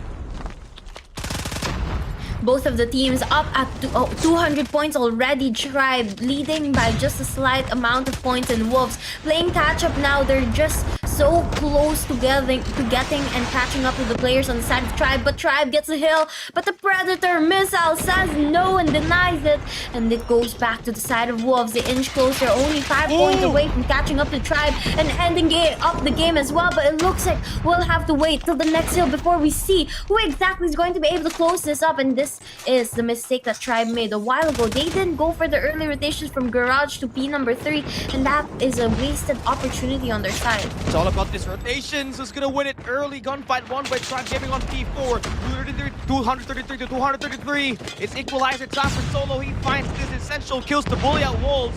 Got one more operator to work with, but Wolves, they got their own 2 sets of operators to actually bully out the players of Tribe Gaming in there. A solid fortitude to be held down by Wolves. That's not going to be the first one in hand for Tribe Gaming to get a contest, but Vecchia gets the elimination. And Wolves Esports only needing 9 more points to win the game. Tribe spawning on the boathouse, and this is going to be a lockdown. Spawn is going to be controlled, and Wolves takes care of Tribe. That's your best map, 250-241. That was such a close game between these two teams, and unfortunately, it just lacked a little bit more consistency on the side of Tribe. But Wolves, what an amazing comeback there. I mean, they were down on the numbers, but they turned it right around, investing those operator skills on the most perfect time and the time that they needed it the most.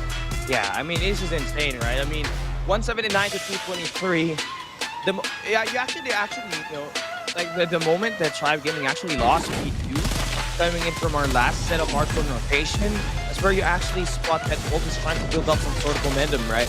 And it actually paid off. Yeah. P2 went into P3, and then P4 came. They saved up the operators for last, and they actually find good value off of it. Next game bringing out the Gravity Vortex, plus the Fury Fire to actually top it all off, and the cherry on top and get those eliminations. So nice win for Wolves Esports. I mean, it was just a very, very close one. I mean, both of the teams had 40 points. It was just way too close for comfort. And for some reason, the players on the side of Tribe, when they had the lead, when we were in that, as you were saying, that P number 2 in the last set of rotations, they just became a little bit reliant on the fact that they had the lead, and unfortunately that caused them to lose it. They took it back for a couple of seconds there, but Wolves was just too strong in their investments. The timing of all of it was absolutely perfect. The equalizer as well as the Sparrow to clear out the area for the side of Wolves. It was just perfectly timed to keep the players of Tribe far, far away from even getting close or contesting the point.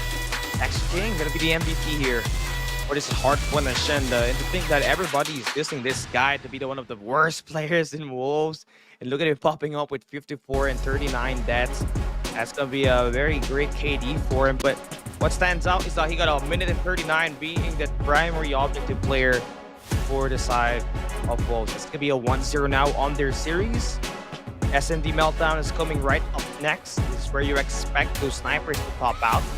S-Dog and crew, they're gonna need a bit more help from their sniper to actually spot down King and Nian. That might just be the bane when they're trying to play for the aggressive.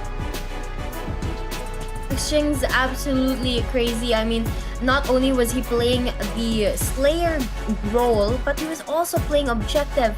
He has way more time on that hill than anyone else. No one getting close except for Nian. Difference about 20 seconds there on the hill. But it's just an absolute way to pop off or start this last and final series of the night. And it just shows us the ride that we have ready for us. I mean, game number 1 is already so close. What is stopping them from pushing this all the way to game 5? We'll have to see how this one ends up. Yeah, with the way that Wolves actually is looking at the map picks, right? S&D, they're gonna be far more superior. They are, you know, composed of 2 heavy snipers than 1 consistent player that you can rely on to actually dominate to up close, and that's gonna be Zai, one of the best close range users and players that we got in the World Championship stage. Tribe Gaming, they still go Rebalo and S-Talk. You know, they have been playing consistent, getting it done, but if you're gonna need someone to actually step up in this meltdown, it has to be Space with that sniper. When he's gonna be by the sniper's nest, he has to win his gunfight, get those opening picks, actually put his team with that first blood, convert it into a round win, and actually bring this team with the chance to actually ice up one of the 2 snipers that Wolves has in their roster. Yeah, we'll have to see if the players on the side of Tribe, specifically Space, is going to be able to do that. I mean, it is going to be a lot of pressure considering that he is going to be going up against King from the side of Wolves, the other sniper player. And of course, it's going to be a battle between those opening picks, considering that we are going to be having our first map of Search and Destroy over at Meltdown. And knowing the sides, the characteristics of the map, there's just so many room for them and different angles that they can use those snipers to their advantage. But it looks like we're going to have a full push from both teams towards that A side. Oh, this is just insane. Wolves, they get the first blood with the nade, then King follows up with taking down Solo. And this has quick 3 kills on them on the first 20 seconds. S-Talk able to get the turnaround, fighting the double. That makes it a 2v3. It is gonna be doable. Just needs to slow it down, wait for that bomb plant to happen before you go for that retake. And it looks like Peg is going to get that planted right now, but just as he plants it, S-Thug's going to get the kill onto him, and it's going to be an even playing field here. And it's going to be Space and S-Thug on the side of Tribe, as well as King and Neon. 1 sniper on each, but it's going to be Neon who takes Space down.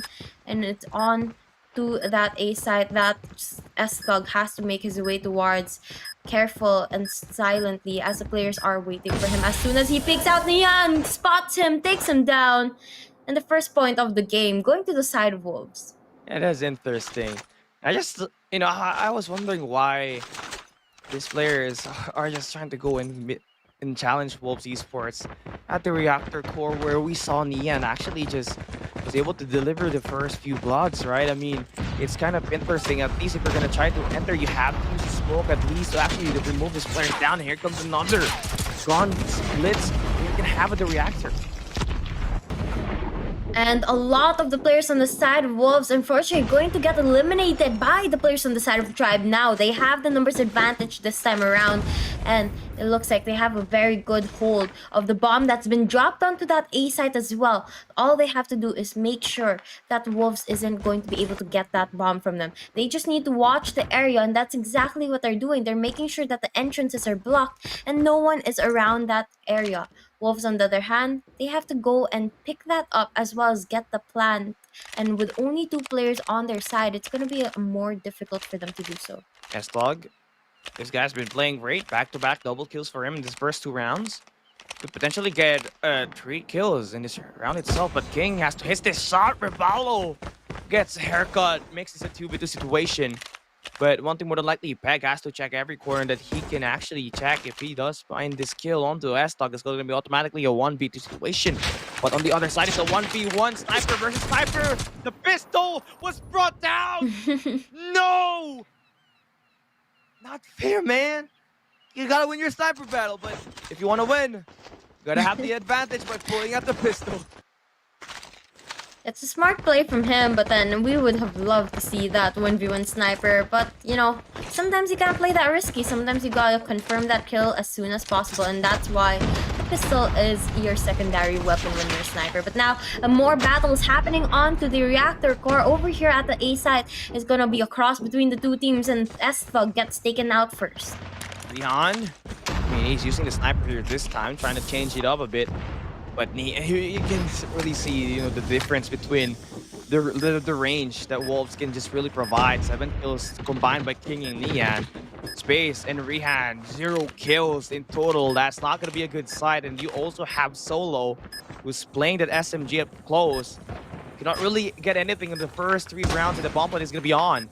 King and his teammates just cleaning up house. 20 seconds for this push to work. X-King making the wrong flank, getting the right read, space down space, and that is going to be 3-0. Cali Gaming have nothing on the scoreboard right now. They have not stepped up their game, and Wolves is just taking every single advantage that they can take from the side of Tribe to be able to win a round to their side. And now it looks like they're going to go for another heavy push towards mid this time, trying to be able to slay out the players of Tribe before even pushing into that A side. And Tribe, they're coming prepared. They know that A side is the favorite side of Wolves, and Wolves just has them all figured out. They know how to play the players of Tribe, and they're taking advantage of them, taking them out one by one. Yeah, and the thing with this setup is that X-King is playing around the admin building, and they haven't even crossed the bomb yet. Now that they're planning at the B side, it's going to be a 2v4 situation. S-Dog has to rely on Solo to at least get a pick here. They do find that information that there's going to be the guy holding on one of their resources in their area. So they gotta move in through mid-map, which is gonna be a long route. It could expose them into the attack coming from Peg on the boilers. Solo about to peek out. Peg doesn't spot him, doesn't hear the footsteps, doesn't hear the slide, but just like that, Peg finally comes out and takes Solo down.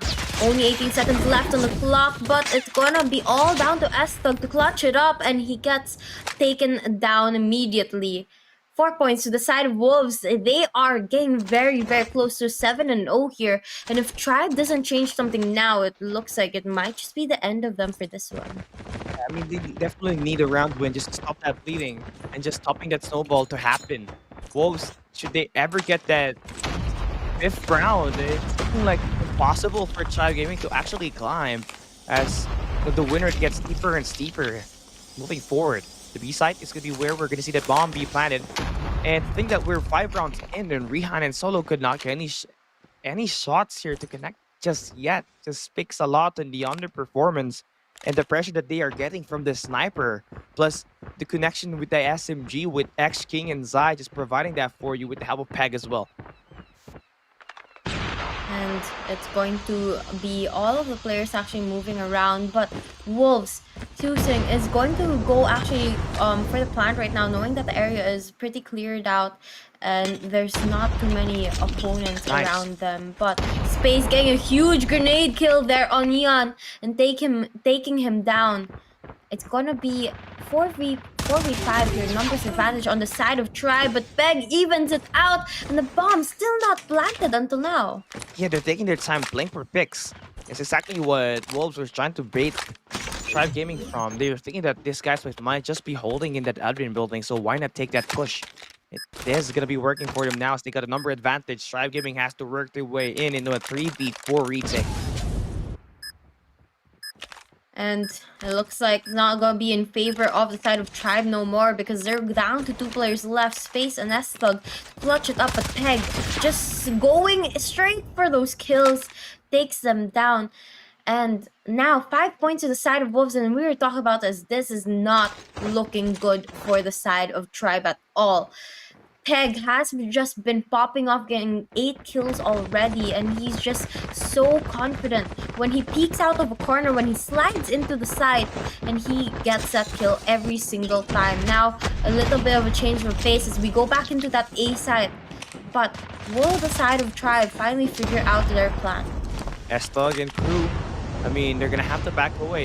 The moment that you actually let a team just put their resources back into the A side, that's where things get a lot harder when the bomb is planted. Number 4 in yellow, that's gonna be King, holding up a very long flank, holding that open stairs, has to take a pick on the left corner, and Solo is able to pick him up. 4v5. Okay, that's great. They got a numbers advantage, but still Wolves will look to play for the plant. And the plan is going to be able to go down perfectly onto that A side. Now, Wolves just has to be able to play this defensively, but having the disadvantage in the numbers is going to be a little bit harder here. Rehan, though, going to be the last player alive from that very, very heavy push from Tribe that they failed to pull through. And he just needs to go up against 1 player on the side of Wolves. Nice pick here for Rehan, but he does not actually go for the push. X-King is hiding in plain sight very well, playing a game called Cat and Mouse. 12 seconds, bomb getting defused. Rihan, 1v1! He wins it through the help of the head glitch. Plenty of time to defuse the bomb, and finally, before we even see the round switch, we see Tribe Gaming get their first round. Finally, it took a lot of time. It shouldn't have taken that long, but right now, Tribe going to be up at 1 point. Finally, they take and break the momentum from the side of Wolves, and with a switch of sides, hopefully this time being able to dictate the pace of the game and the engagements as well. Maybe they'll do a little bit better here, but then again, they have to step up their gunfights. They have to be able to play for the rotations because Wolves is going to eliminate them, 3 of them right off the bat, despite the players on the side of Tribe having the pace dictated.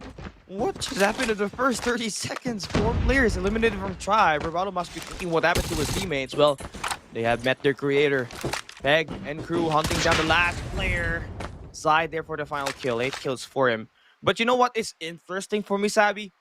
Taking a look at the top 1 fragger for Wolves. Look at that. It's Peg. It's not even the main players getting all the kills.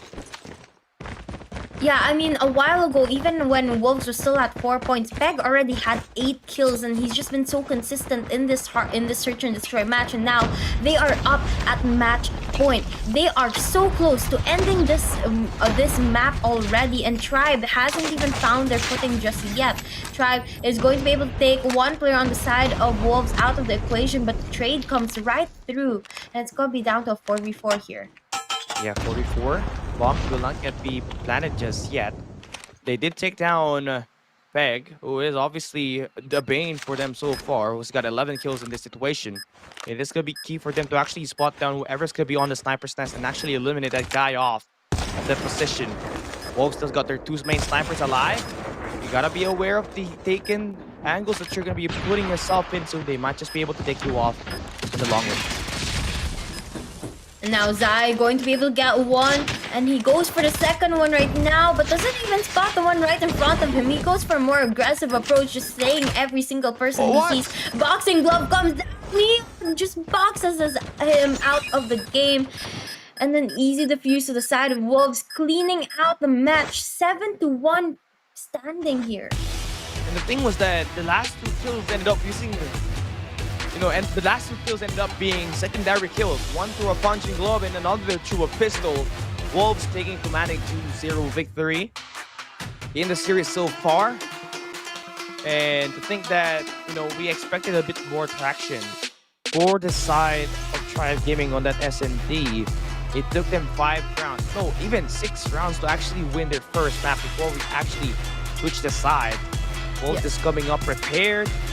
And you like what you see from them, right? The amount of repetitions that they have played in the S&D in their own region, truly paying off. They got a very big deep back in terms of playing this S&D, and with them actually being able to figure out how to play their respawn, that's been a big help in putting China on the top of the list to be one of the better in the region in the entire World Championship 2023.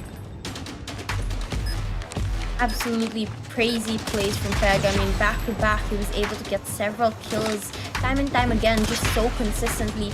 And the rest of the team as well, carrying their own weight. They even had a double sniper setup, and even those snipers were able to get a whole lot of kills. Now, here's going to be the match summary of a while ago, and you can see that is really at the kills department that the players on the side of Wolves just dominated in, and Tribe didn't know how to deal with aggression coming from the side of Wolves. And Solo kept getting picked on by either the sniper from King or Niad, which is insane because Solo, you always love to see him actually lurk around and actually hold positions on the map.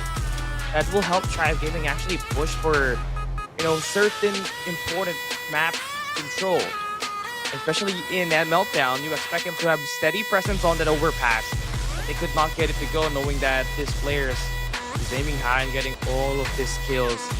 Wolves are in great position to punish Tribe Gaming in the coming map up ahead. That's going to be Control at Standoff, a map that they have played yesterday when they went up against Q9. It's a 3-0 victory for them.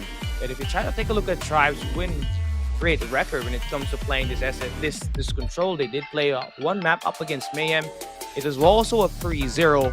So it's going to be a fair and equal map between these two. But, if we see the exact same play from Solo today, especially from his poor performance on the SMD, it's going to be quite hard to actually dominate the close range combat where it will be required in a map like Standoff.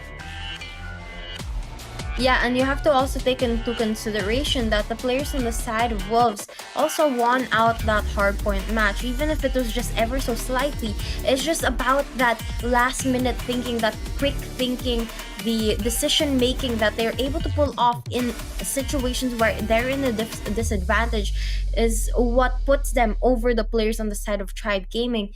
And if Tribe doesn't find a way to adapt to that, it doesn't look very, very good for them. Yeah, I couldn't agree more. Tribe Gaming, I mean, it was definitely a great start for them at day one. They definitely pulled off, amazing plays, but it was the moment when they went up against LG and TLEs where they kind of fell and struggled, right? I mean, they did win up against Mayhem and Volt, but Wolves is definitely on the level of Luminosity Gaming. In fact, maybe even better. That's why they have been struggling. 2-0 on this series, and we're heading into our map number 3. Stand-up is where we're going to be hopping into. Has had its fair share of moments in history of the COD history. It had its share of championship finals as well. Wolves in a position to actually finish things off in this game. And now we can see a first round of control playing out right now. Tribe already down on the number of respawns that they have in comparison to Wolves, who's just been playing very sneaky, hiding around the corners, waiting for Tribe to show their aggression and push towards those sites that need to be captured. Yeah, so far, Wolves, top ground control for Zai. 3 kills for him. X-King holding off the flank. Rehab. Got this one coming, but his teammate able to relay the information, but this spawn trap has been activated. Shibalo has to escape. Has to be a huge win for him. Has to back away and get the control on the tractors, but a power position being held by Nian. And that's gonna be eliminations. Look at the scoreline. 23-14 already in the first minute of action in this round number 1. And it seems that the kill feed is still going to be in favor of the players on the side of Wolves as they continue to just lay out the players on the side of Tribe, being able to find them so consistently. And the angles that they're holding down are the big angles that, of course, that your opponents are going to push towards, and that's why they've just been able to get every single kill. And look at this Tribe, not even able to capture a single segment. They're down to 6 seconds now, trying to get the time extension as they step onto that B site. But I don't know if it'll be enough. 6 lives left, and Wolves are hunting them down right now. Yeah, it's crazy. It is just utter dominance. And it is a step down. Wolves Esports proving why they are the best Eastern team. Truly it is. Wanting to meet their rival at the semifinals. Tribe Gaming cannot handle any of the heat. The clock expires. The clock's run out. It's time's up. It's over now. Wolves Esports 1-0. Still not far from over, right? I mean, looking at what has happened, round number 1 is going to be a defensive side win for Wolves. As we switch aside, Tribe Gaming obviously would have the best potential at winning this, as we definitely have a lot more easier attempt at just taking a victory when you got that Granny's in control and the tanks off the get-go. And right now, Tribe, again, as you said, they're going to be the defending team this time, but I'm not quite sure how that's working out for them. I mean, they're already down in the numbers, and Wolves, they like to be the aggressive team. They like to be the attacking team. And with them being on the attacking team right now, it's becoming even more difficult for the side of Tribe to defend those 2 sides. Wolves already capturing the first segment onto the B side. They're gonna go and look to go on for the A side. They want to go a simultaneous capture between these 2 points so that they have their choices when deciding to close up for that 1-minute extension. As Thug on the side of Tribe going to invest into his operator skill, but not able to find too many players around the area. Yeah, Peg, you're finding a double equalizer in play. I mean, Wolves Esports is clinical in this route. I mean, they will not find any of the skills anymore. They're going to be forced into a reset by his teammates. They find 2 players on that A site. They're going to be able to get a capture. Make them 3 players. That's going to make the push even faster. Zai they get eliminated. Tribe Gaming needs to get this push. Stopping that A site is going to be very key for them to actually win this round itself. Avoid the time from being extended to another minute. Nestog now slowly getting alive. He's going to get knocked down, and it's Wolves able to escape this spawn trap for now. And now, 2 segments on that A side already, 1 on the B. They have a lot of options to go and get a 1-minute extension, but even if they don't have that, they have the life advantage. They just need to be able to kill off the players on the side of Tribe and end the round quickly. It looks like that's exactly what they're looking to do here as they go on for the hunt, looking for those last 6 players, last 6 lives on the side of Tribe Gaming. Wolves still having a lot of room to play with. They go for the capture onto that B side right now, and 2 segments secured on both sides. It's just such an easy game for them right now. They're not even struggling to go in for those captures. Yeah, X King. This is hiding behind his ult. Oh, was gonna win. No! The Purifier was brought out. It was utilized and it's gonna be wasted. X King able to get extra time, but he has to play his life out there. His teammate Nian able to pick down Rebalo. He's a 1v3. Rihan, last get alive for Tribe Gaming. It's gonna be in cloak, but Luck has to be rescinded down. And he has to make his move. X King able to pick him up, get that elimination. It's gonna be 2-0. And one more round before the players on the side of Wolves are able to close this up and the whole series with it. Tribe Gaming, I am at a loss for words to explain what is going on with them right now, because I have no idea why they're not able to step up their game. We've expected so much from them, but it's not showing right now. And Zai going to pull out the Annihilator, getting 2 right off the bat, going on for the 3rd, trying to look around for more kills, not able to find too many. But just as they say that, he finds 2, gets the headshot lined up, and the players on the side of Tribe is just falling down like flies while Wolves continue to go on a rampart looking for them. Yeah, this spawn trap is just insane. Here comes one Predator missile, taking down 2 side. Rihan and Nestog will be forced to a reset. Wolves Esports, they got all lanes covered up. It's gonna be quite a devastating blow here for Tribe Gaming, failing to get any traction in SMD. And in this control, they have always been dominated.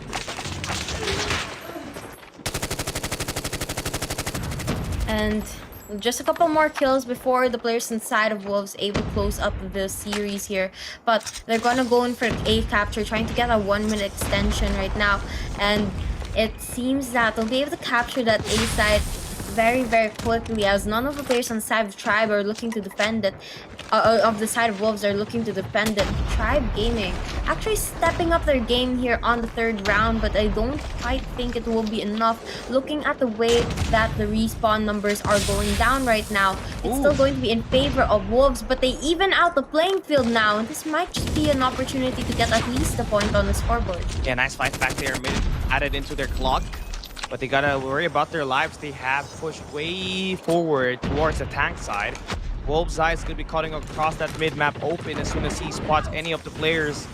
It's gonna be quite devastating because the pinch play can just be activated. XP fighting a double, standing his ground on the B side. One more player, that's gonna be S-Dog, bringing out his power just to stop it out the defense inside of the point, but it's not gonna be working. Forced to a reset. And Wolves Esports holding down the fort, but Rebalo is gonna have the War Machine in hand, will not get anything.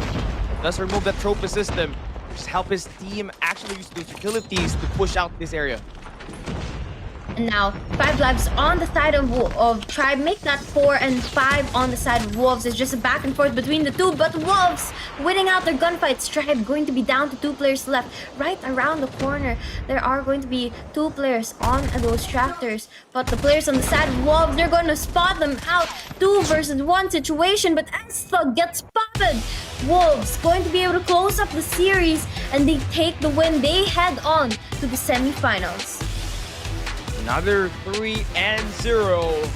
Saturday is Donut Day. You know, I'm pretty sad. I mean, Tribe and Wolves 3-0, all 3-0 throughout the night. We didn't really see as much action as we were hoping for. Really hoping for some game 5, some game 4s, but we didn't get any of that tonight. And it was just dominant wins all throughout the night. Yeah, I mean, this is what to expect, you know. I mean, we did try to filter out all the best teams using the Swiss stage. But I guess the teams who just win today are just on a different level, right? And Wolves Esports, the best team coming from the East, will be meeting their rivals tomorrow in Championship Sunday, SKB Q9 and Wolves, interesting matchup that has been, a matchup that we've seen time and time again in the Chinese region. Definitely two big dynasties that have proven to become a juggernaut in the World Championship here this year. And with that win, they're going to be a step closer to bringing home the trophy. Yeah, and so tomorrow, speaking of our matchups for tomorrow, it's actually going to be Luminosity up against Godlike and then Q9 up against Wolves. And this is quite surprising because that means no matter whether or not Q9 or Wolves wins out their match, just as you said, we're going to be seeing one of these two teams from TDM actually show up onto the finals and get a slot or a chance of winning out that huge cash prize that we have for this tournament. But of course, they still have a long way up ahead of them before they really see the final match. And for tonight, it's just gonna be these 4 series. Yeah, I mean, after watching all of the matches here today, Sabi, what has been your favorite series? I know although it is going to be 3-0s today, what was the game that surprised you in a way where you did not see it coming, right? I mean, you expected this team to actually be dominated, but they were the one to try. That's kind of hard. I think I'll have to be going with match number 2. I mean, Godlike and SPG was really a question mark for me, but Godlike just came out so dominant there. I thought it would be a closer game, but it was just such a dominant game, round from the side of Godlike. And of course, I have to also mention, like, match number 1, heartbreak. Kagendra didn't make it in. Match number 3, another heartbreak. Match number 4, another heartbreak. So I'm just gonna stick with match number 2 for this one. The Godlike squad. It's interesting because, yeah, they had many doubts from the viewers that, oh, that's just scrimmages. But those scrimmages actually turned out to be, repetitions that helped this team get the victory up against this juggernaut squad that they faced yesterday. Remember, they were able to take down 2 of the best teams from the European region, and they managed to be on level with Q9 Club in yesterday's matchup. And not only that, they did defeat SPG in today's in this quarterfinals matchup to advance to the semis. And that was such a huge takeaway. The improvements of the Indian region is significant, and that, of course, is going to be interesting because NA, it's going to be one of the most viewed region in the entire world. To top it all off, they also have the Indian region. But to the OR watchers, you guys have been amazing. You got this Razorback code for you guys to activate in our in-game app. So make sure you do it now. It is going to be only lasting for a couple of hours in this day.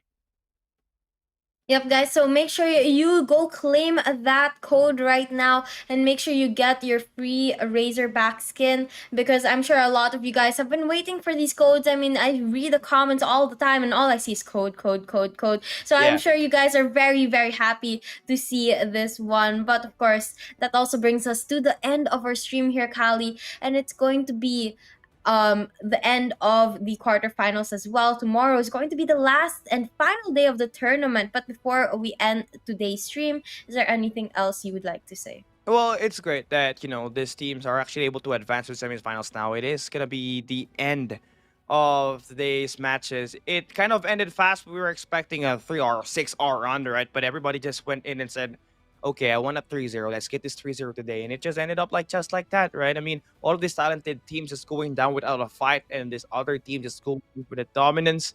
It is going to be crazy, right? And that is, it's going to be crazy. I mean, I like what I saw, and that's just it for me, man. Wasabi, get this closing done. Let's get it done. Yep, so thank you guys for watching the stream, staying all the way to the end. I hope to see you guys all tomorrow. I hope you guys join us for the action, but we'll have to say a good night for now.